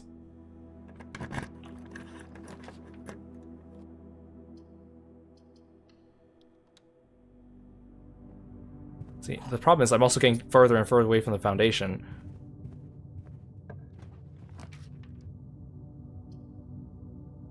Unless I can link the pantry with the workshop. I should take the LSAT for fun. Oh man. I've already done the MCAT. That was a pain in the butt. And I heard someone told me now the MCAT is a 2-day exam now. It used to be 1 day. And now it's 2 days. I'm like, no way, man. I'm not doing that. Not doing that again.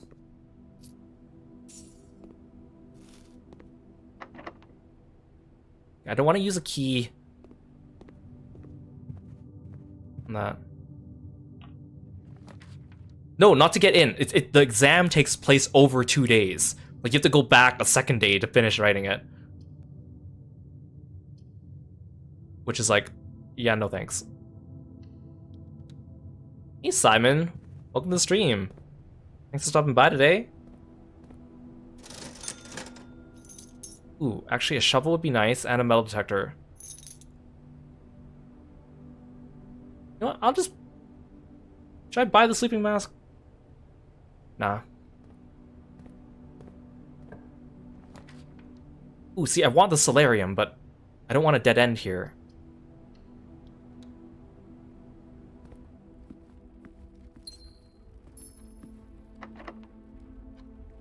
It's like I'm getting close to the antechamber, but I still have no way of opening it.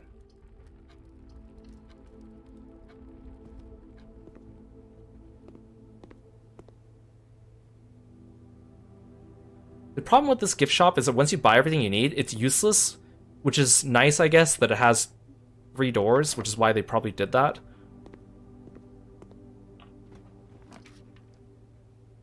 Ooh, the library. Ooh, the courtyard and the library are good here. Let's do the library. At least we'll get a rare room spawn.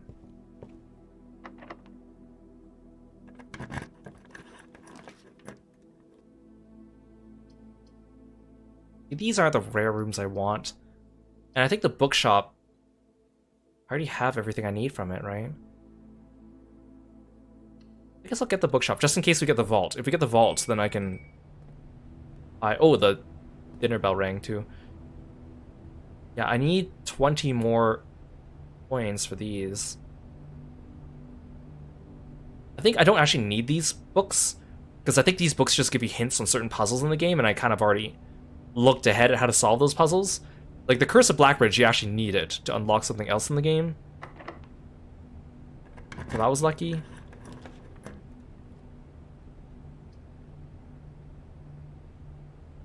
I still sheltered from this? I think so. Yeah, okay. I just wish the shelter symbol appeared on the thing. I kind of wanted the solarium, but I only have 1 key left, so I've got to be careful. I haven't seen a single key card either. Oh, there's the vault. Oh, this is perfect, actually. This is actually perfect. Because then I can buy one of the books.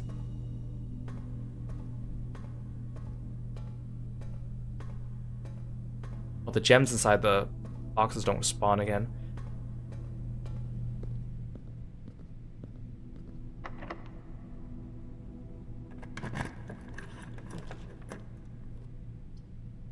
Storeroom. Study. The storeroom will give me back the key that I used to open the store.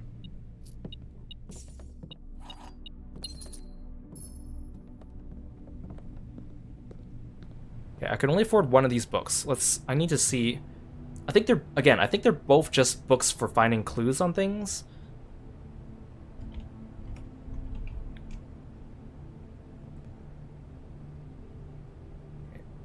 History of Orindia and a new clue.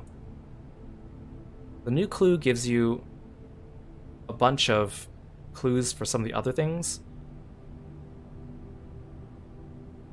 And then History of Orindia, I think, is for finding those sigils. I think we actually found a copy of the new clue, or we found some notes for the new clue down in the tomb, but it was like an incomplete version, but it had some hints in it. So I guess the question is, do I want lore or do I want clues? Well, I'll take the lore, maybe.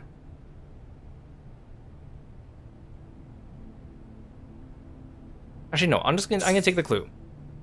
I could always read the lore online if I want.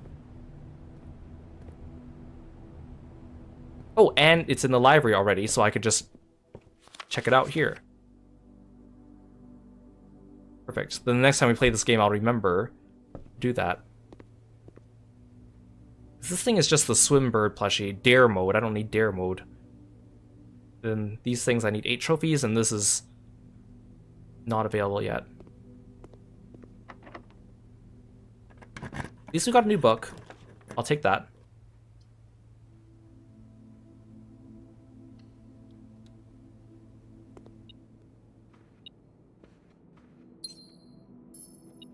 It is a cute bird. Wait, there's another coin around here somewhere. Ha!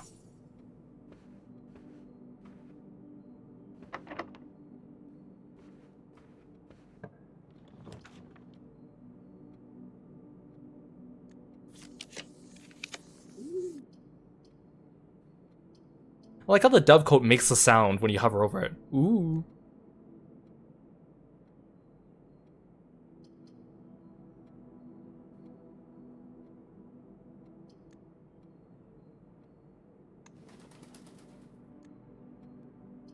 Oh, I can't rotate the patio? It's fine. Ooh.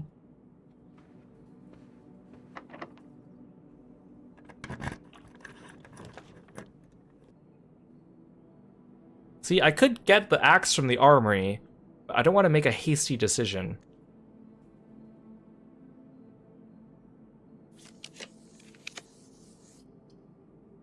Oh, see, the Mechanarium would have been nice earlier.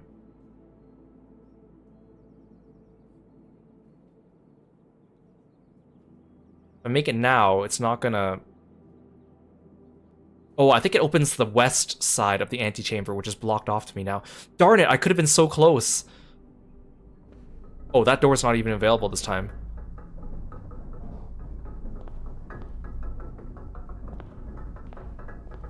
Oh, I only have 2 doors available. Well, this stinks. I locked. And I don't have a key. Oh.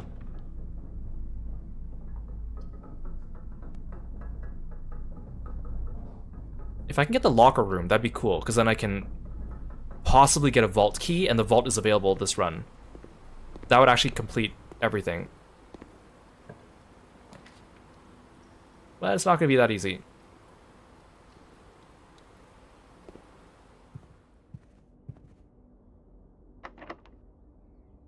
Darn it, I need so many more keys. Oh, everything's locked.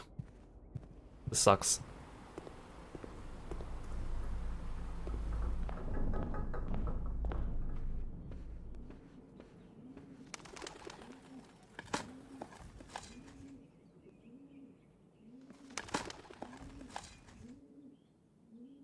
Useless. Useless, useless. Oh, I'm surprised this room wasn't locked.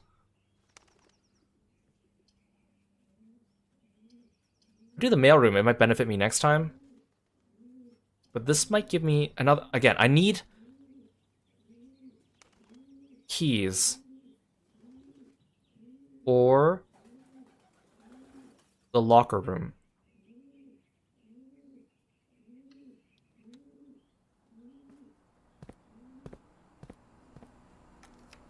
Thank God this is not a locked door. Yes, the locker room. No, I need a gem to make the locker room. Are you kidding me? Oh. It sucks that you can't just like back out of this menu and come back to it later. Oh. The locker room would have been perfect. Because I need keys to progress everywhere, and this would have been the only way I could get keys.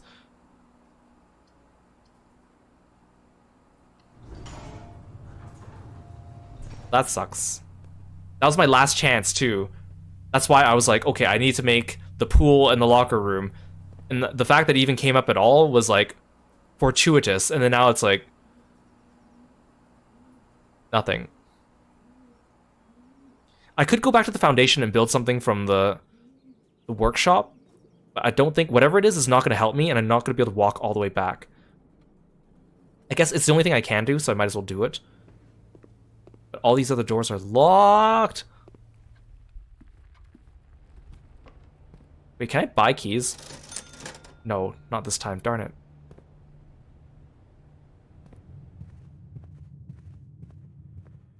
That would have been the perfect chance. And the fact that I have the vault, and I could have gotten a vault key. It's like all the cards are falling into place, and then the last card toppled the tower. I even set the key cards to high, and I only saw one key card. What's up with that?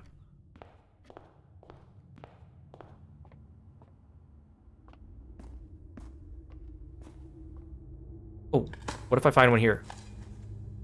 Coin? No. Yeah, locker room or like locked room. Darn it, I just need some keys.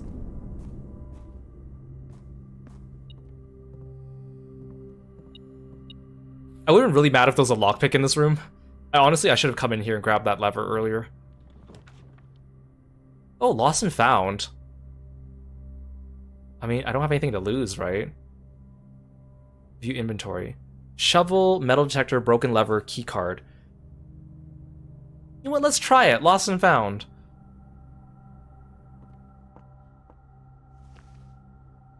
Oh, I'm sheltered from it. I forgot. Wait, 2 rare items. Oh, the watering can. The watering can is considered a rare item. The first time you enter a green room, use water to gain gems. I have 0 green rooms.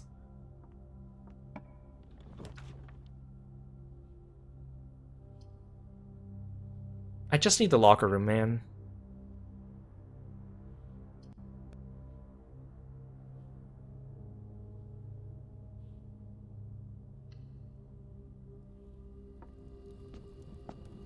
The axe is still available.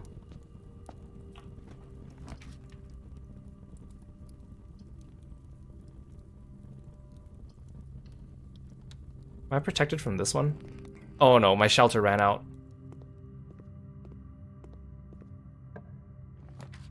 Not that matters. I bet this is the locker room. I'm so pissed. This could have been the locker room too. Oh, I made the furnace. I made the worst room possible.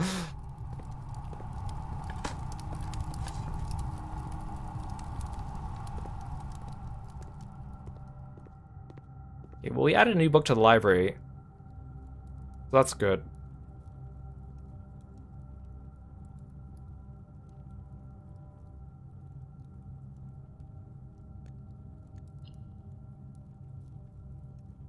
Wait, do I have the Blessing of the Monk? Oh, no, I don't. I didn't.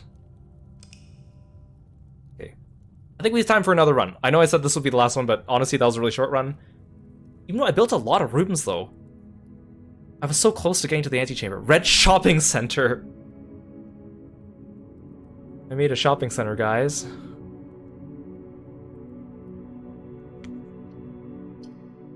Hey, Kieran, welcome in. Thanks for calling Kirby, and thanks for the stretch. Appreciate it.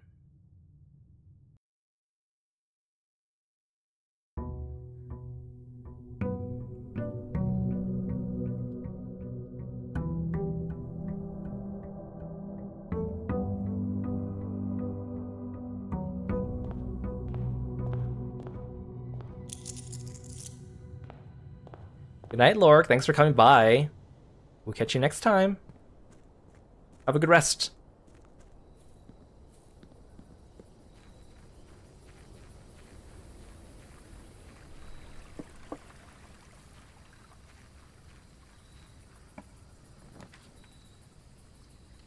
do the tool shed. Not gonna use the shrine right away. Maybe next stream I'll kick it off with the shrine so we can do the blessing of the monk. Lockpick and a shovel is a good combination though. Especially if I have the kennel.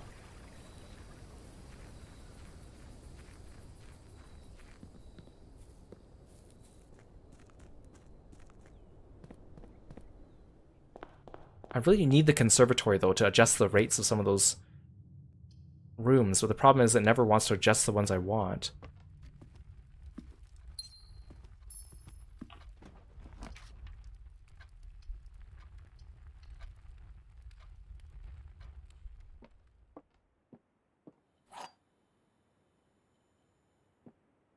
Okay. A box next to this box contains the gems. Blank. The box next to this box displays a false statement. Well, I mean, this statement can't be false because it's blank. See, it's confusing when they give me blank boxes or boxes that just say this statement is not useful, and it's like, that could be interpreted in different ways if I true or false it.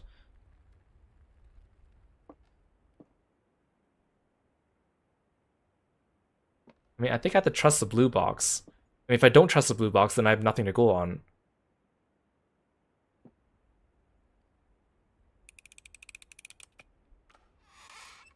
Okay, that was easy, okay.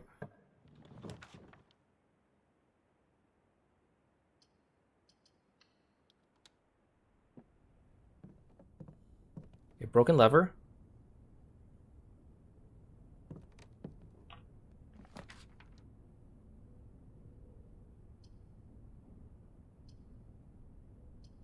See, the tunnel and the spare green room are kind of the same. So I should just do the tunnel. And save the spare green room for later. Because the tunnel's almost like a reroll. Like, I could just go straight toward... I could just beeline to the end, I guess. If I wanted. Okay, maybe that might be my path to the greenhouse or something. Like, once you get one tunnel, you can just kind of... straight shot it over there. Wait, I have a shovel. Shovel.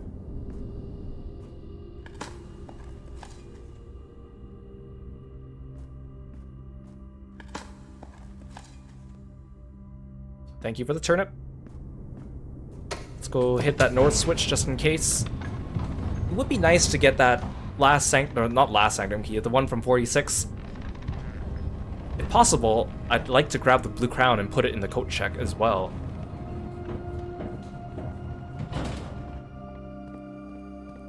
Then maybe I don't have to put the effigy into the coat check. I just need to make sure the throne room is within 13 paces of where I pick it up. Which is hard, but not impossible.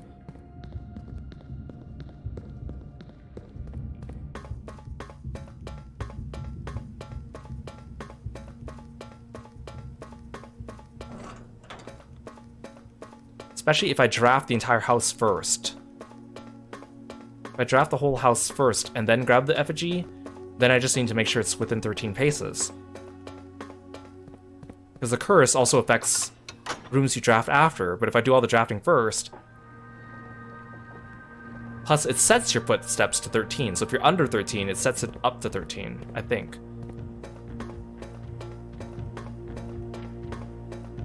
We'll see. I still have to get past the blue scepter puzzle, though.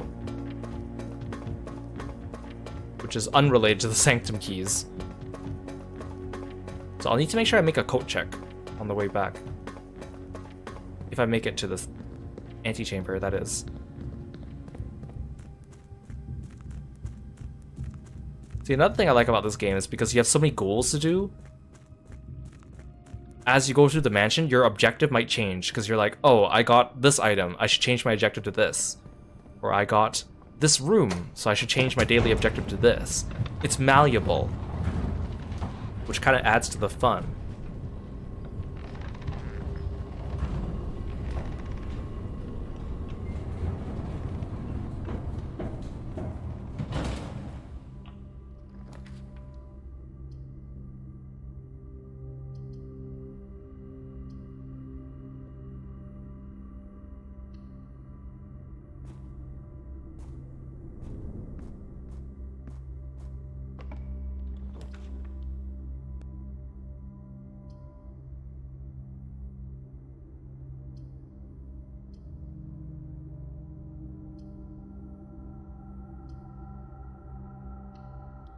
Do the chapel here, but I don't plan to walk through it.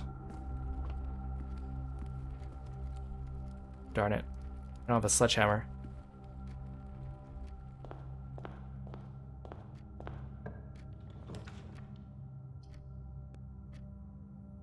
This is where I could use the spare room because I want to get to the conservatory if possible. Okay, there's the coat check. I guess I should, if I'm gonna get the coat check, I might as well put it here. Because if I'm gonna walk all the way back to the foundation for a sanctum key anyways, I might as well, I'll be close enough I could deposit the blue crown. I don't think I'll need the power hammer this time.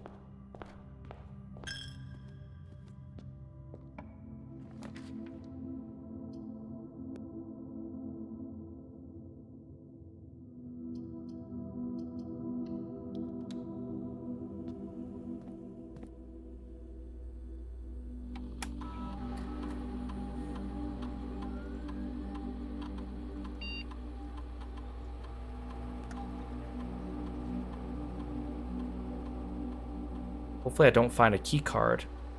Otherwise I'm gonna have to reset this. Actually, if I find the utility room, it's the same thing, so... I don't even find that many key card doors when I set it to high anyways.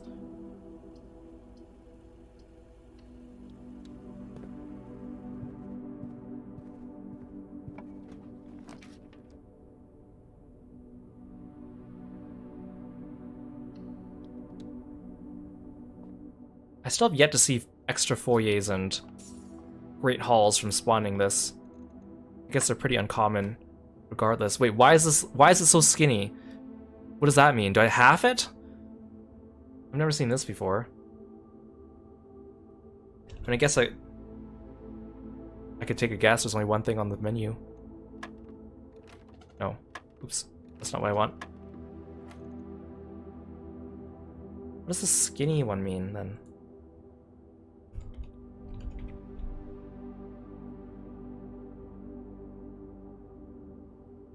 Well, that's cool. So someone on Reddit made an interactive solver for the billiard puzzle where you just enter in the values and it spits out the answer. That's kind of cool. Okay.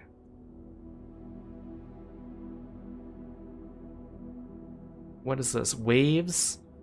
Digit inversion? Oh, fractions. Oh, it's a fraction. Wait, there's so many more mechanics than I thought. Square, diamond, waves, cross, / 2 dots, diamond. Okay, so it's fractions. Okay, I could do that. I should have guessed that, actually. That's kind of obvious in hindsight. Oh, this is annoying.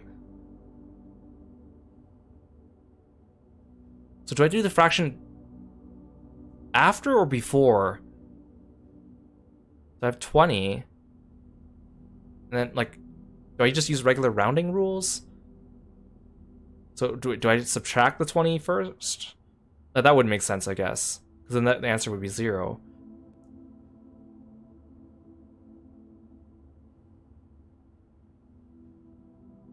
So... 14 minus 3? Okay, so rounding rules do apply.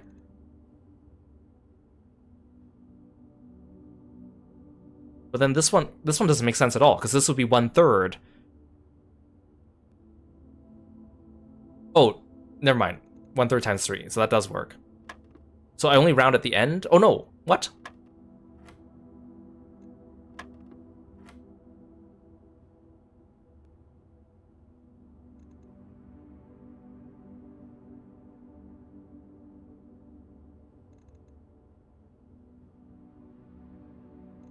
I already forgot, so...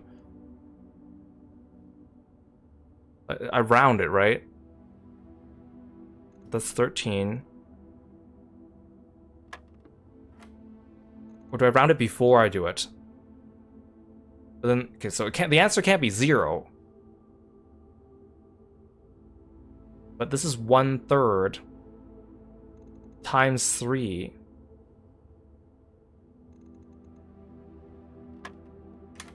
Oh no, because I pressed 3 instead of 1, like an idiot. That's why. Oh, I got the security card, okay.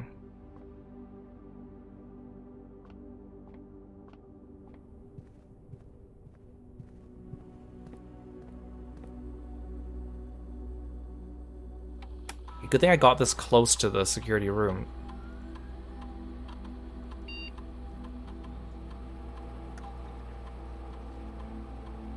The bad thing is I don't have any keys right now, so I need to go get some keys.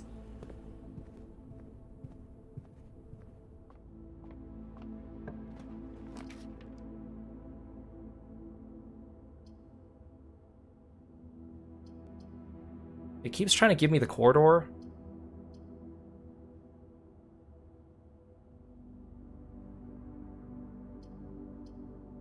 I don't want to waste my gem.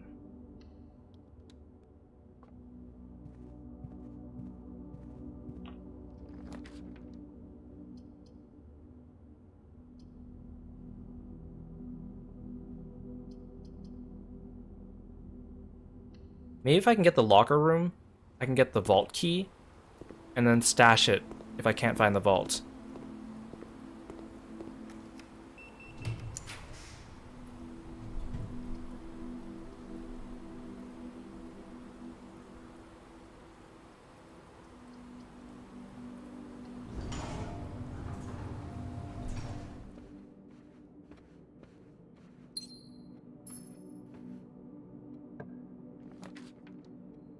Ooh, see, I want the foyer.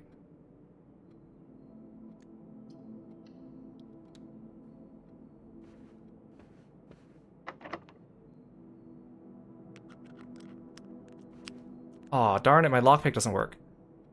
I really need some keys.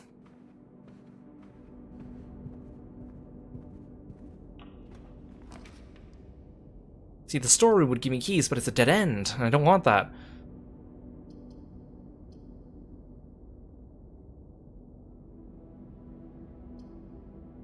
If I key the drawing room, I can go north from there.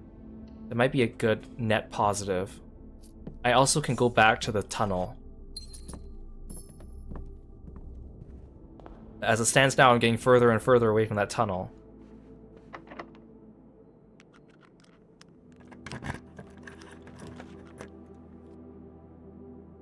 I do have a shovel, so kennel could be useful.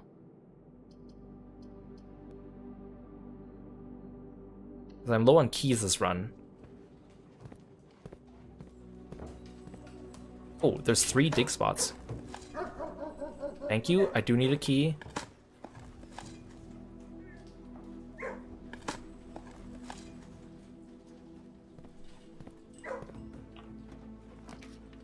Ooh, the garage would give me a lot of keys. But then I have to rely on that tunnel to get me up. And there's a chance that it might not give me what I want. The conference room would be good for getting me north. And you know what? The conference room doesn't cost gems.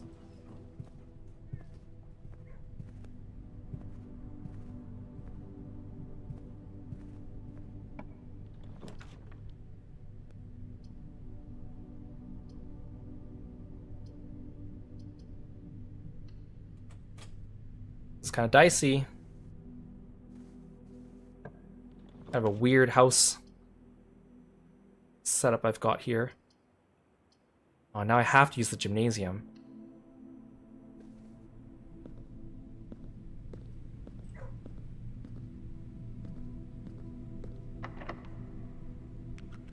The lockpick has not lockpicked a single door for me.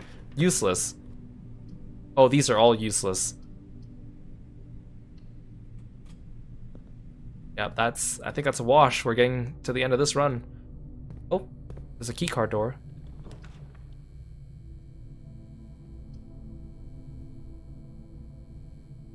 Ooh, see, if I do the weight room, I think the wall's still destroyed, right? So I might be able to get into the antechamber, but then I'll only have 15 steps. But there... Oh, did I put the dining room? No, I didn't. So if I lose half my steps, if I go from the antechamber, if I go from room 46, 1, 2, 3, 4, 5, 6, 7, 8, 9, 10, 11, 12, 13, 14, 15, 16, 17, I'm gonna be... No, I won't have enough steps.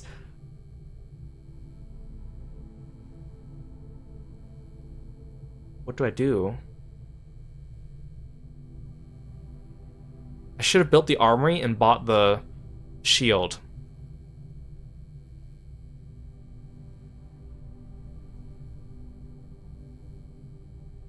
It sucks too because I put the coat check so close to the entrance I can't even stash something in the coat check.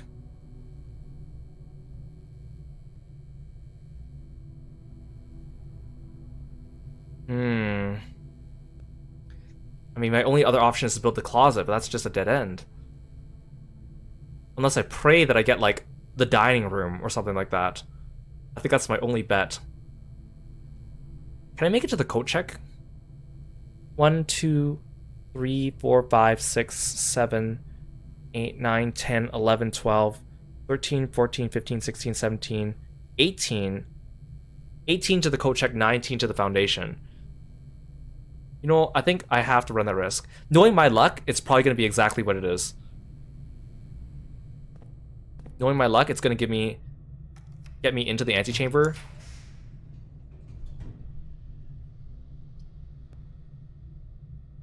And I'm going to be very mad.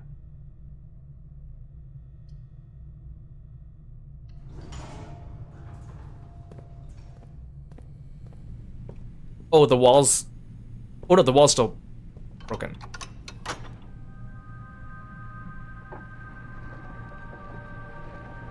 See, I think I screwed myself over by accident again.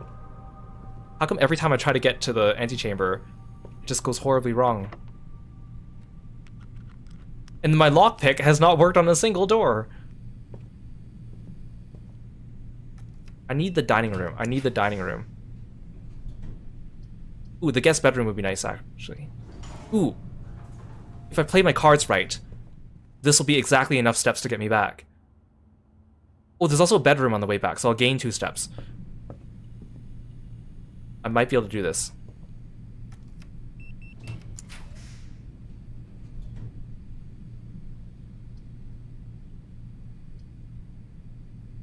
Oh, see, this is tight. I need to build a room that turns into the antechamber from here. And it's just pure RNG now. Like, I don't have any dice. Oh, thank God there's a key door.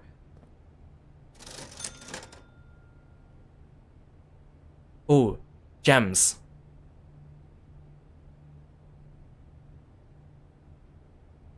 Gems. And then, okay, if I need to buy a key, I can buy a key. If I need to buy banana, I can buy bananas for steps.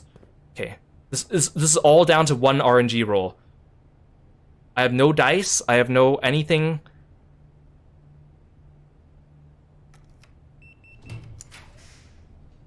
Oh, the pantry.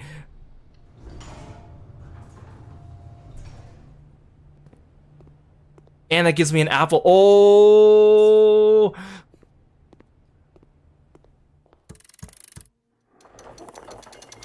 Apparently there's another puzzle where you need this key again. But that's way off. That's the tunnel. I can't believe that worked. I can't believe that freaking worked. Okay, so this sanctum key needs to go into the sanctum. I'm gonna stash the blue crown into the safety deposit box. Because I'll need it for later. Everything else in here, I think I've already gotten before. These are all puzzles I've done before.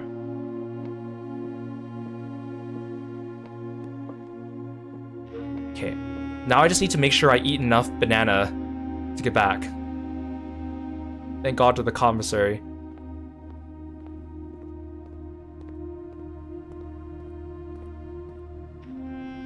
I didn't even end up using that tunnel. The tunnel I was building on the side here. You know what? Oh, I can just spend all my money on bananas. Oh, okay. Okay, that's good, that's good. I have enough steps now. I have enough steps. Oh, it sucks because I'm gonna have to pass through the gymnasium, but I'm gonna go through the bedroom. It's gonna offset it. And I have a key, so I could see where this leads. If I'm lucky. The lockpick set did not open a single thing for me. 1 key for each bedroom. I don't need keys anymore.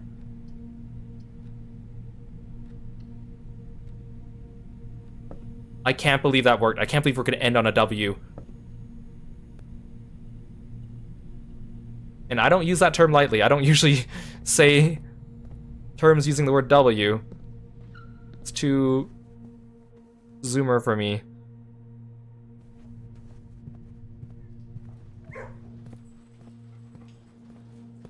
I can't believe that key card brought me so far.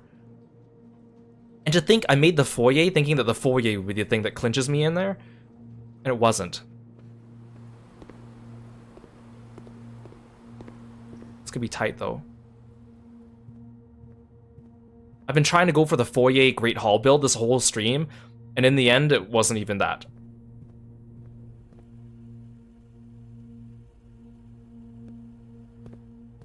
Okay, so if I go from here, 1, 2, 3, 4, 5, 6, 7, 8. Okay. I shouldn't have. Honestly, I should not have put the coat check so far. I thought that I'd have to swing by the foundation by the end anyways.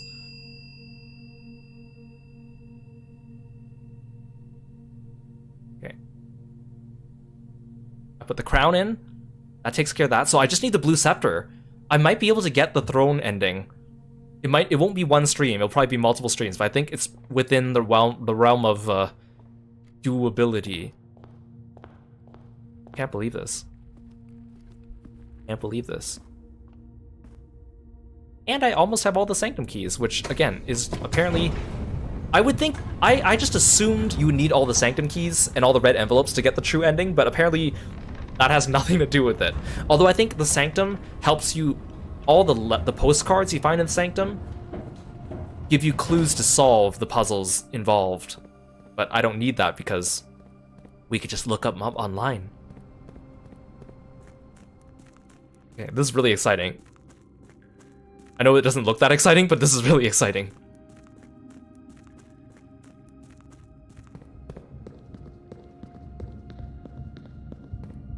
All because of that weight room, which almost screwed me over, but didn't.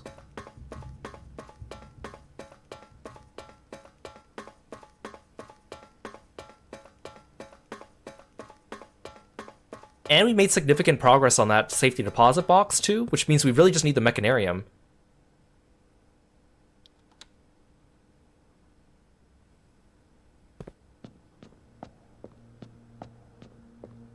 Okay, it's time to grab the solution.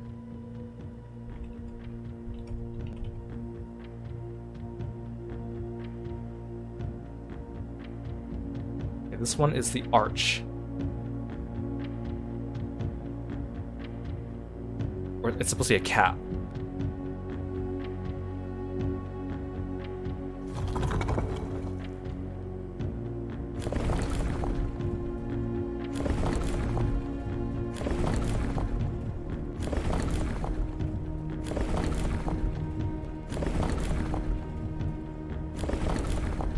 I didn't know there was a wavy line one.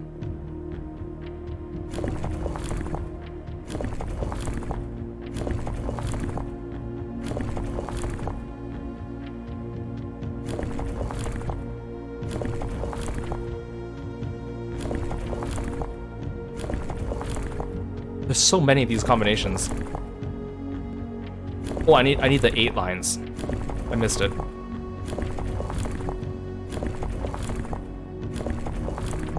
This one.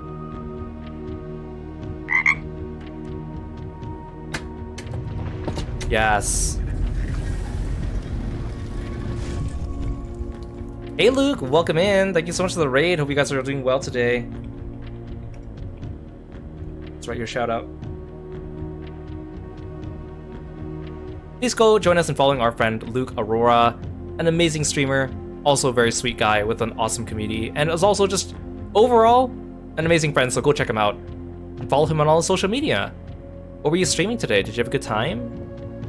Thanks for dropping by.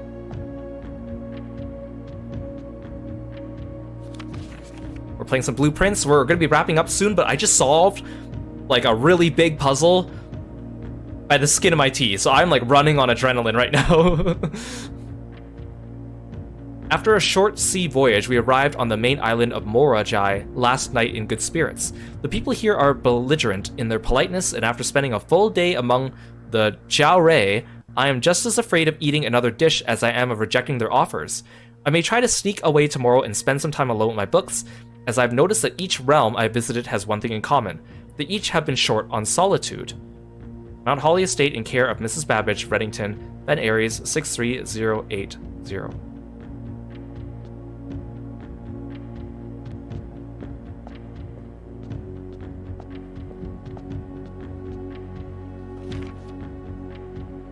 Morajai boxes were a popular fad in the early 30s among both the peerage and common crowds. These small mechanical puzzle boxes originated on the island Morajai as a children's game, but quickly gained popularity among seafarers who valued the compact boxes as both lockbox and entertainment on long voyages. Over time, the boxes spread from port to port and eventually found their way into the homes and hearts of every realm. A traditional Morajai box is distinguished by a lid featuring a 3x3 grid of white and gray tiles. Each white tile can be pressed like a button, which will change color of that tile and the surrounding squares. The goal of each box is to find a way to make all 4 corner tiles into white squares. These simple rules evolved as the game spread across the world. Regional variations introduced new colors and mechanics, offering great challenges and local flavor. While the fad may have ended, Morajai boxes still make for a memorable gift for both collectors and puzzle enthusiasts. See, it's interesting because it's like, you know, this is kind of fictional because it's like, okay, if they were in the 30s, but then how did they make the technology for the buttons to change color upon pressing and into more than one color and for having a reset button? Okay, so let's find the solution for this one. I mean, they're cool puzzles, don't get me wrong. This one's door number 6. Well, this one's a lot simpler than the other ones. 1, 2, 3, 4, 5, 6, 7, 8, 9.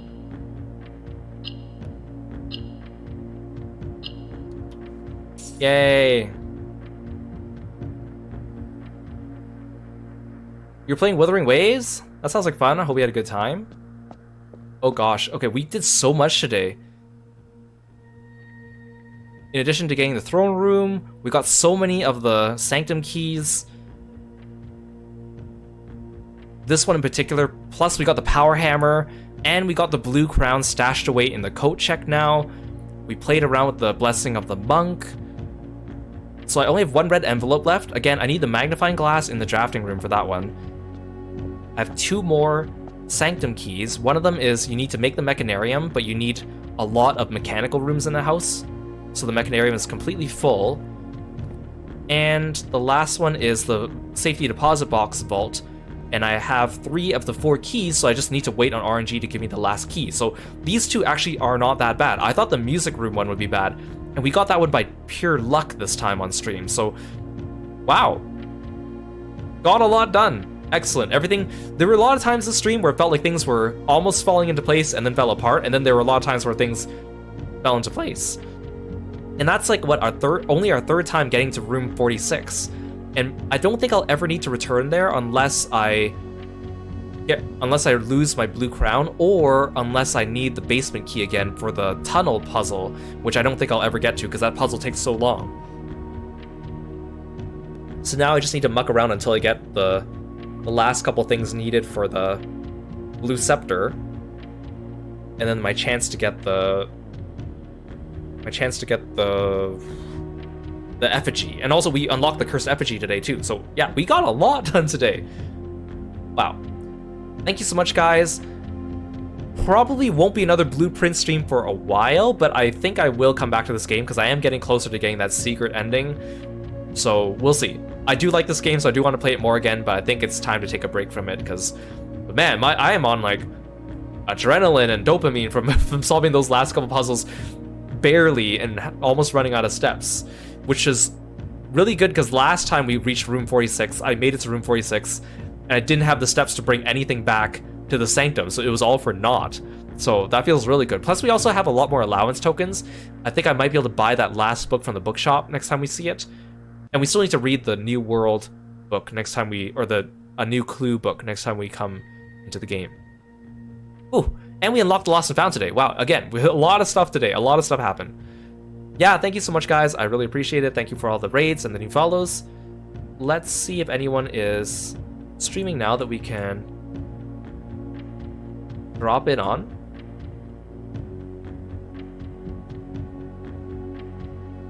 A few people. Oh, Cassie's streaming. Hopefully she's not ending. Oh, right, before we end off, I forgot I need to actually call it a day in the game. See our last stats.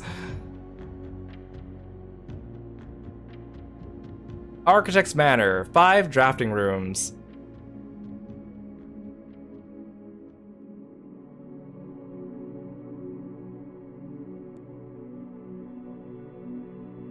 Nice. Okay, now we do save and quit.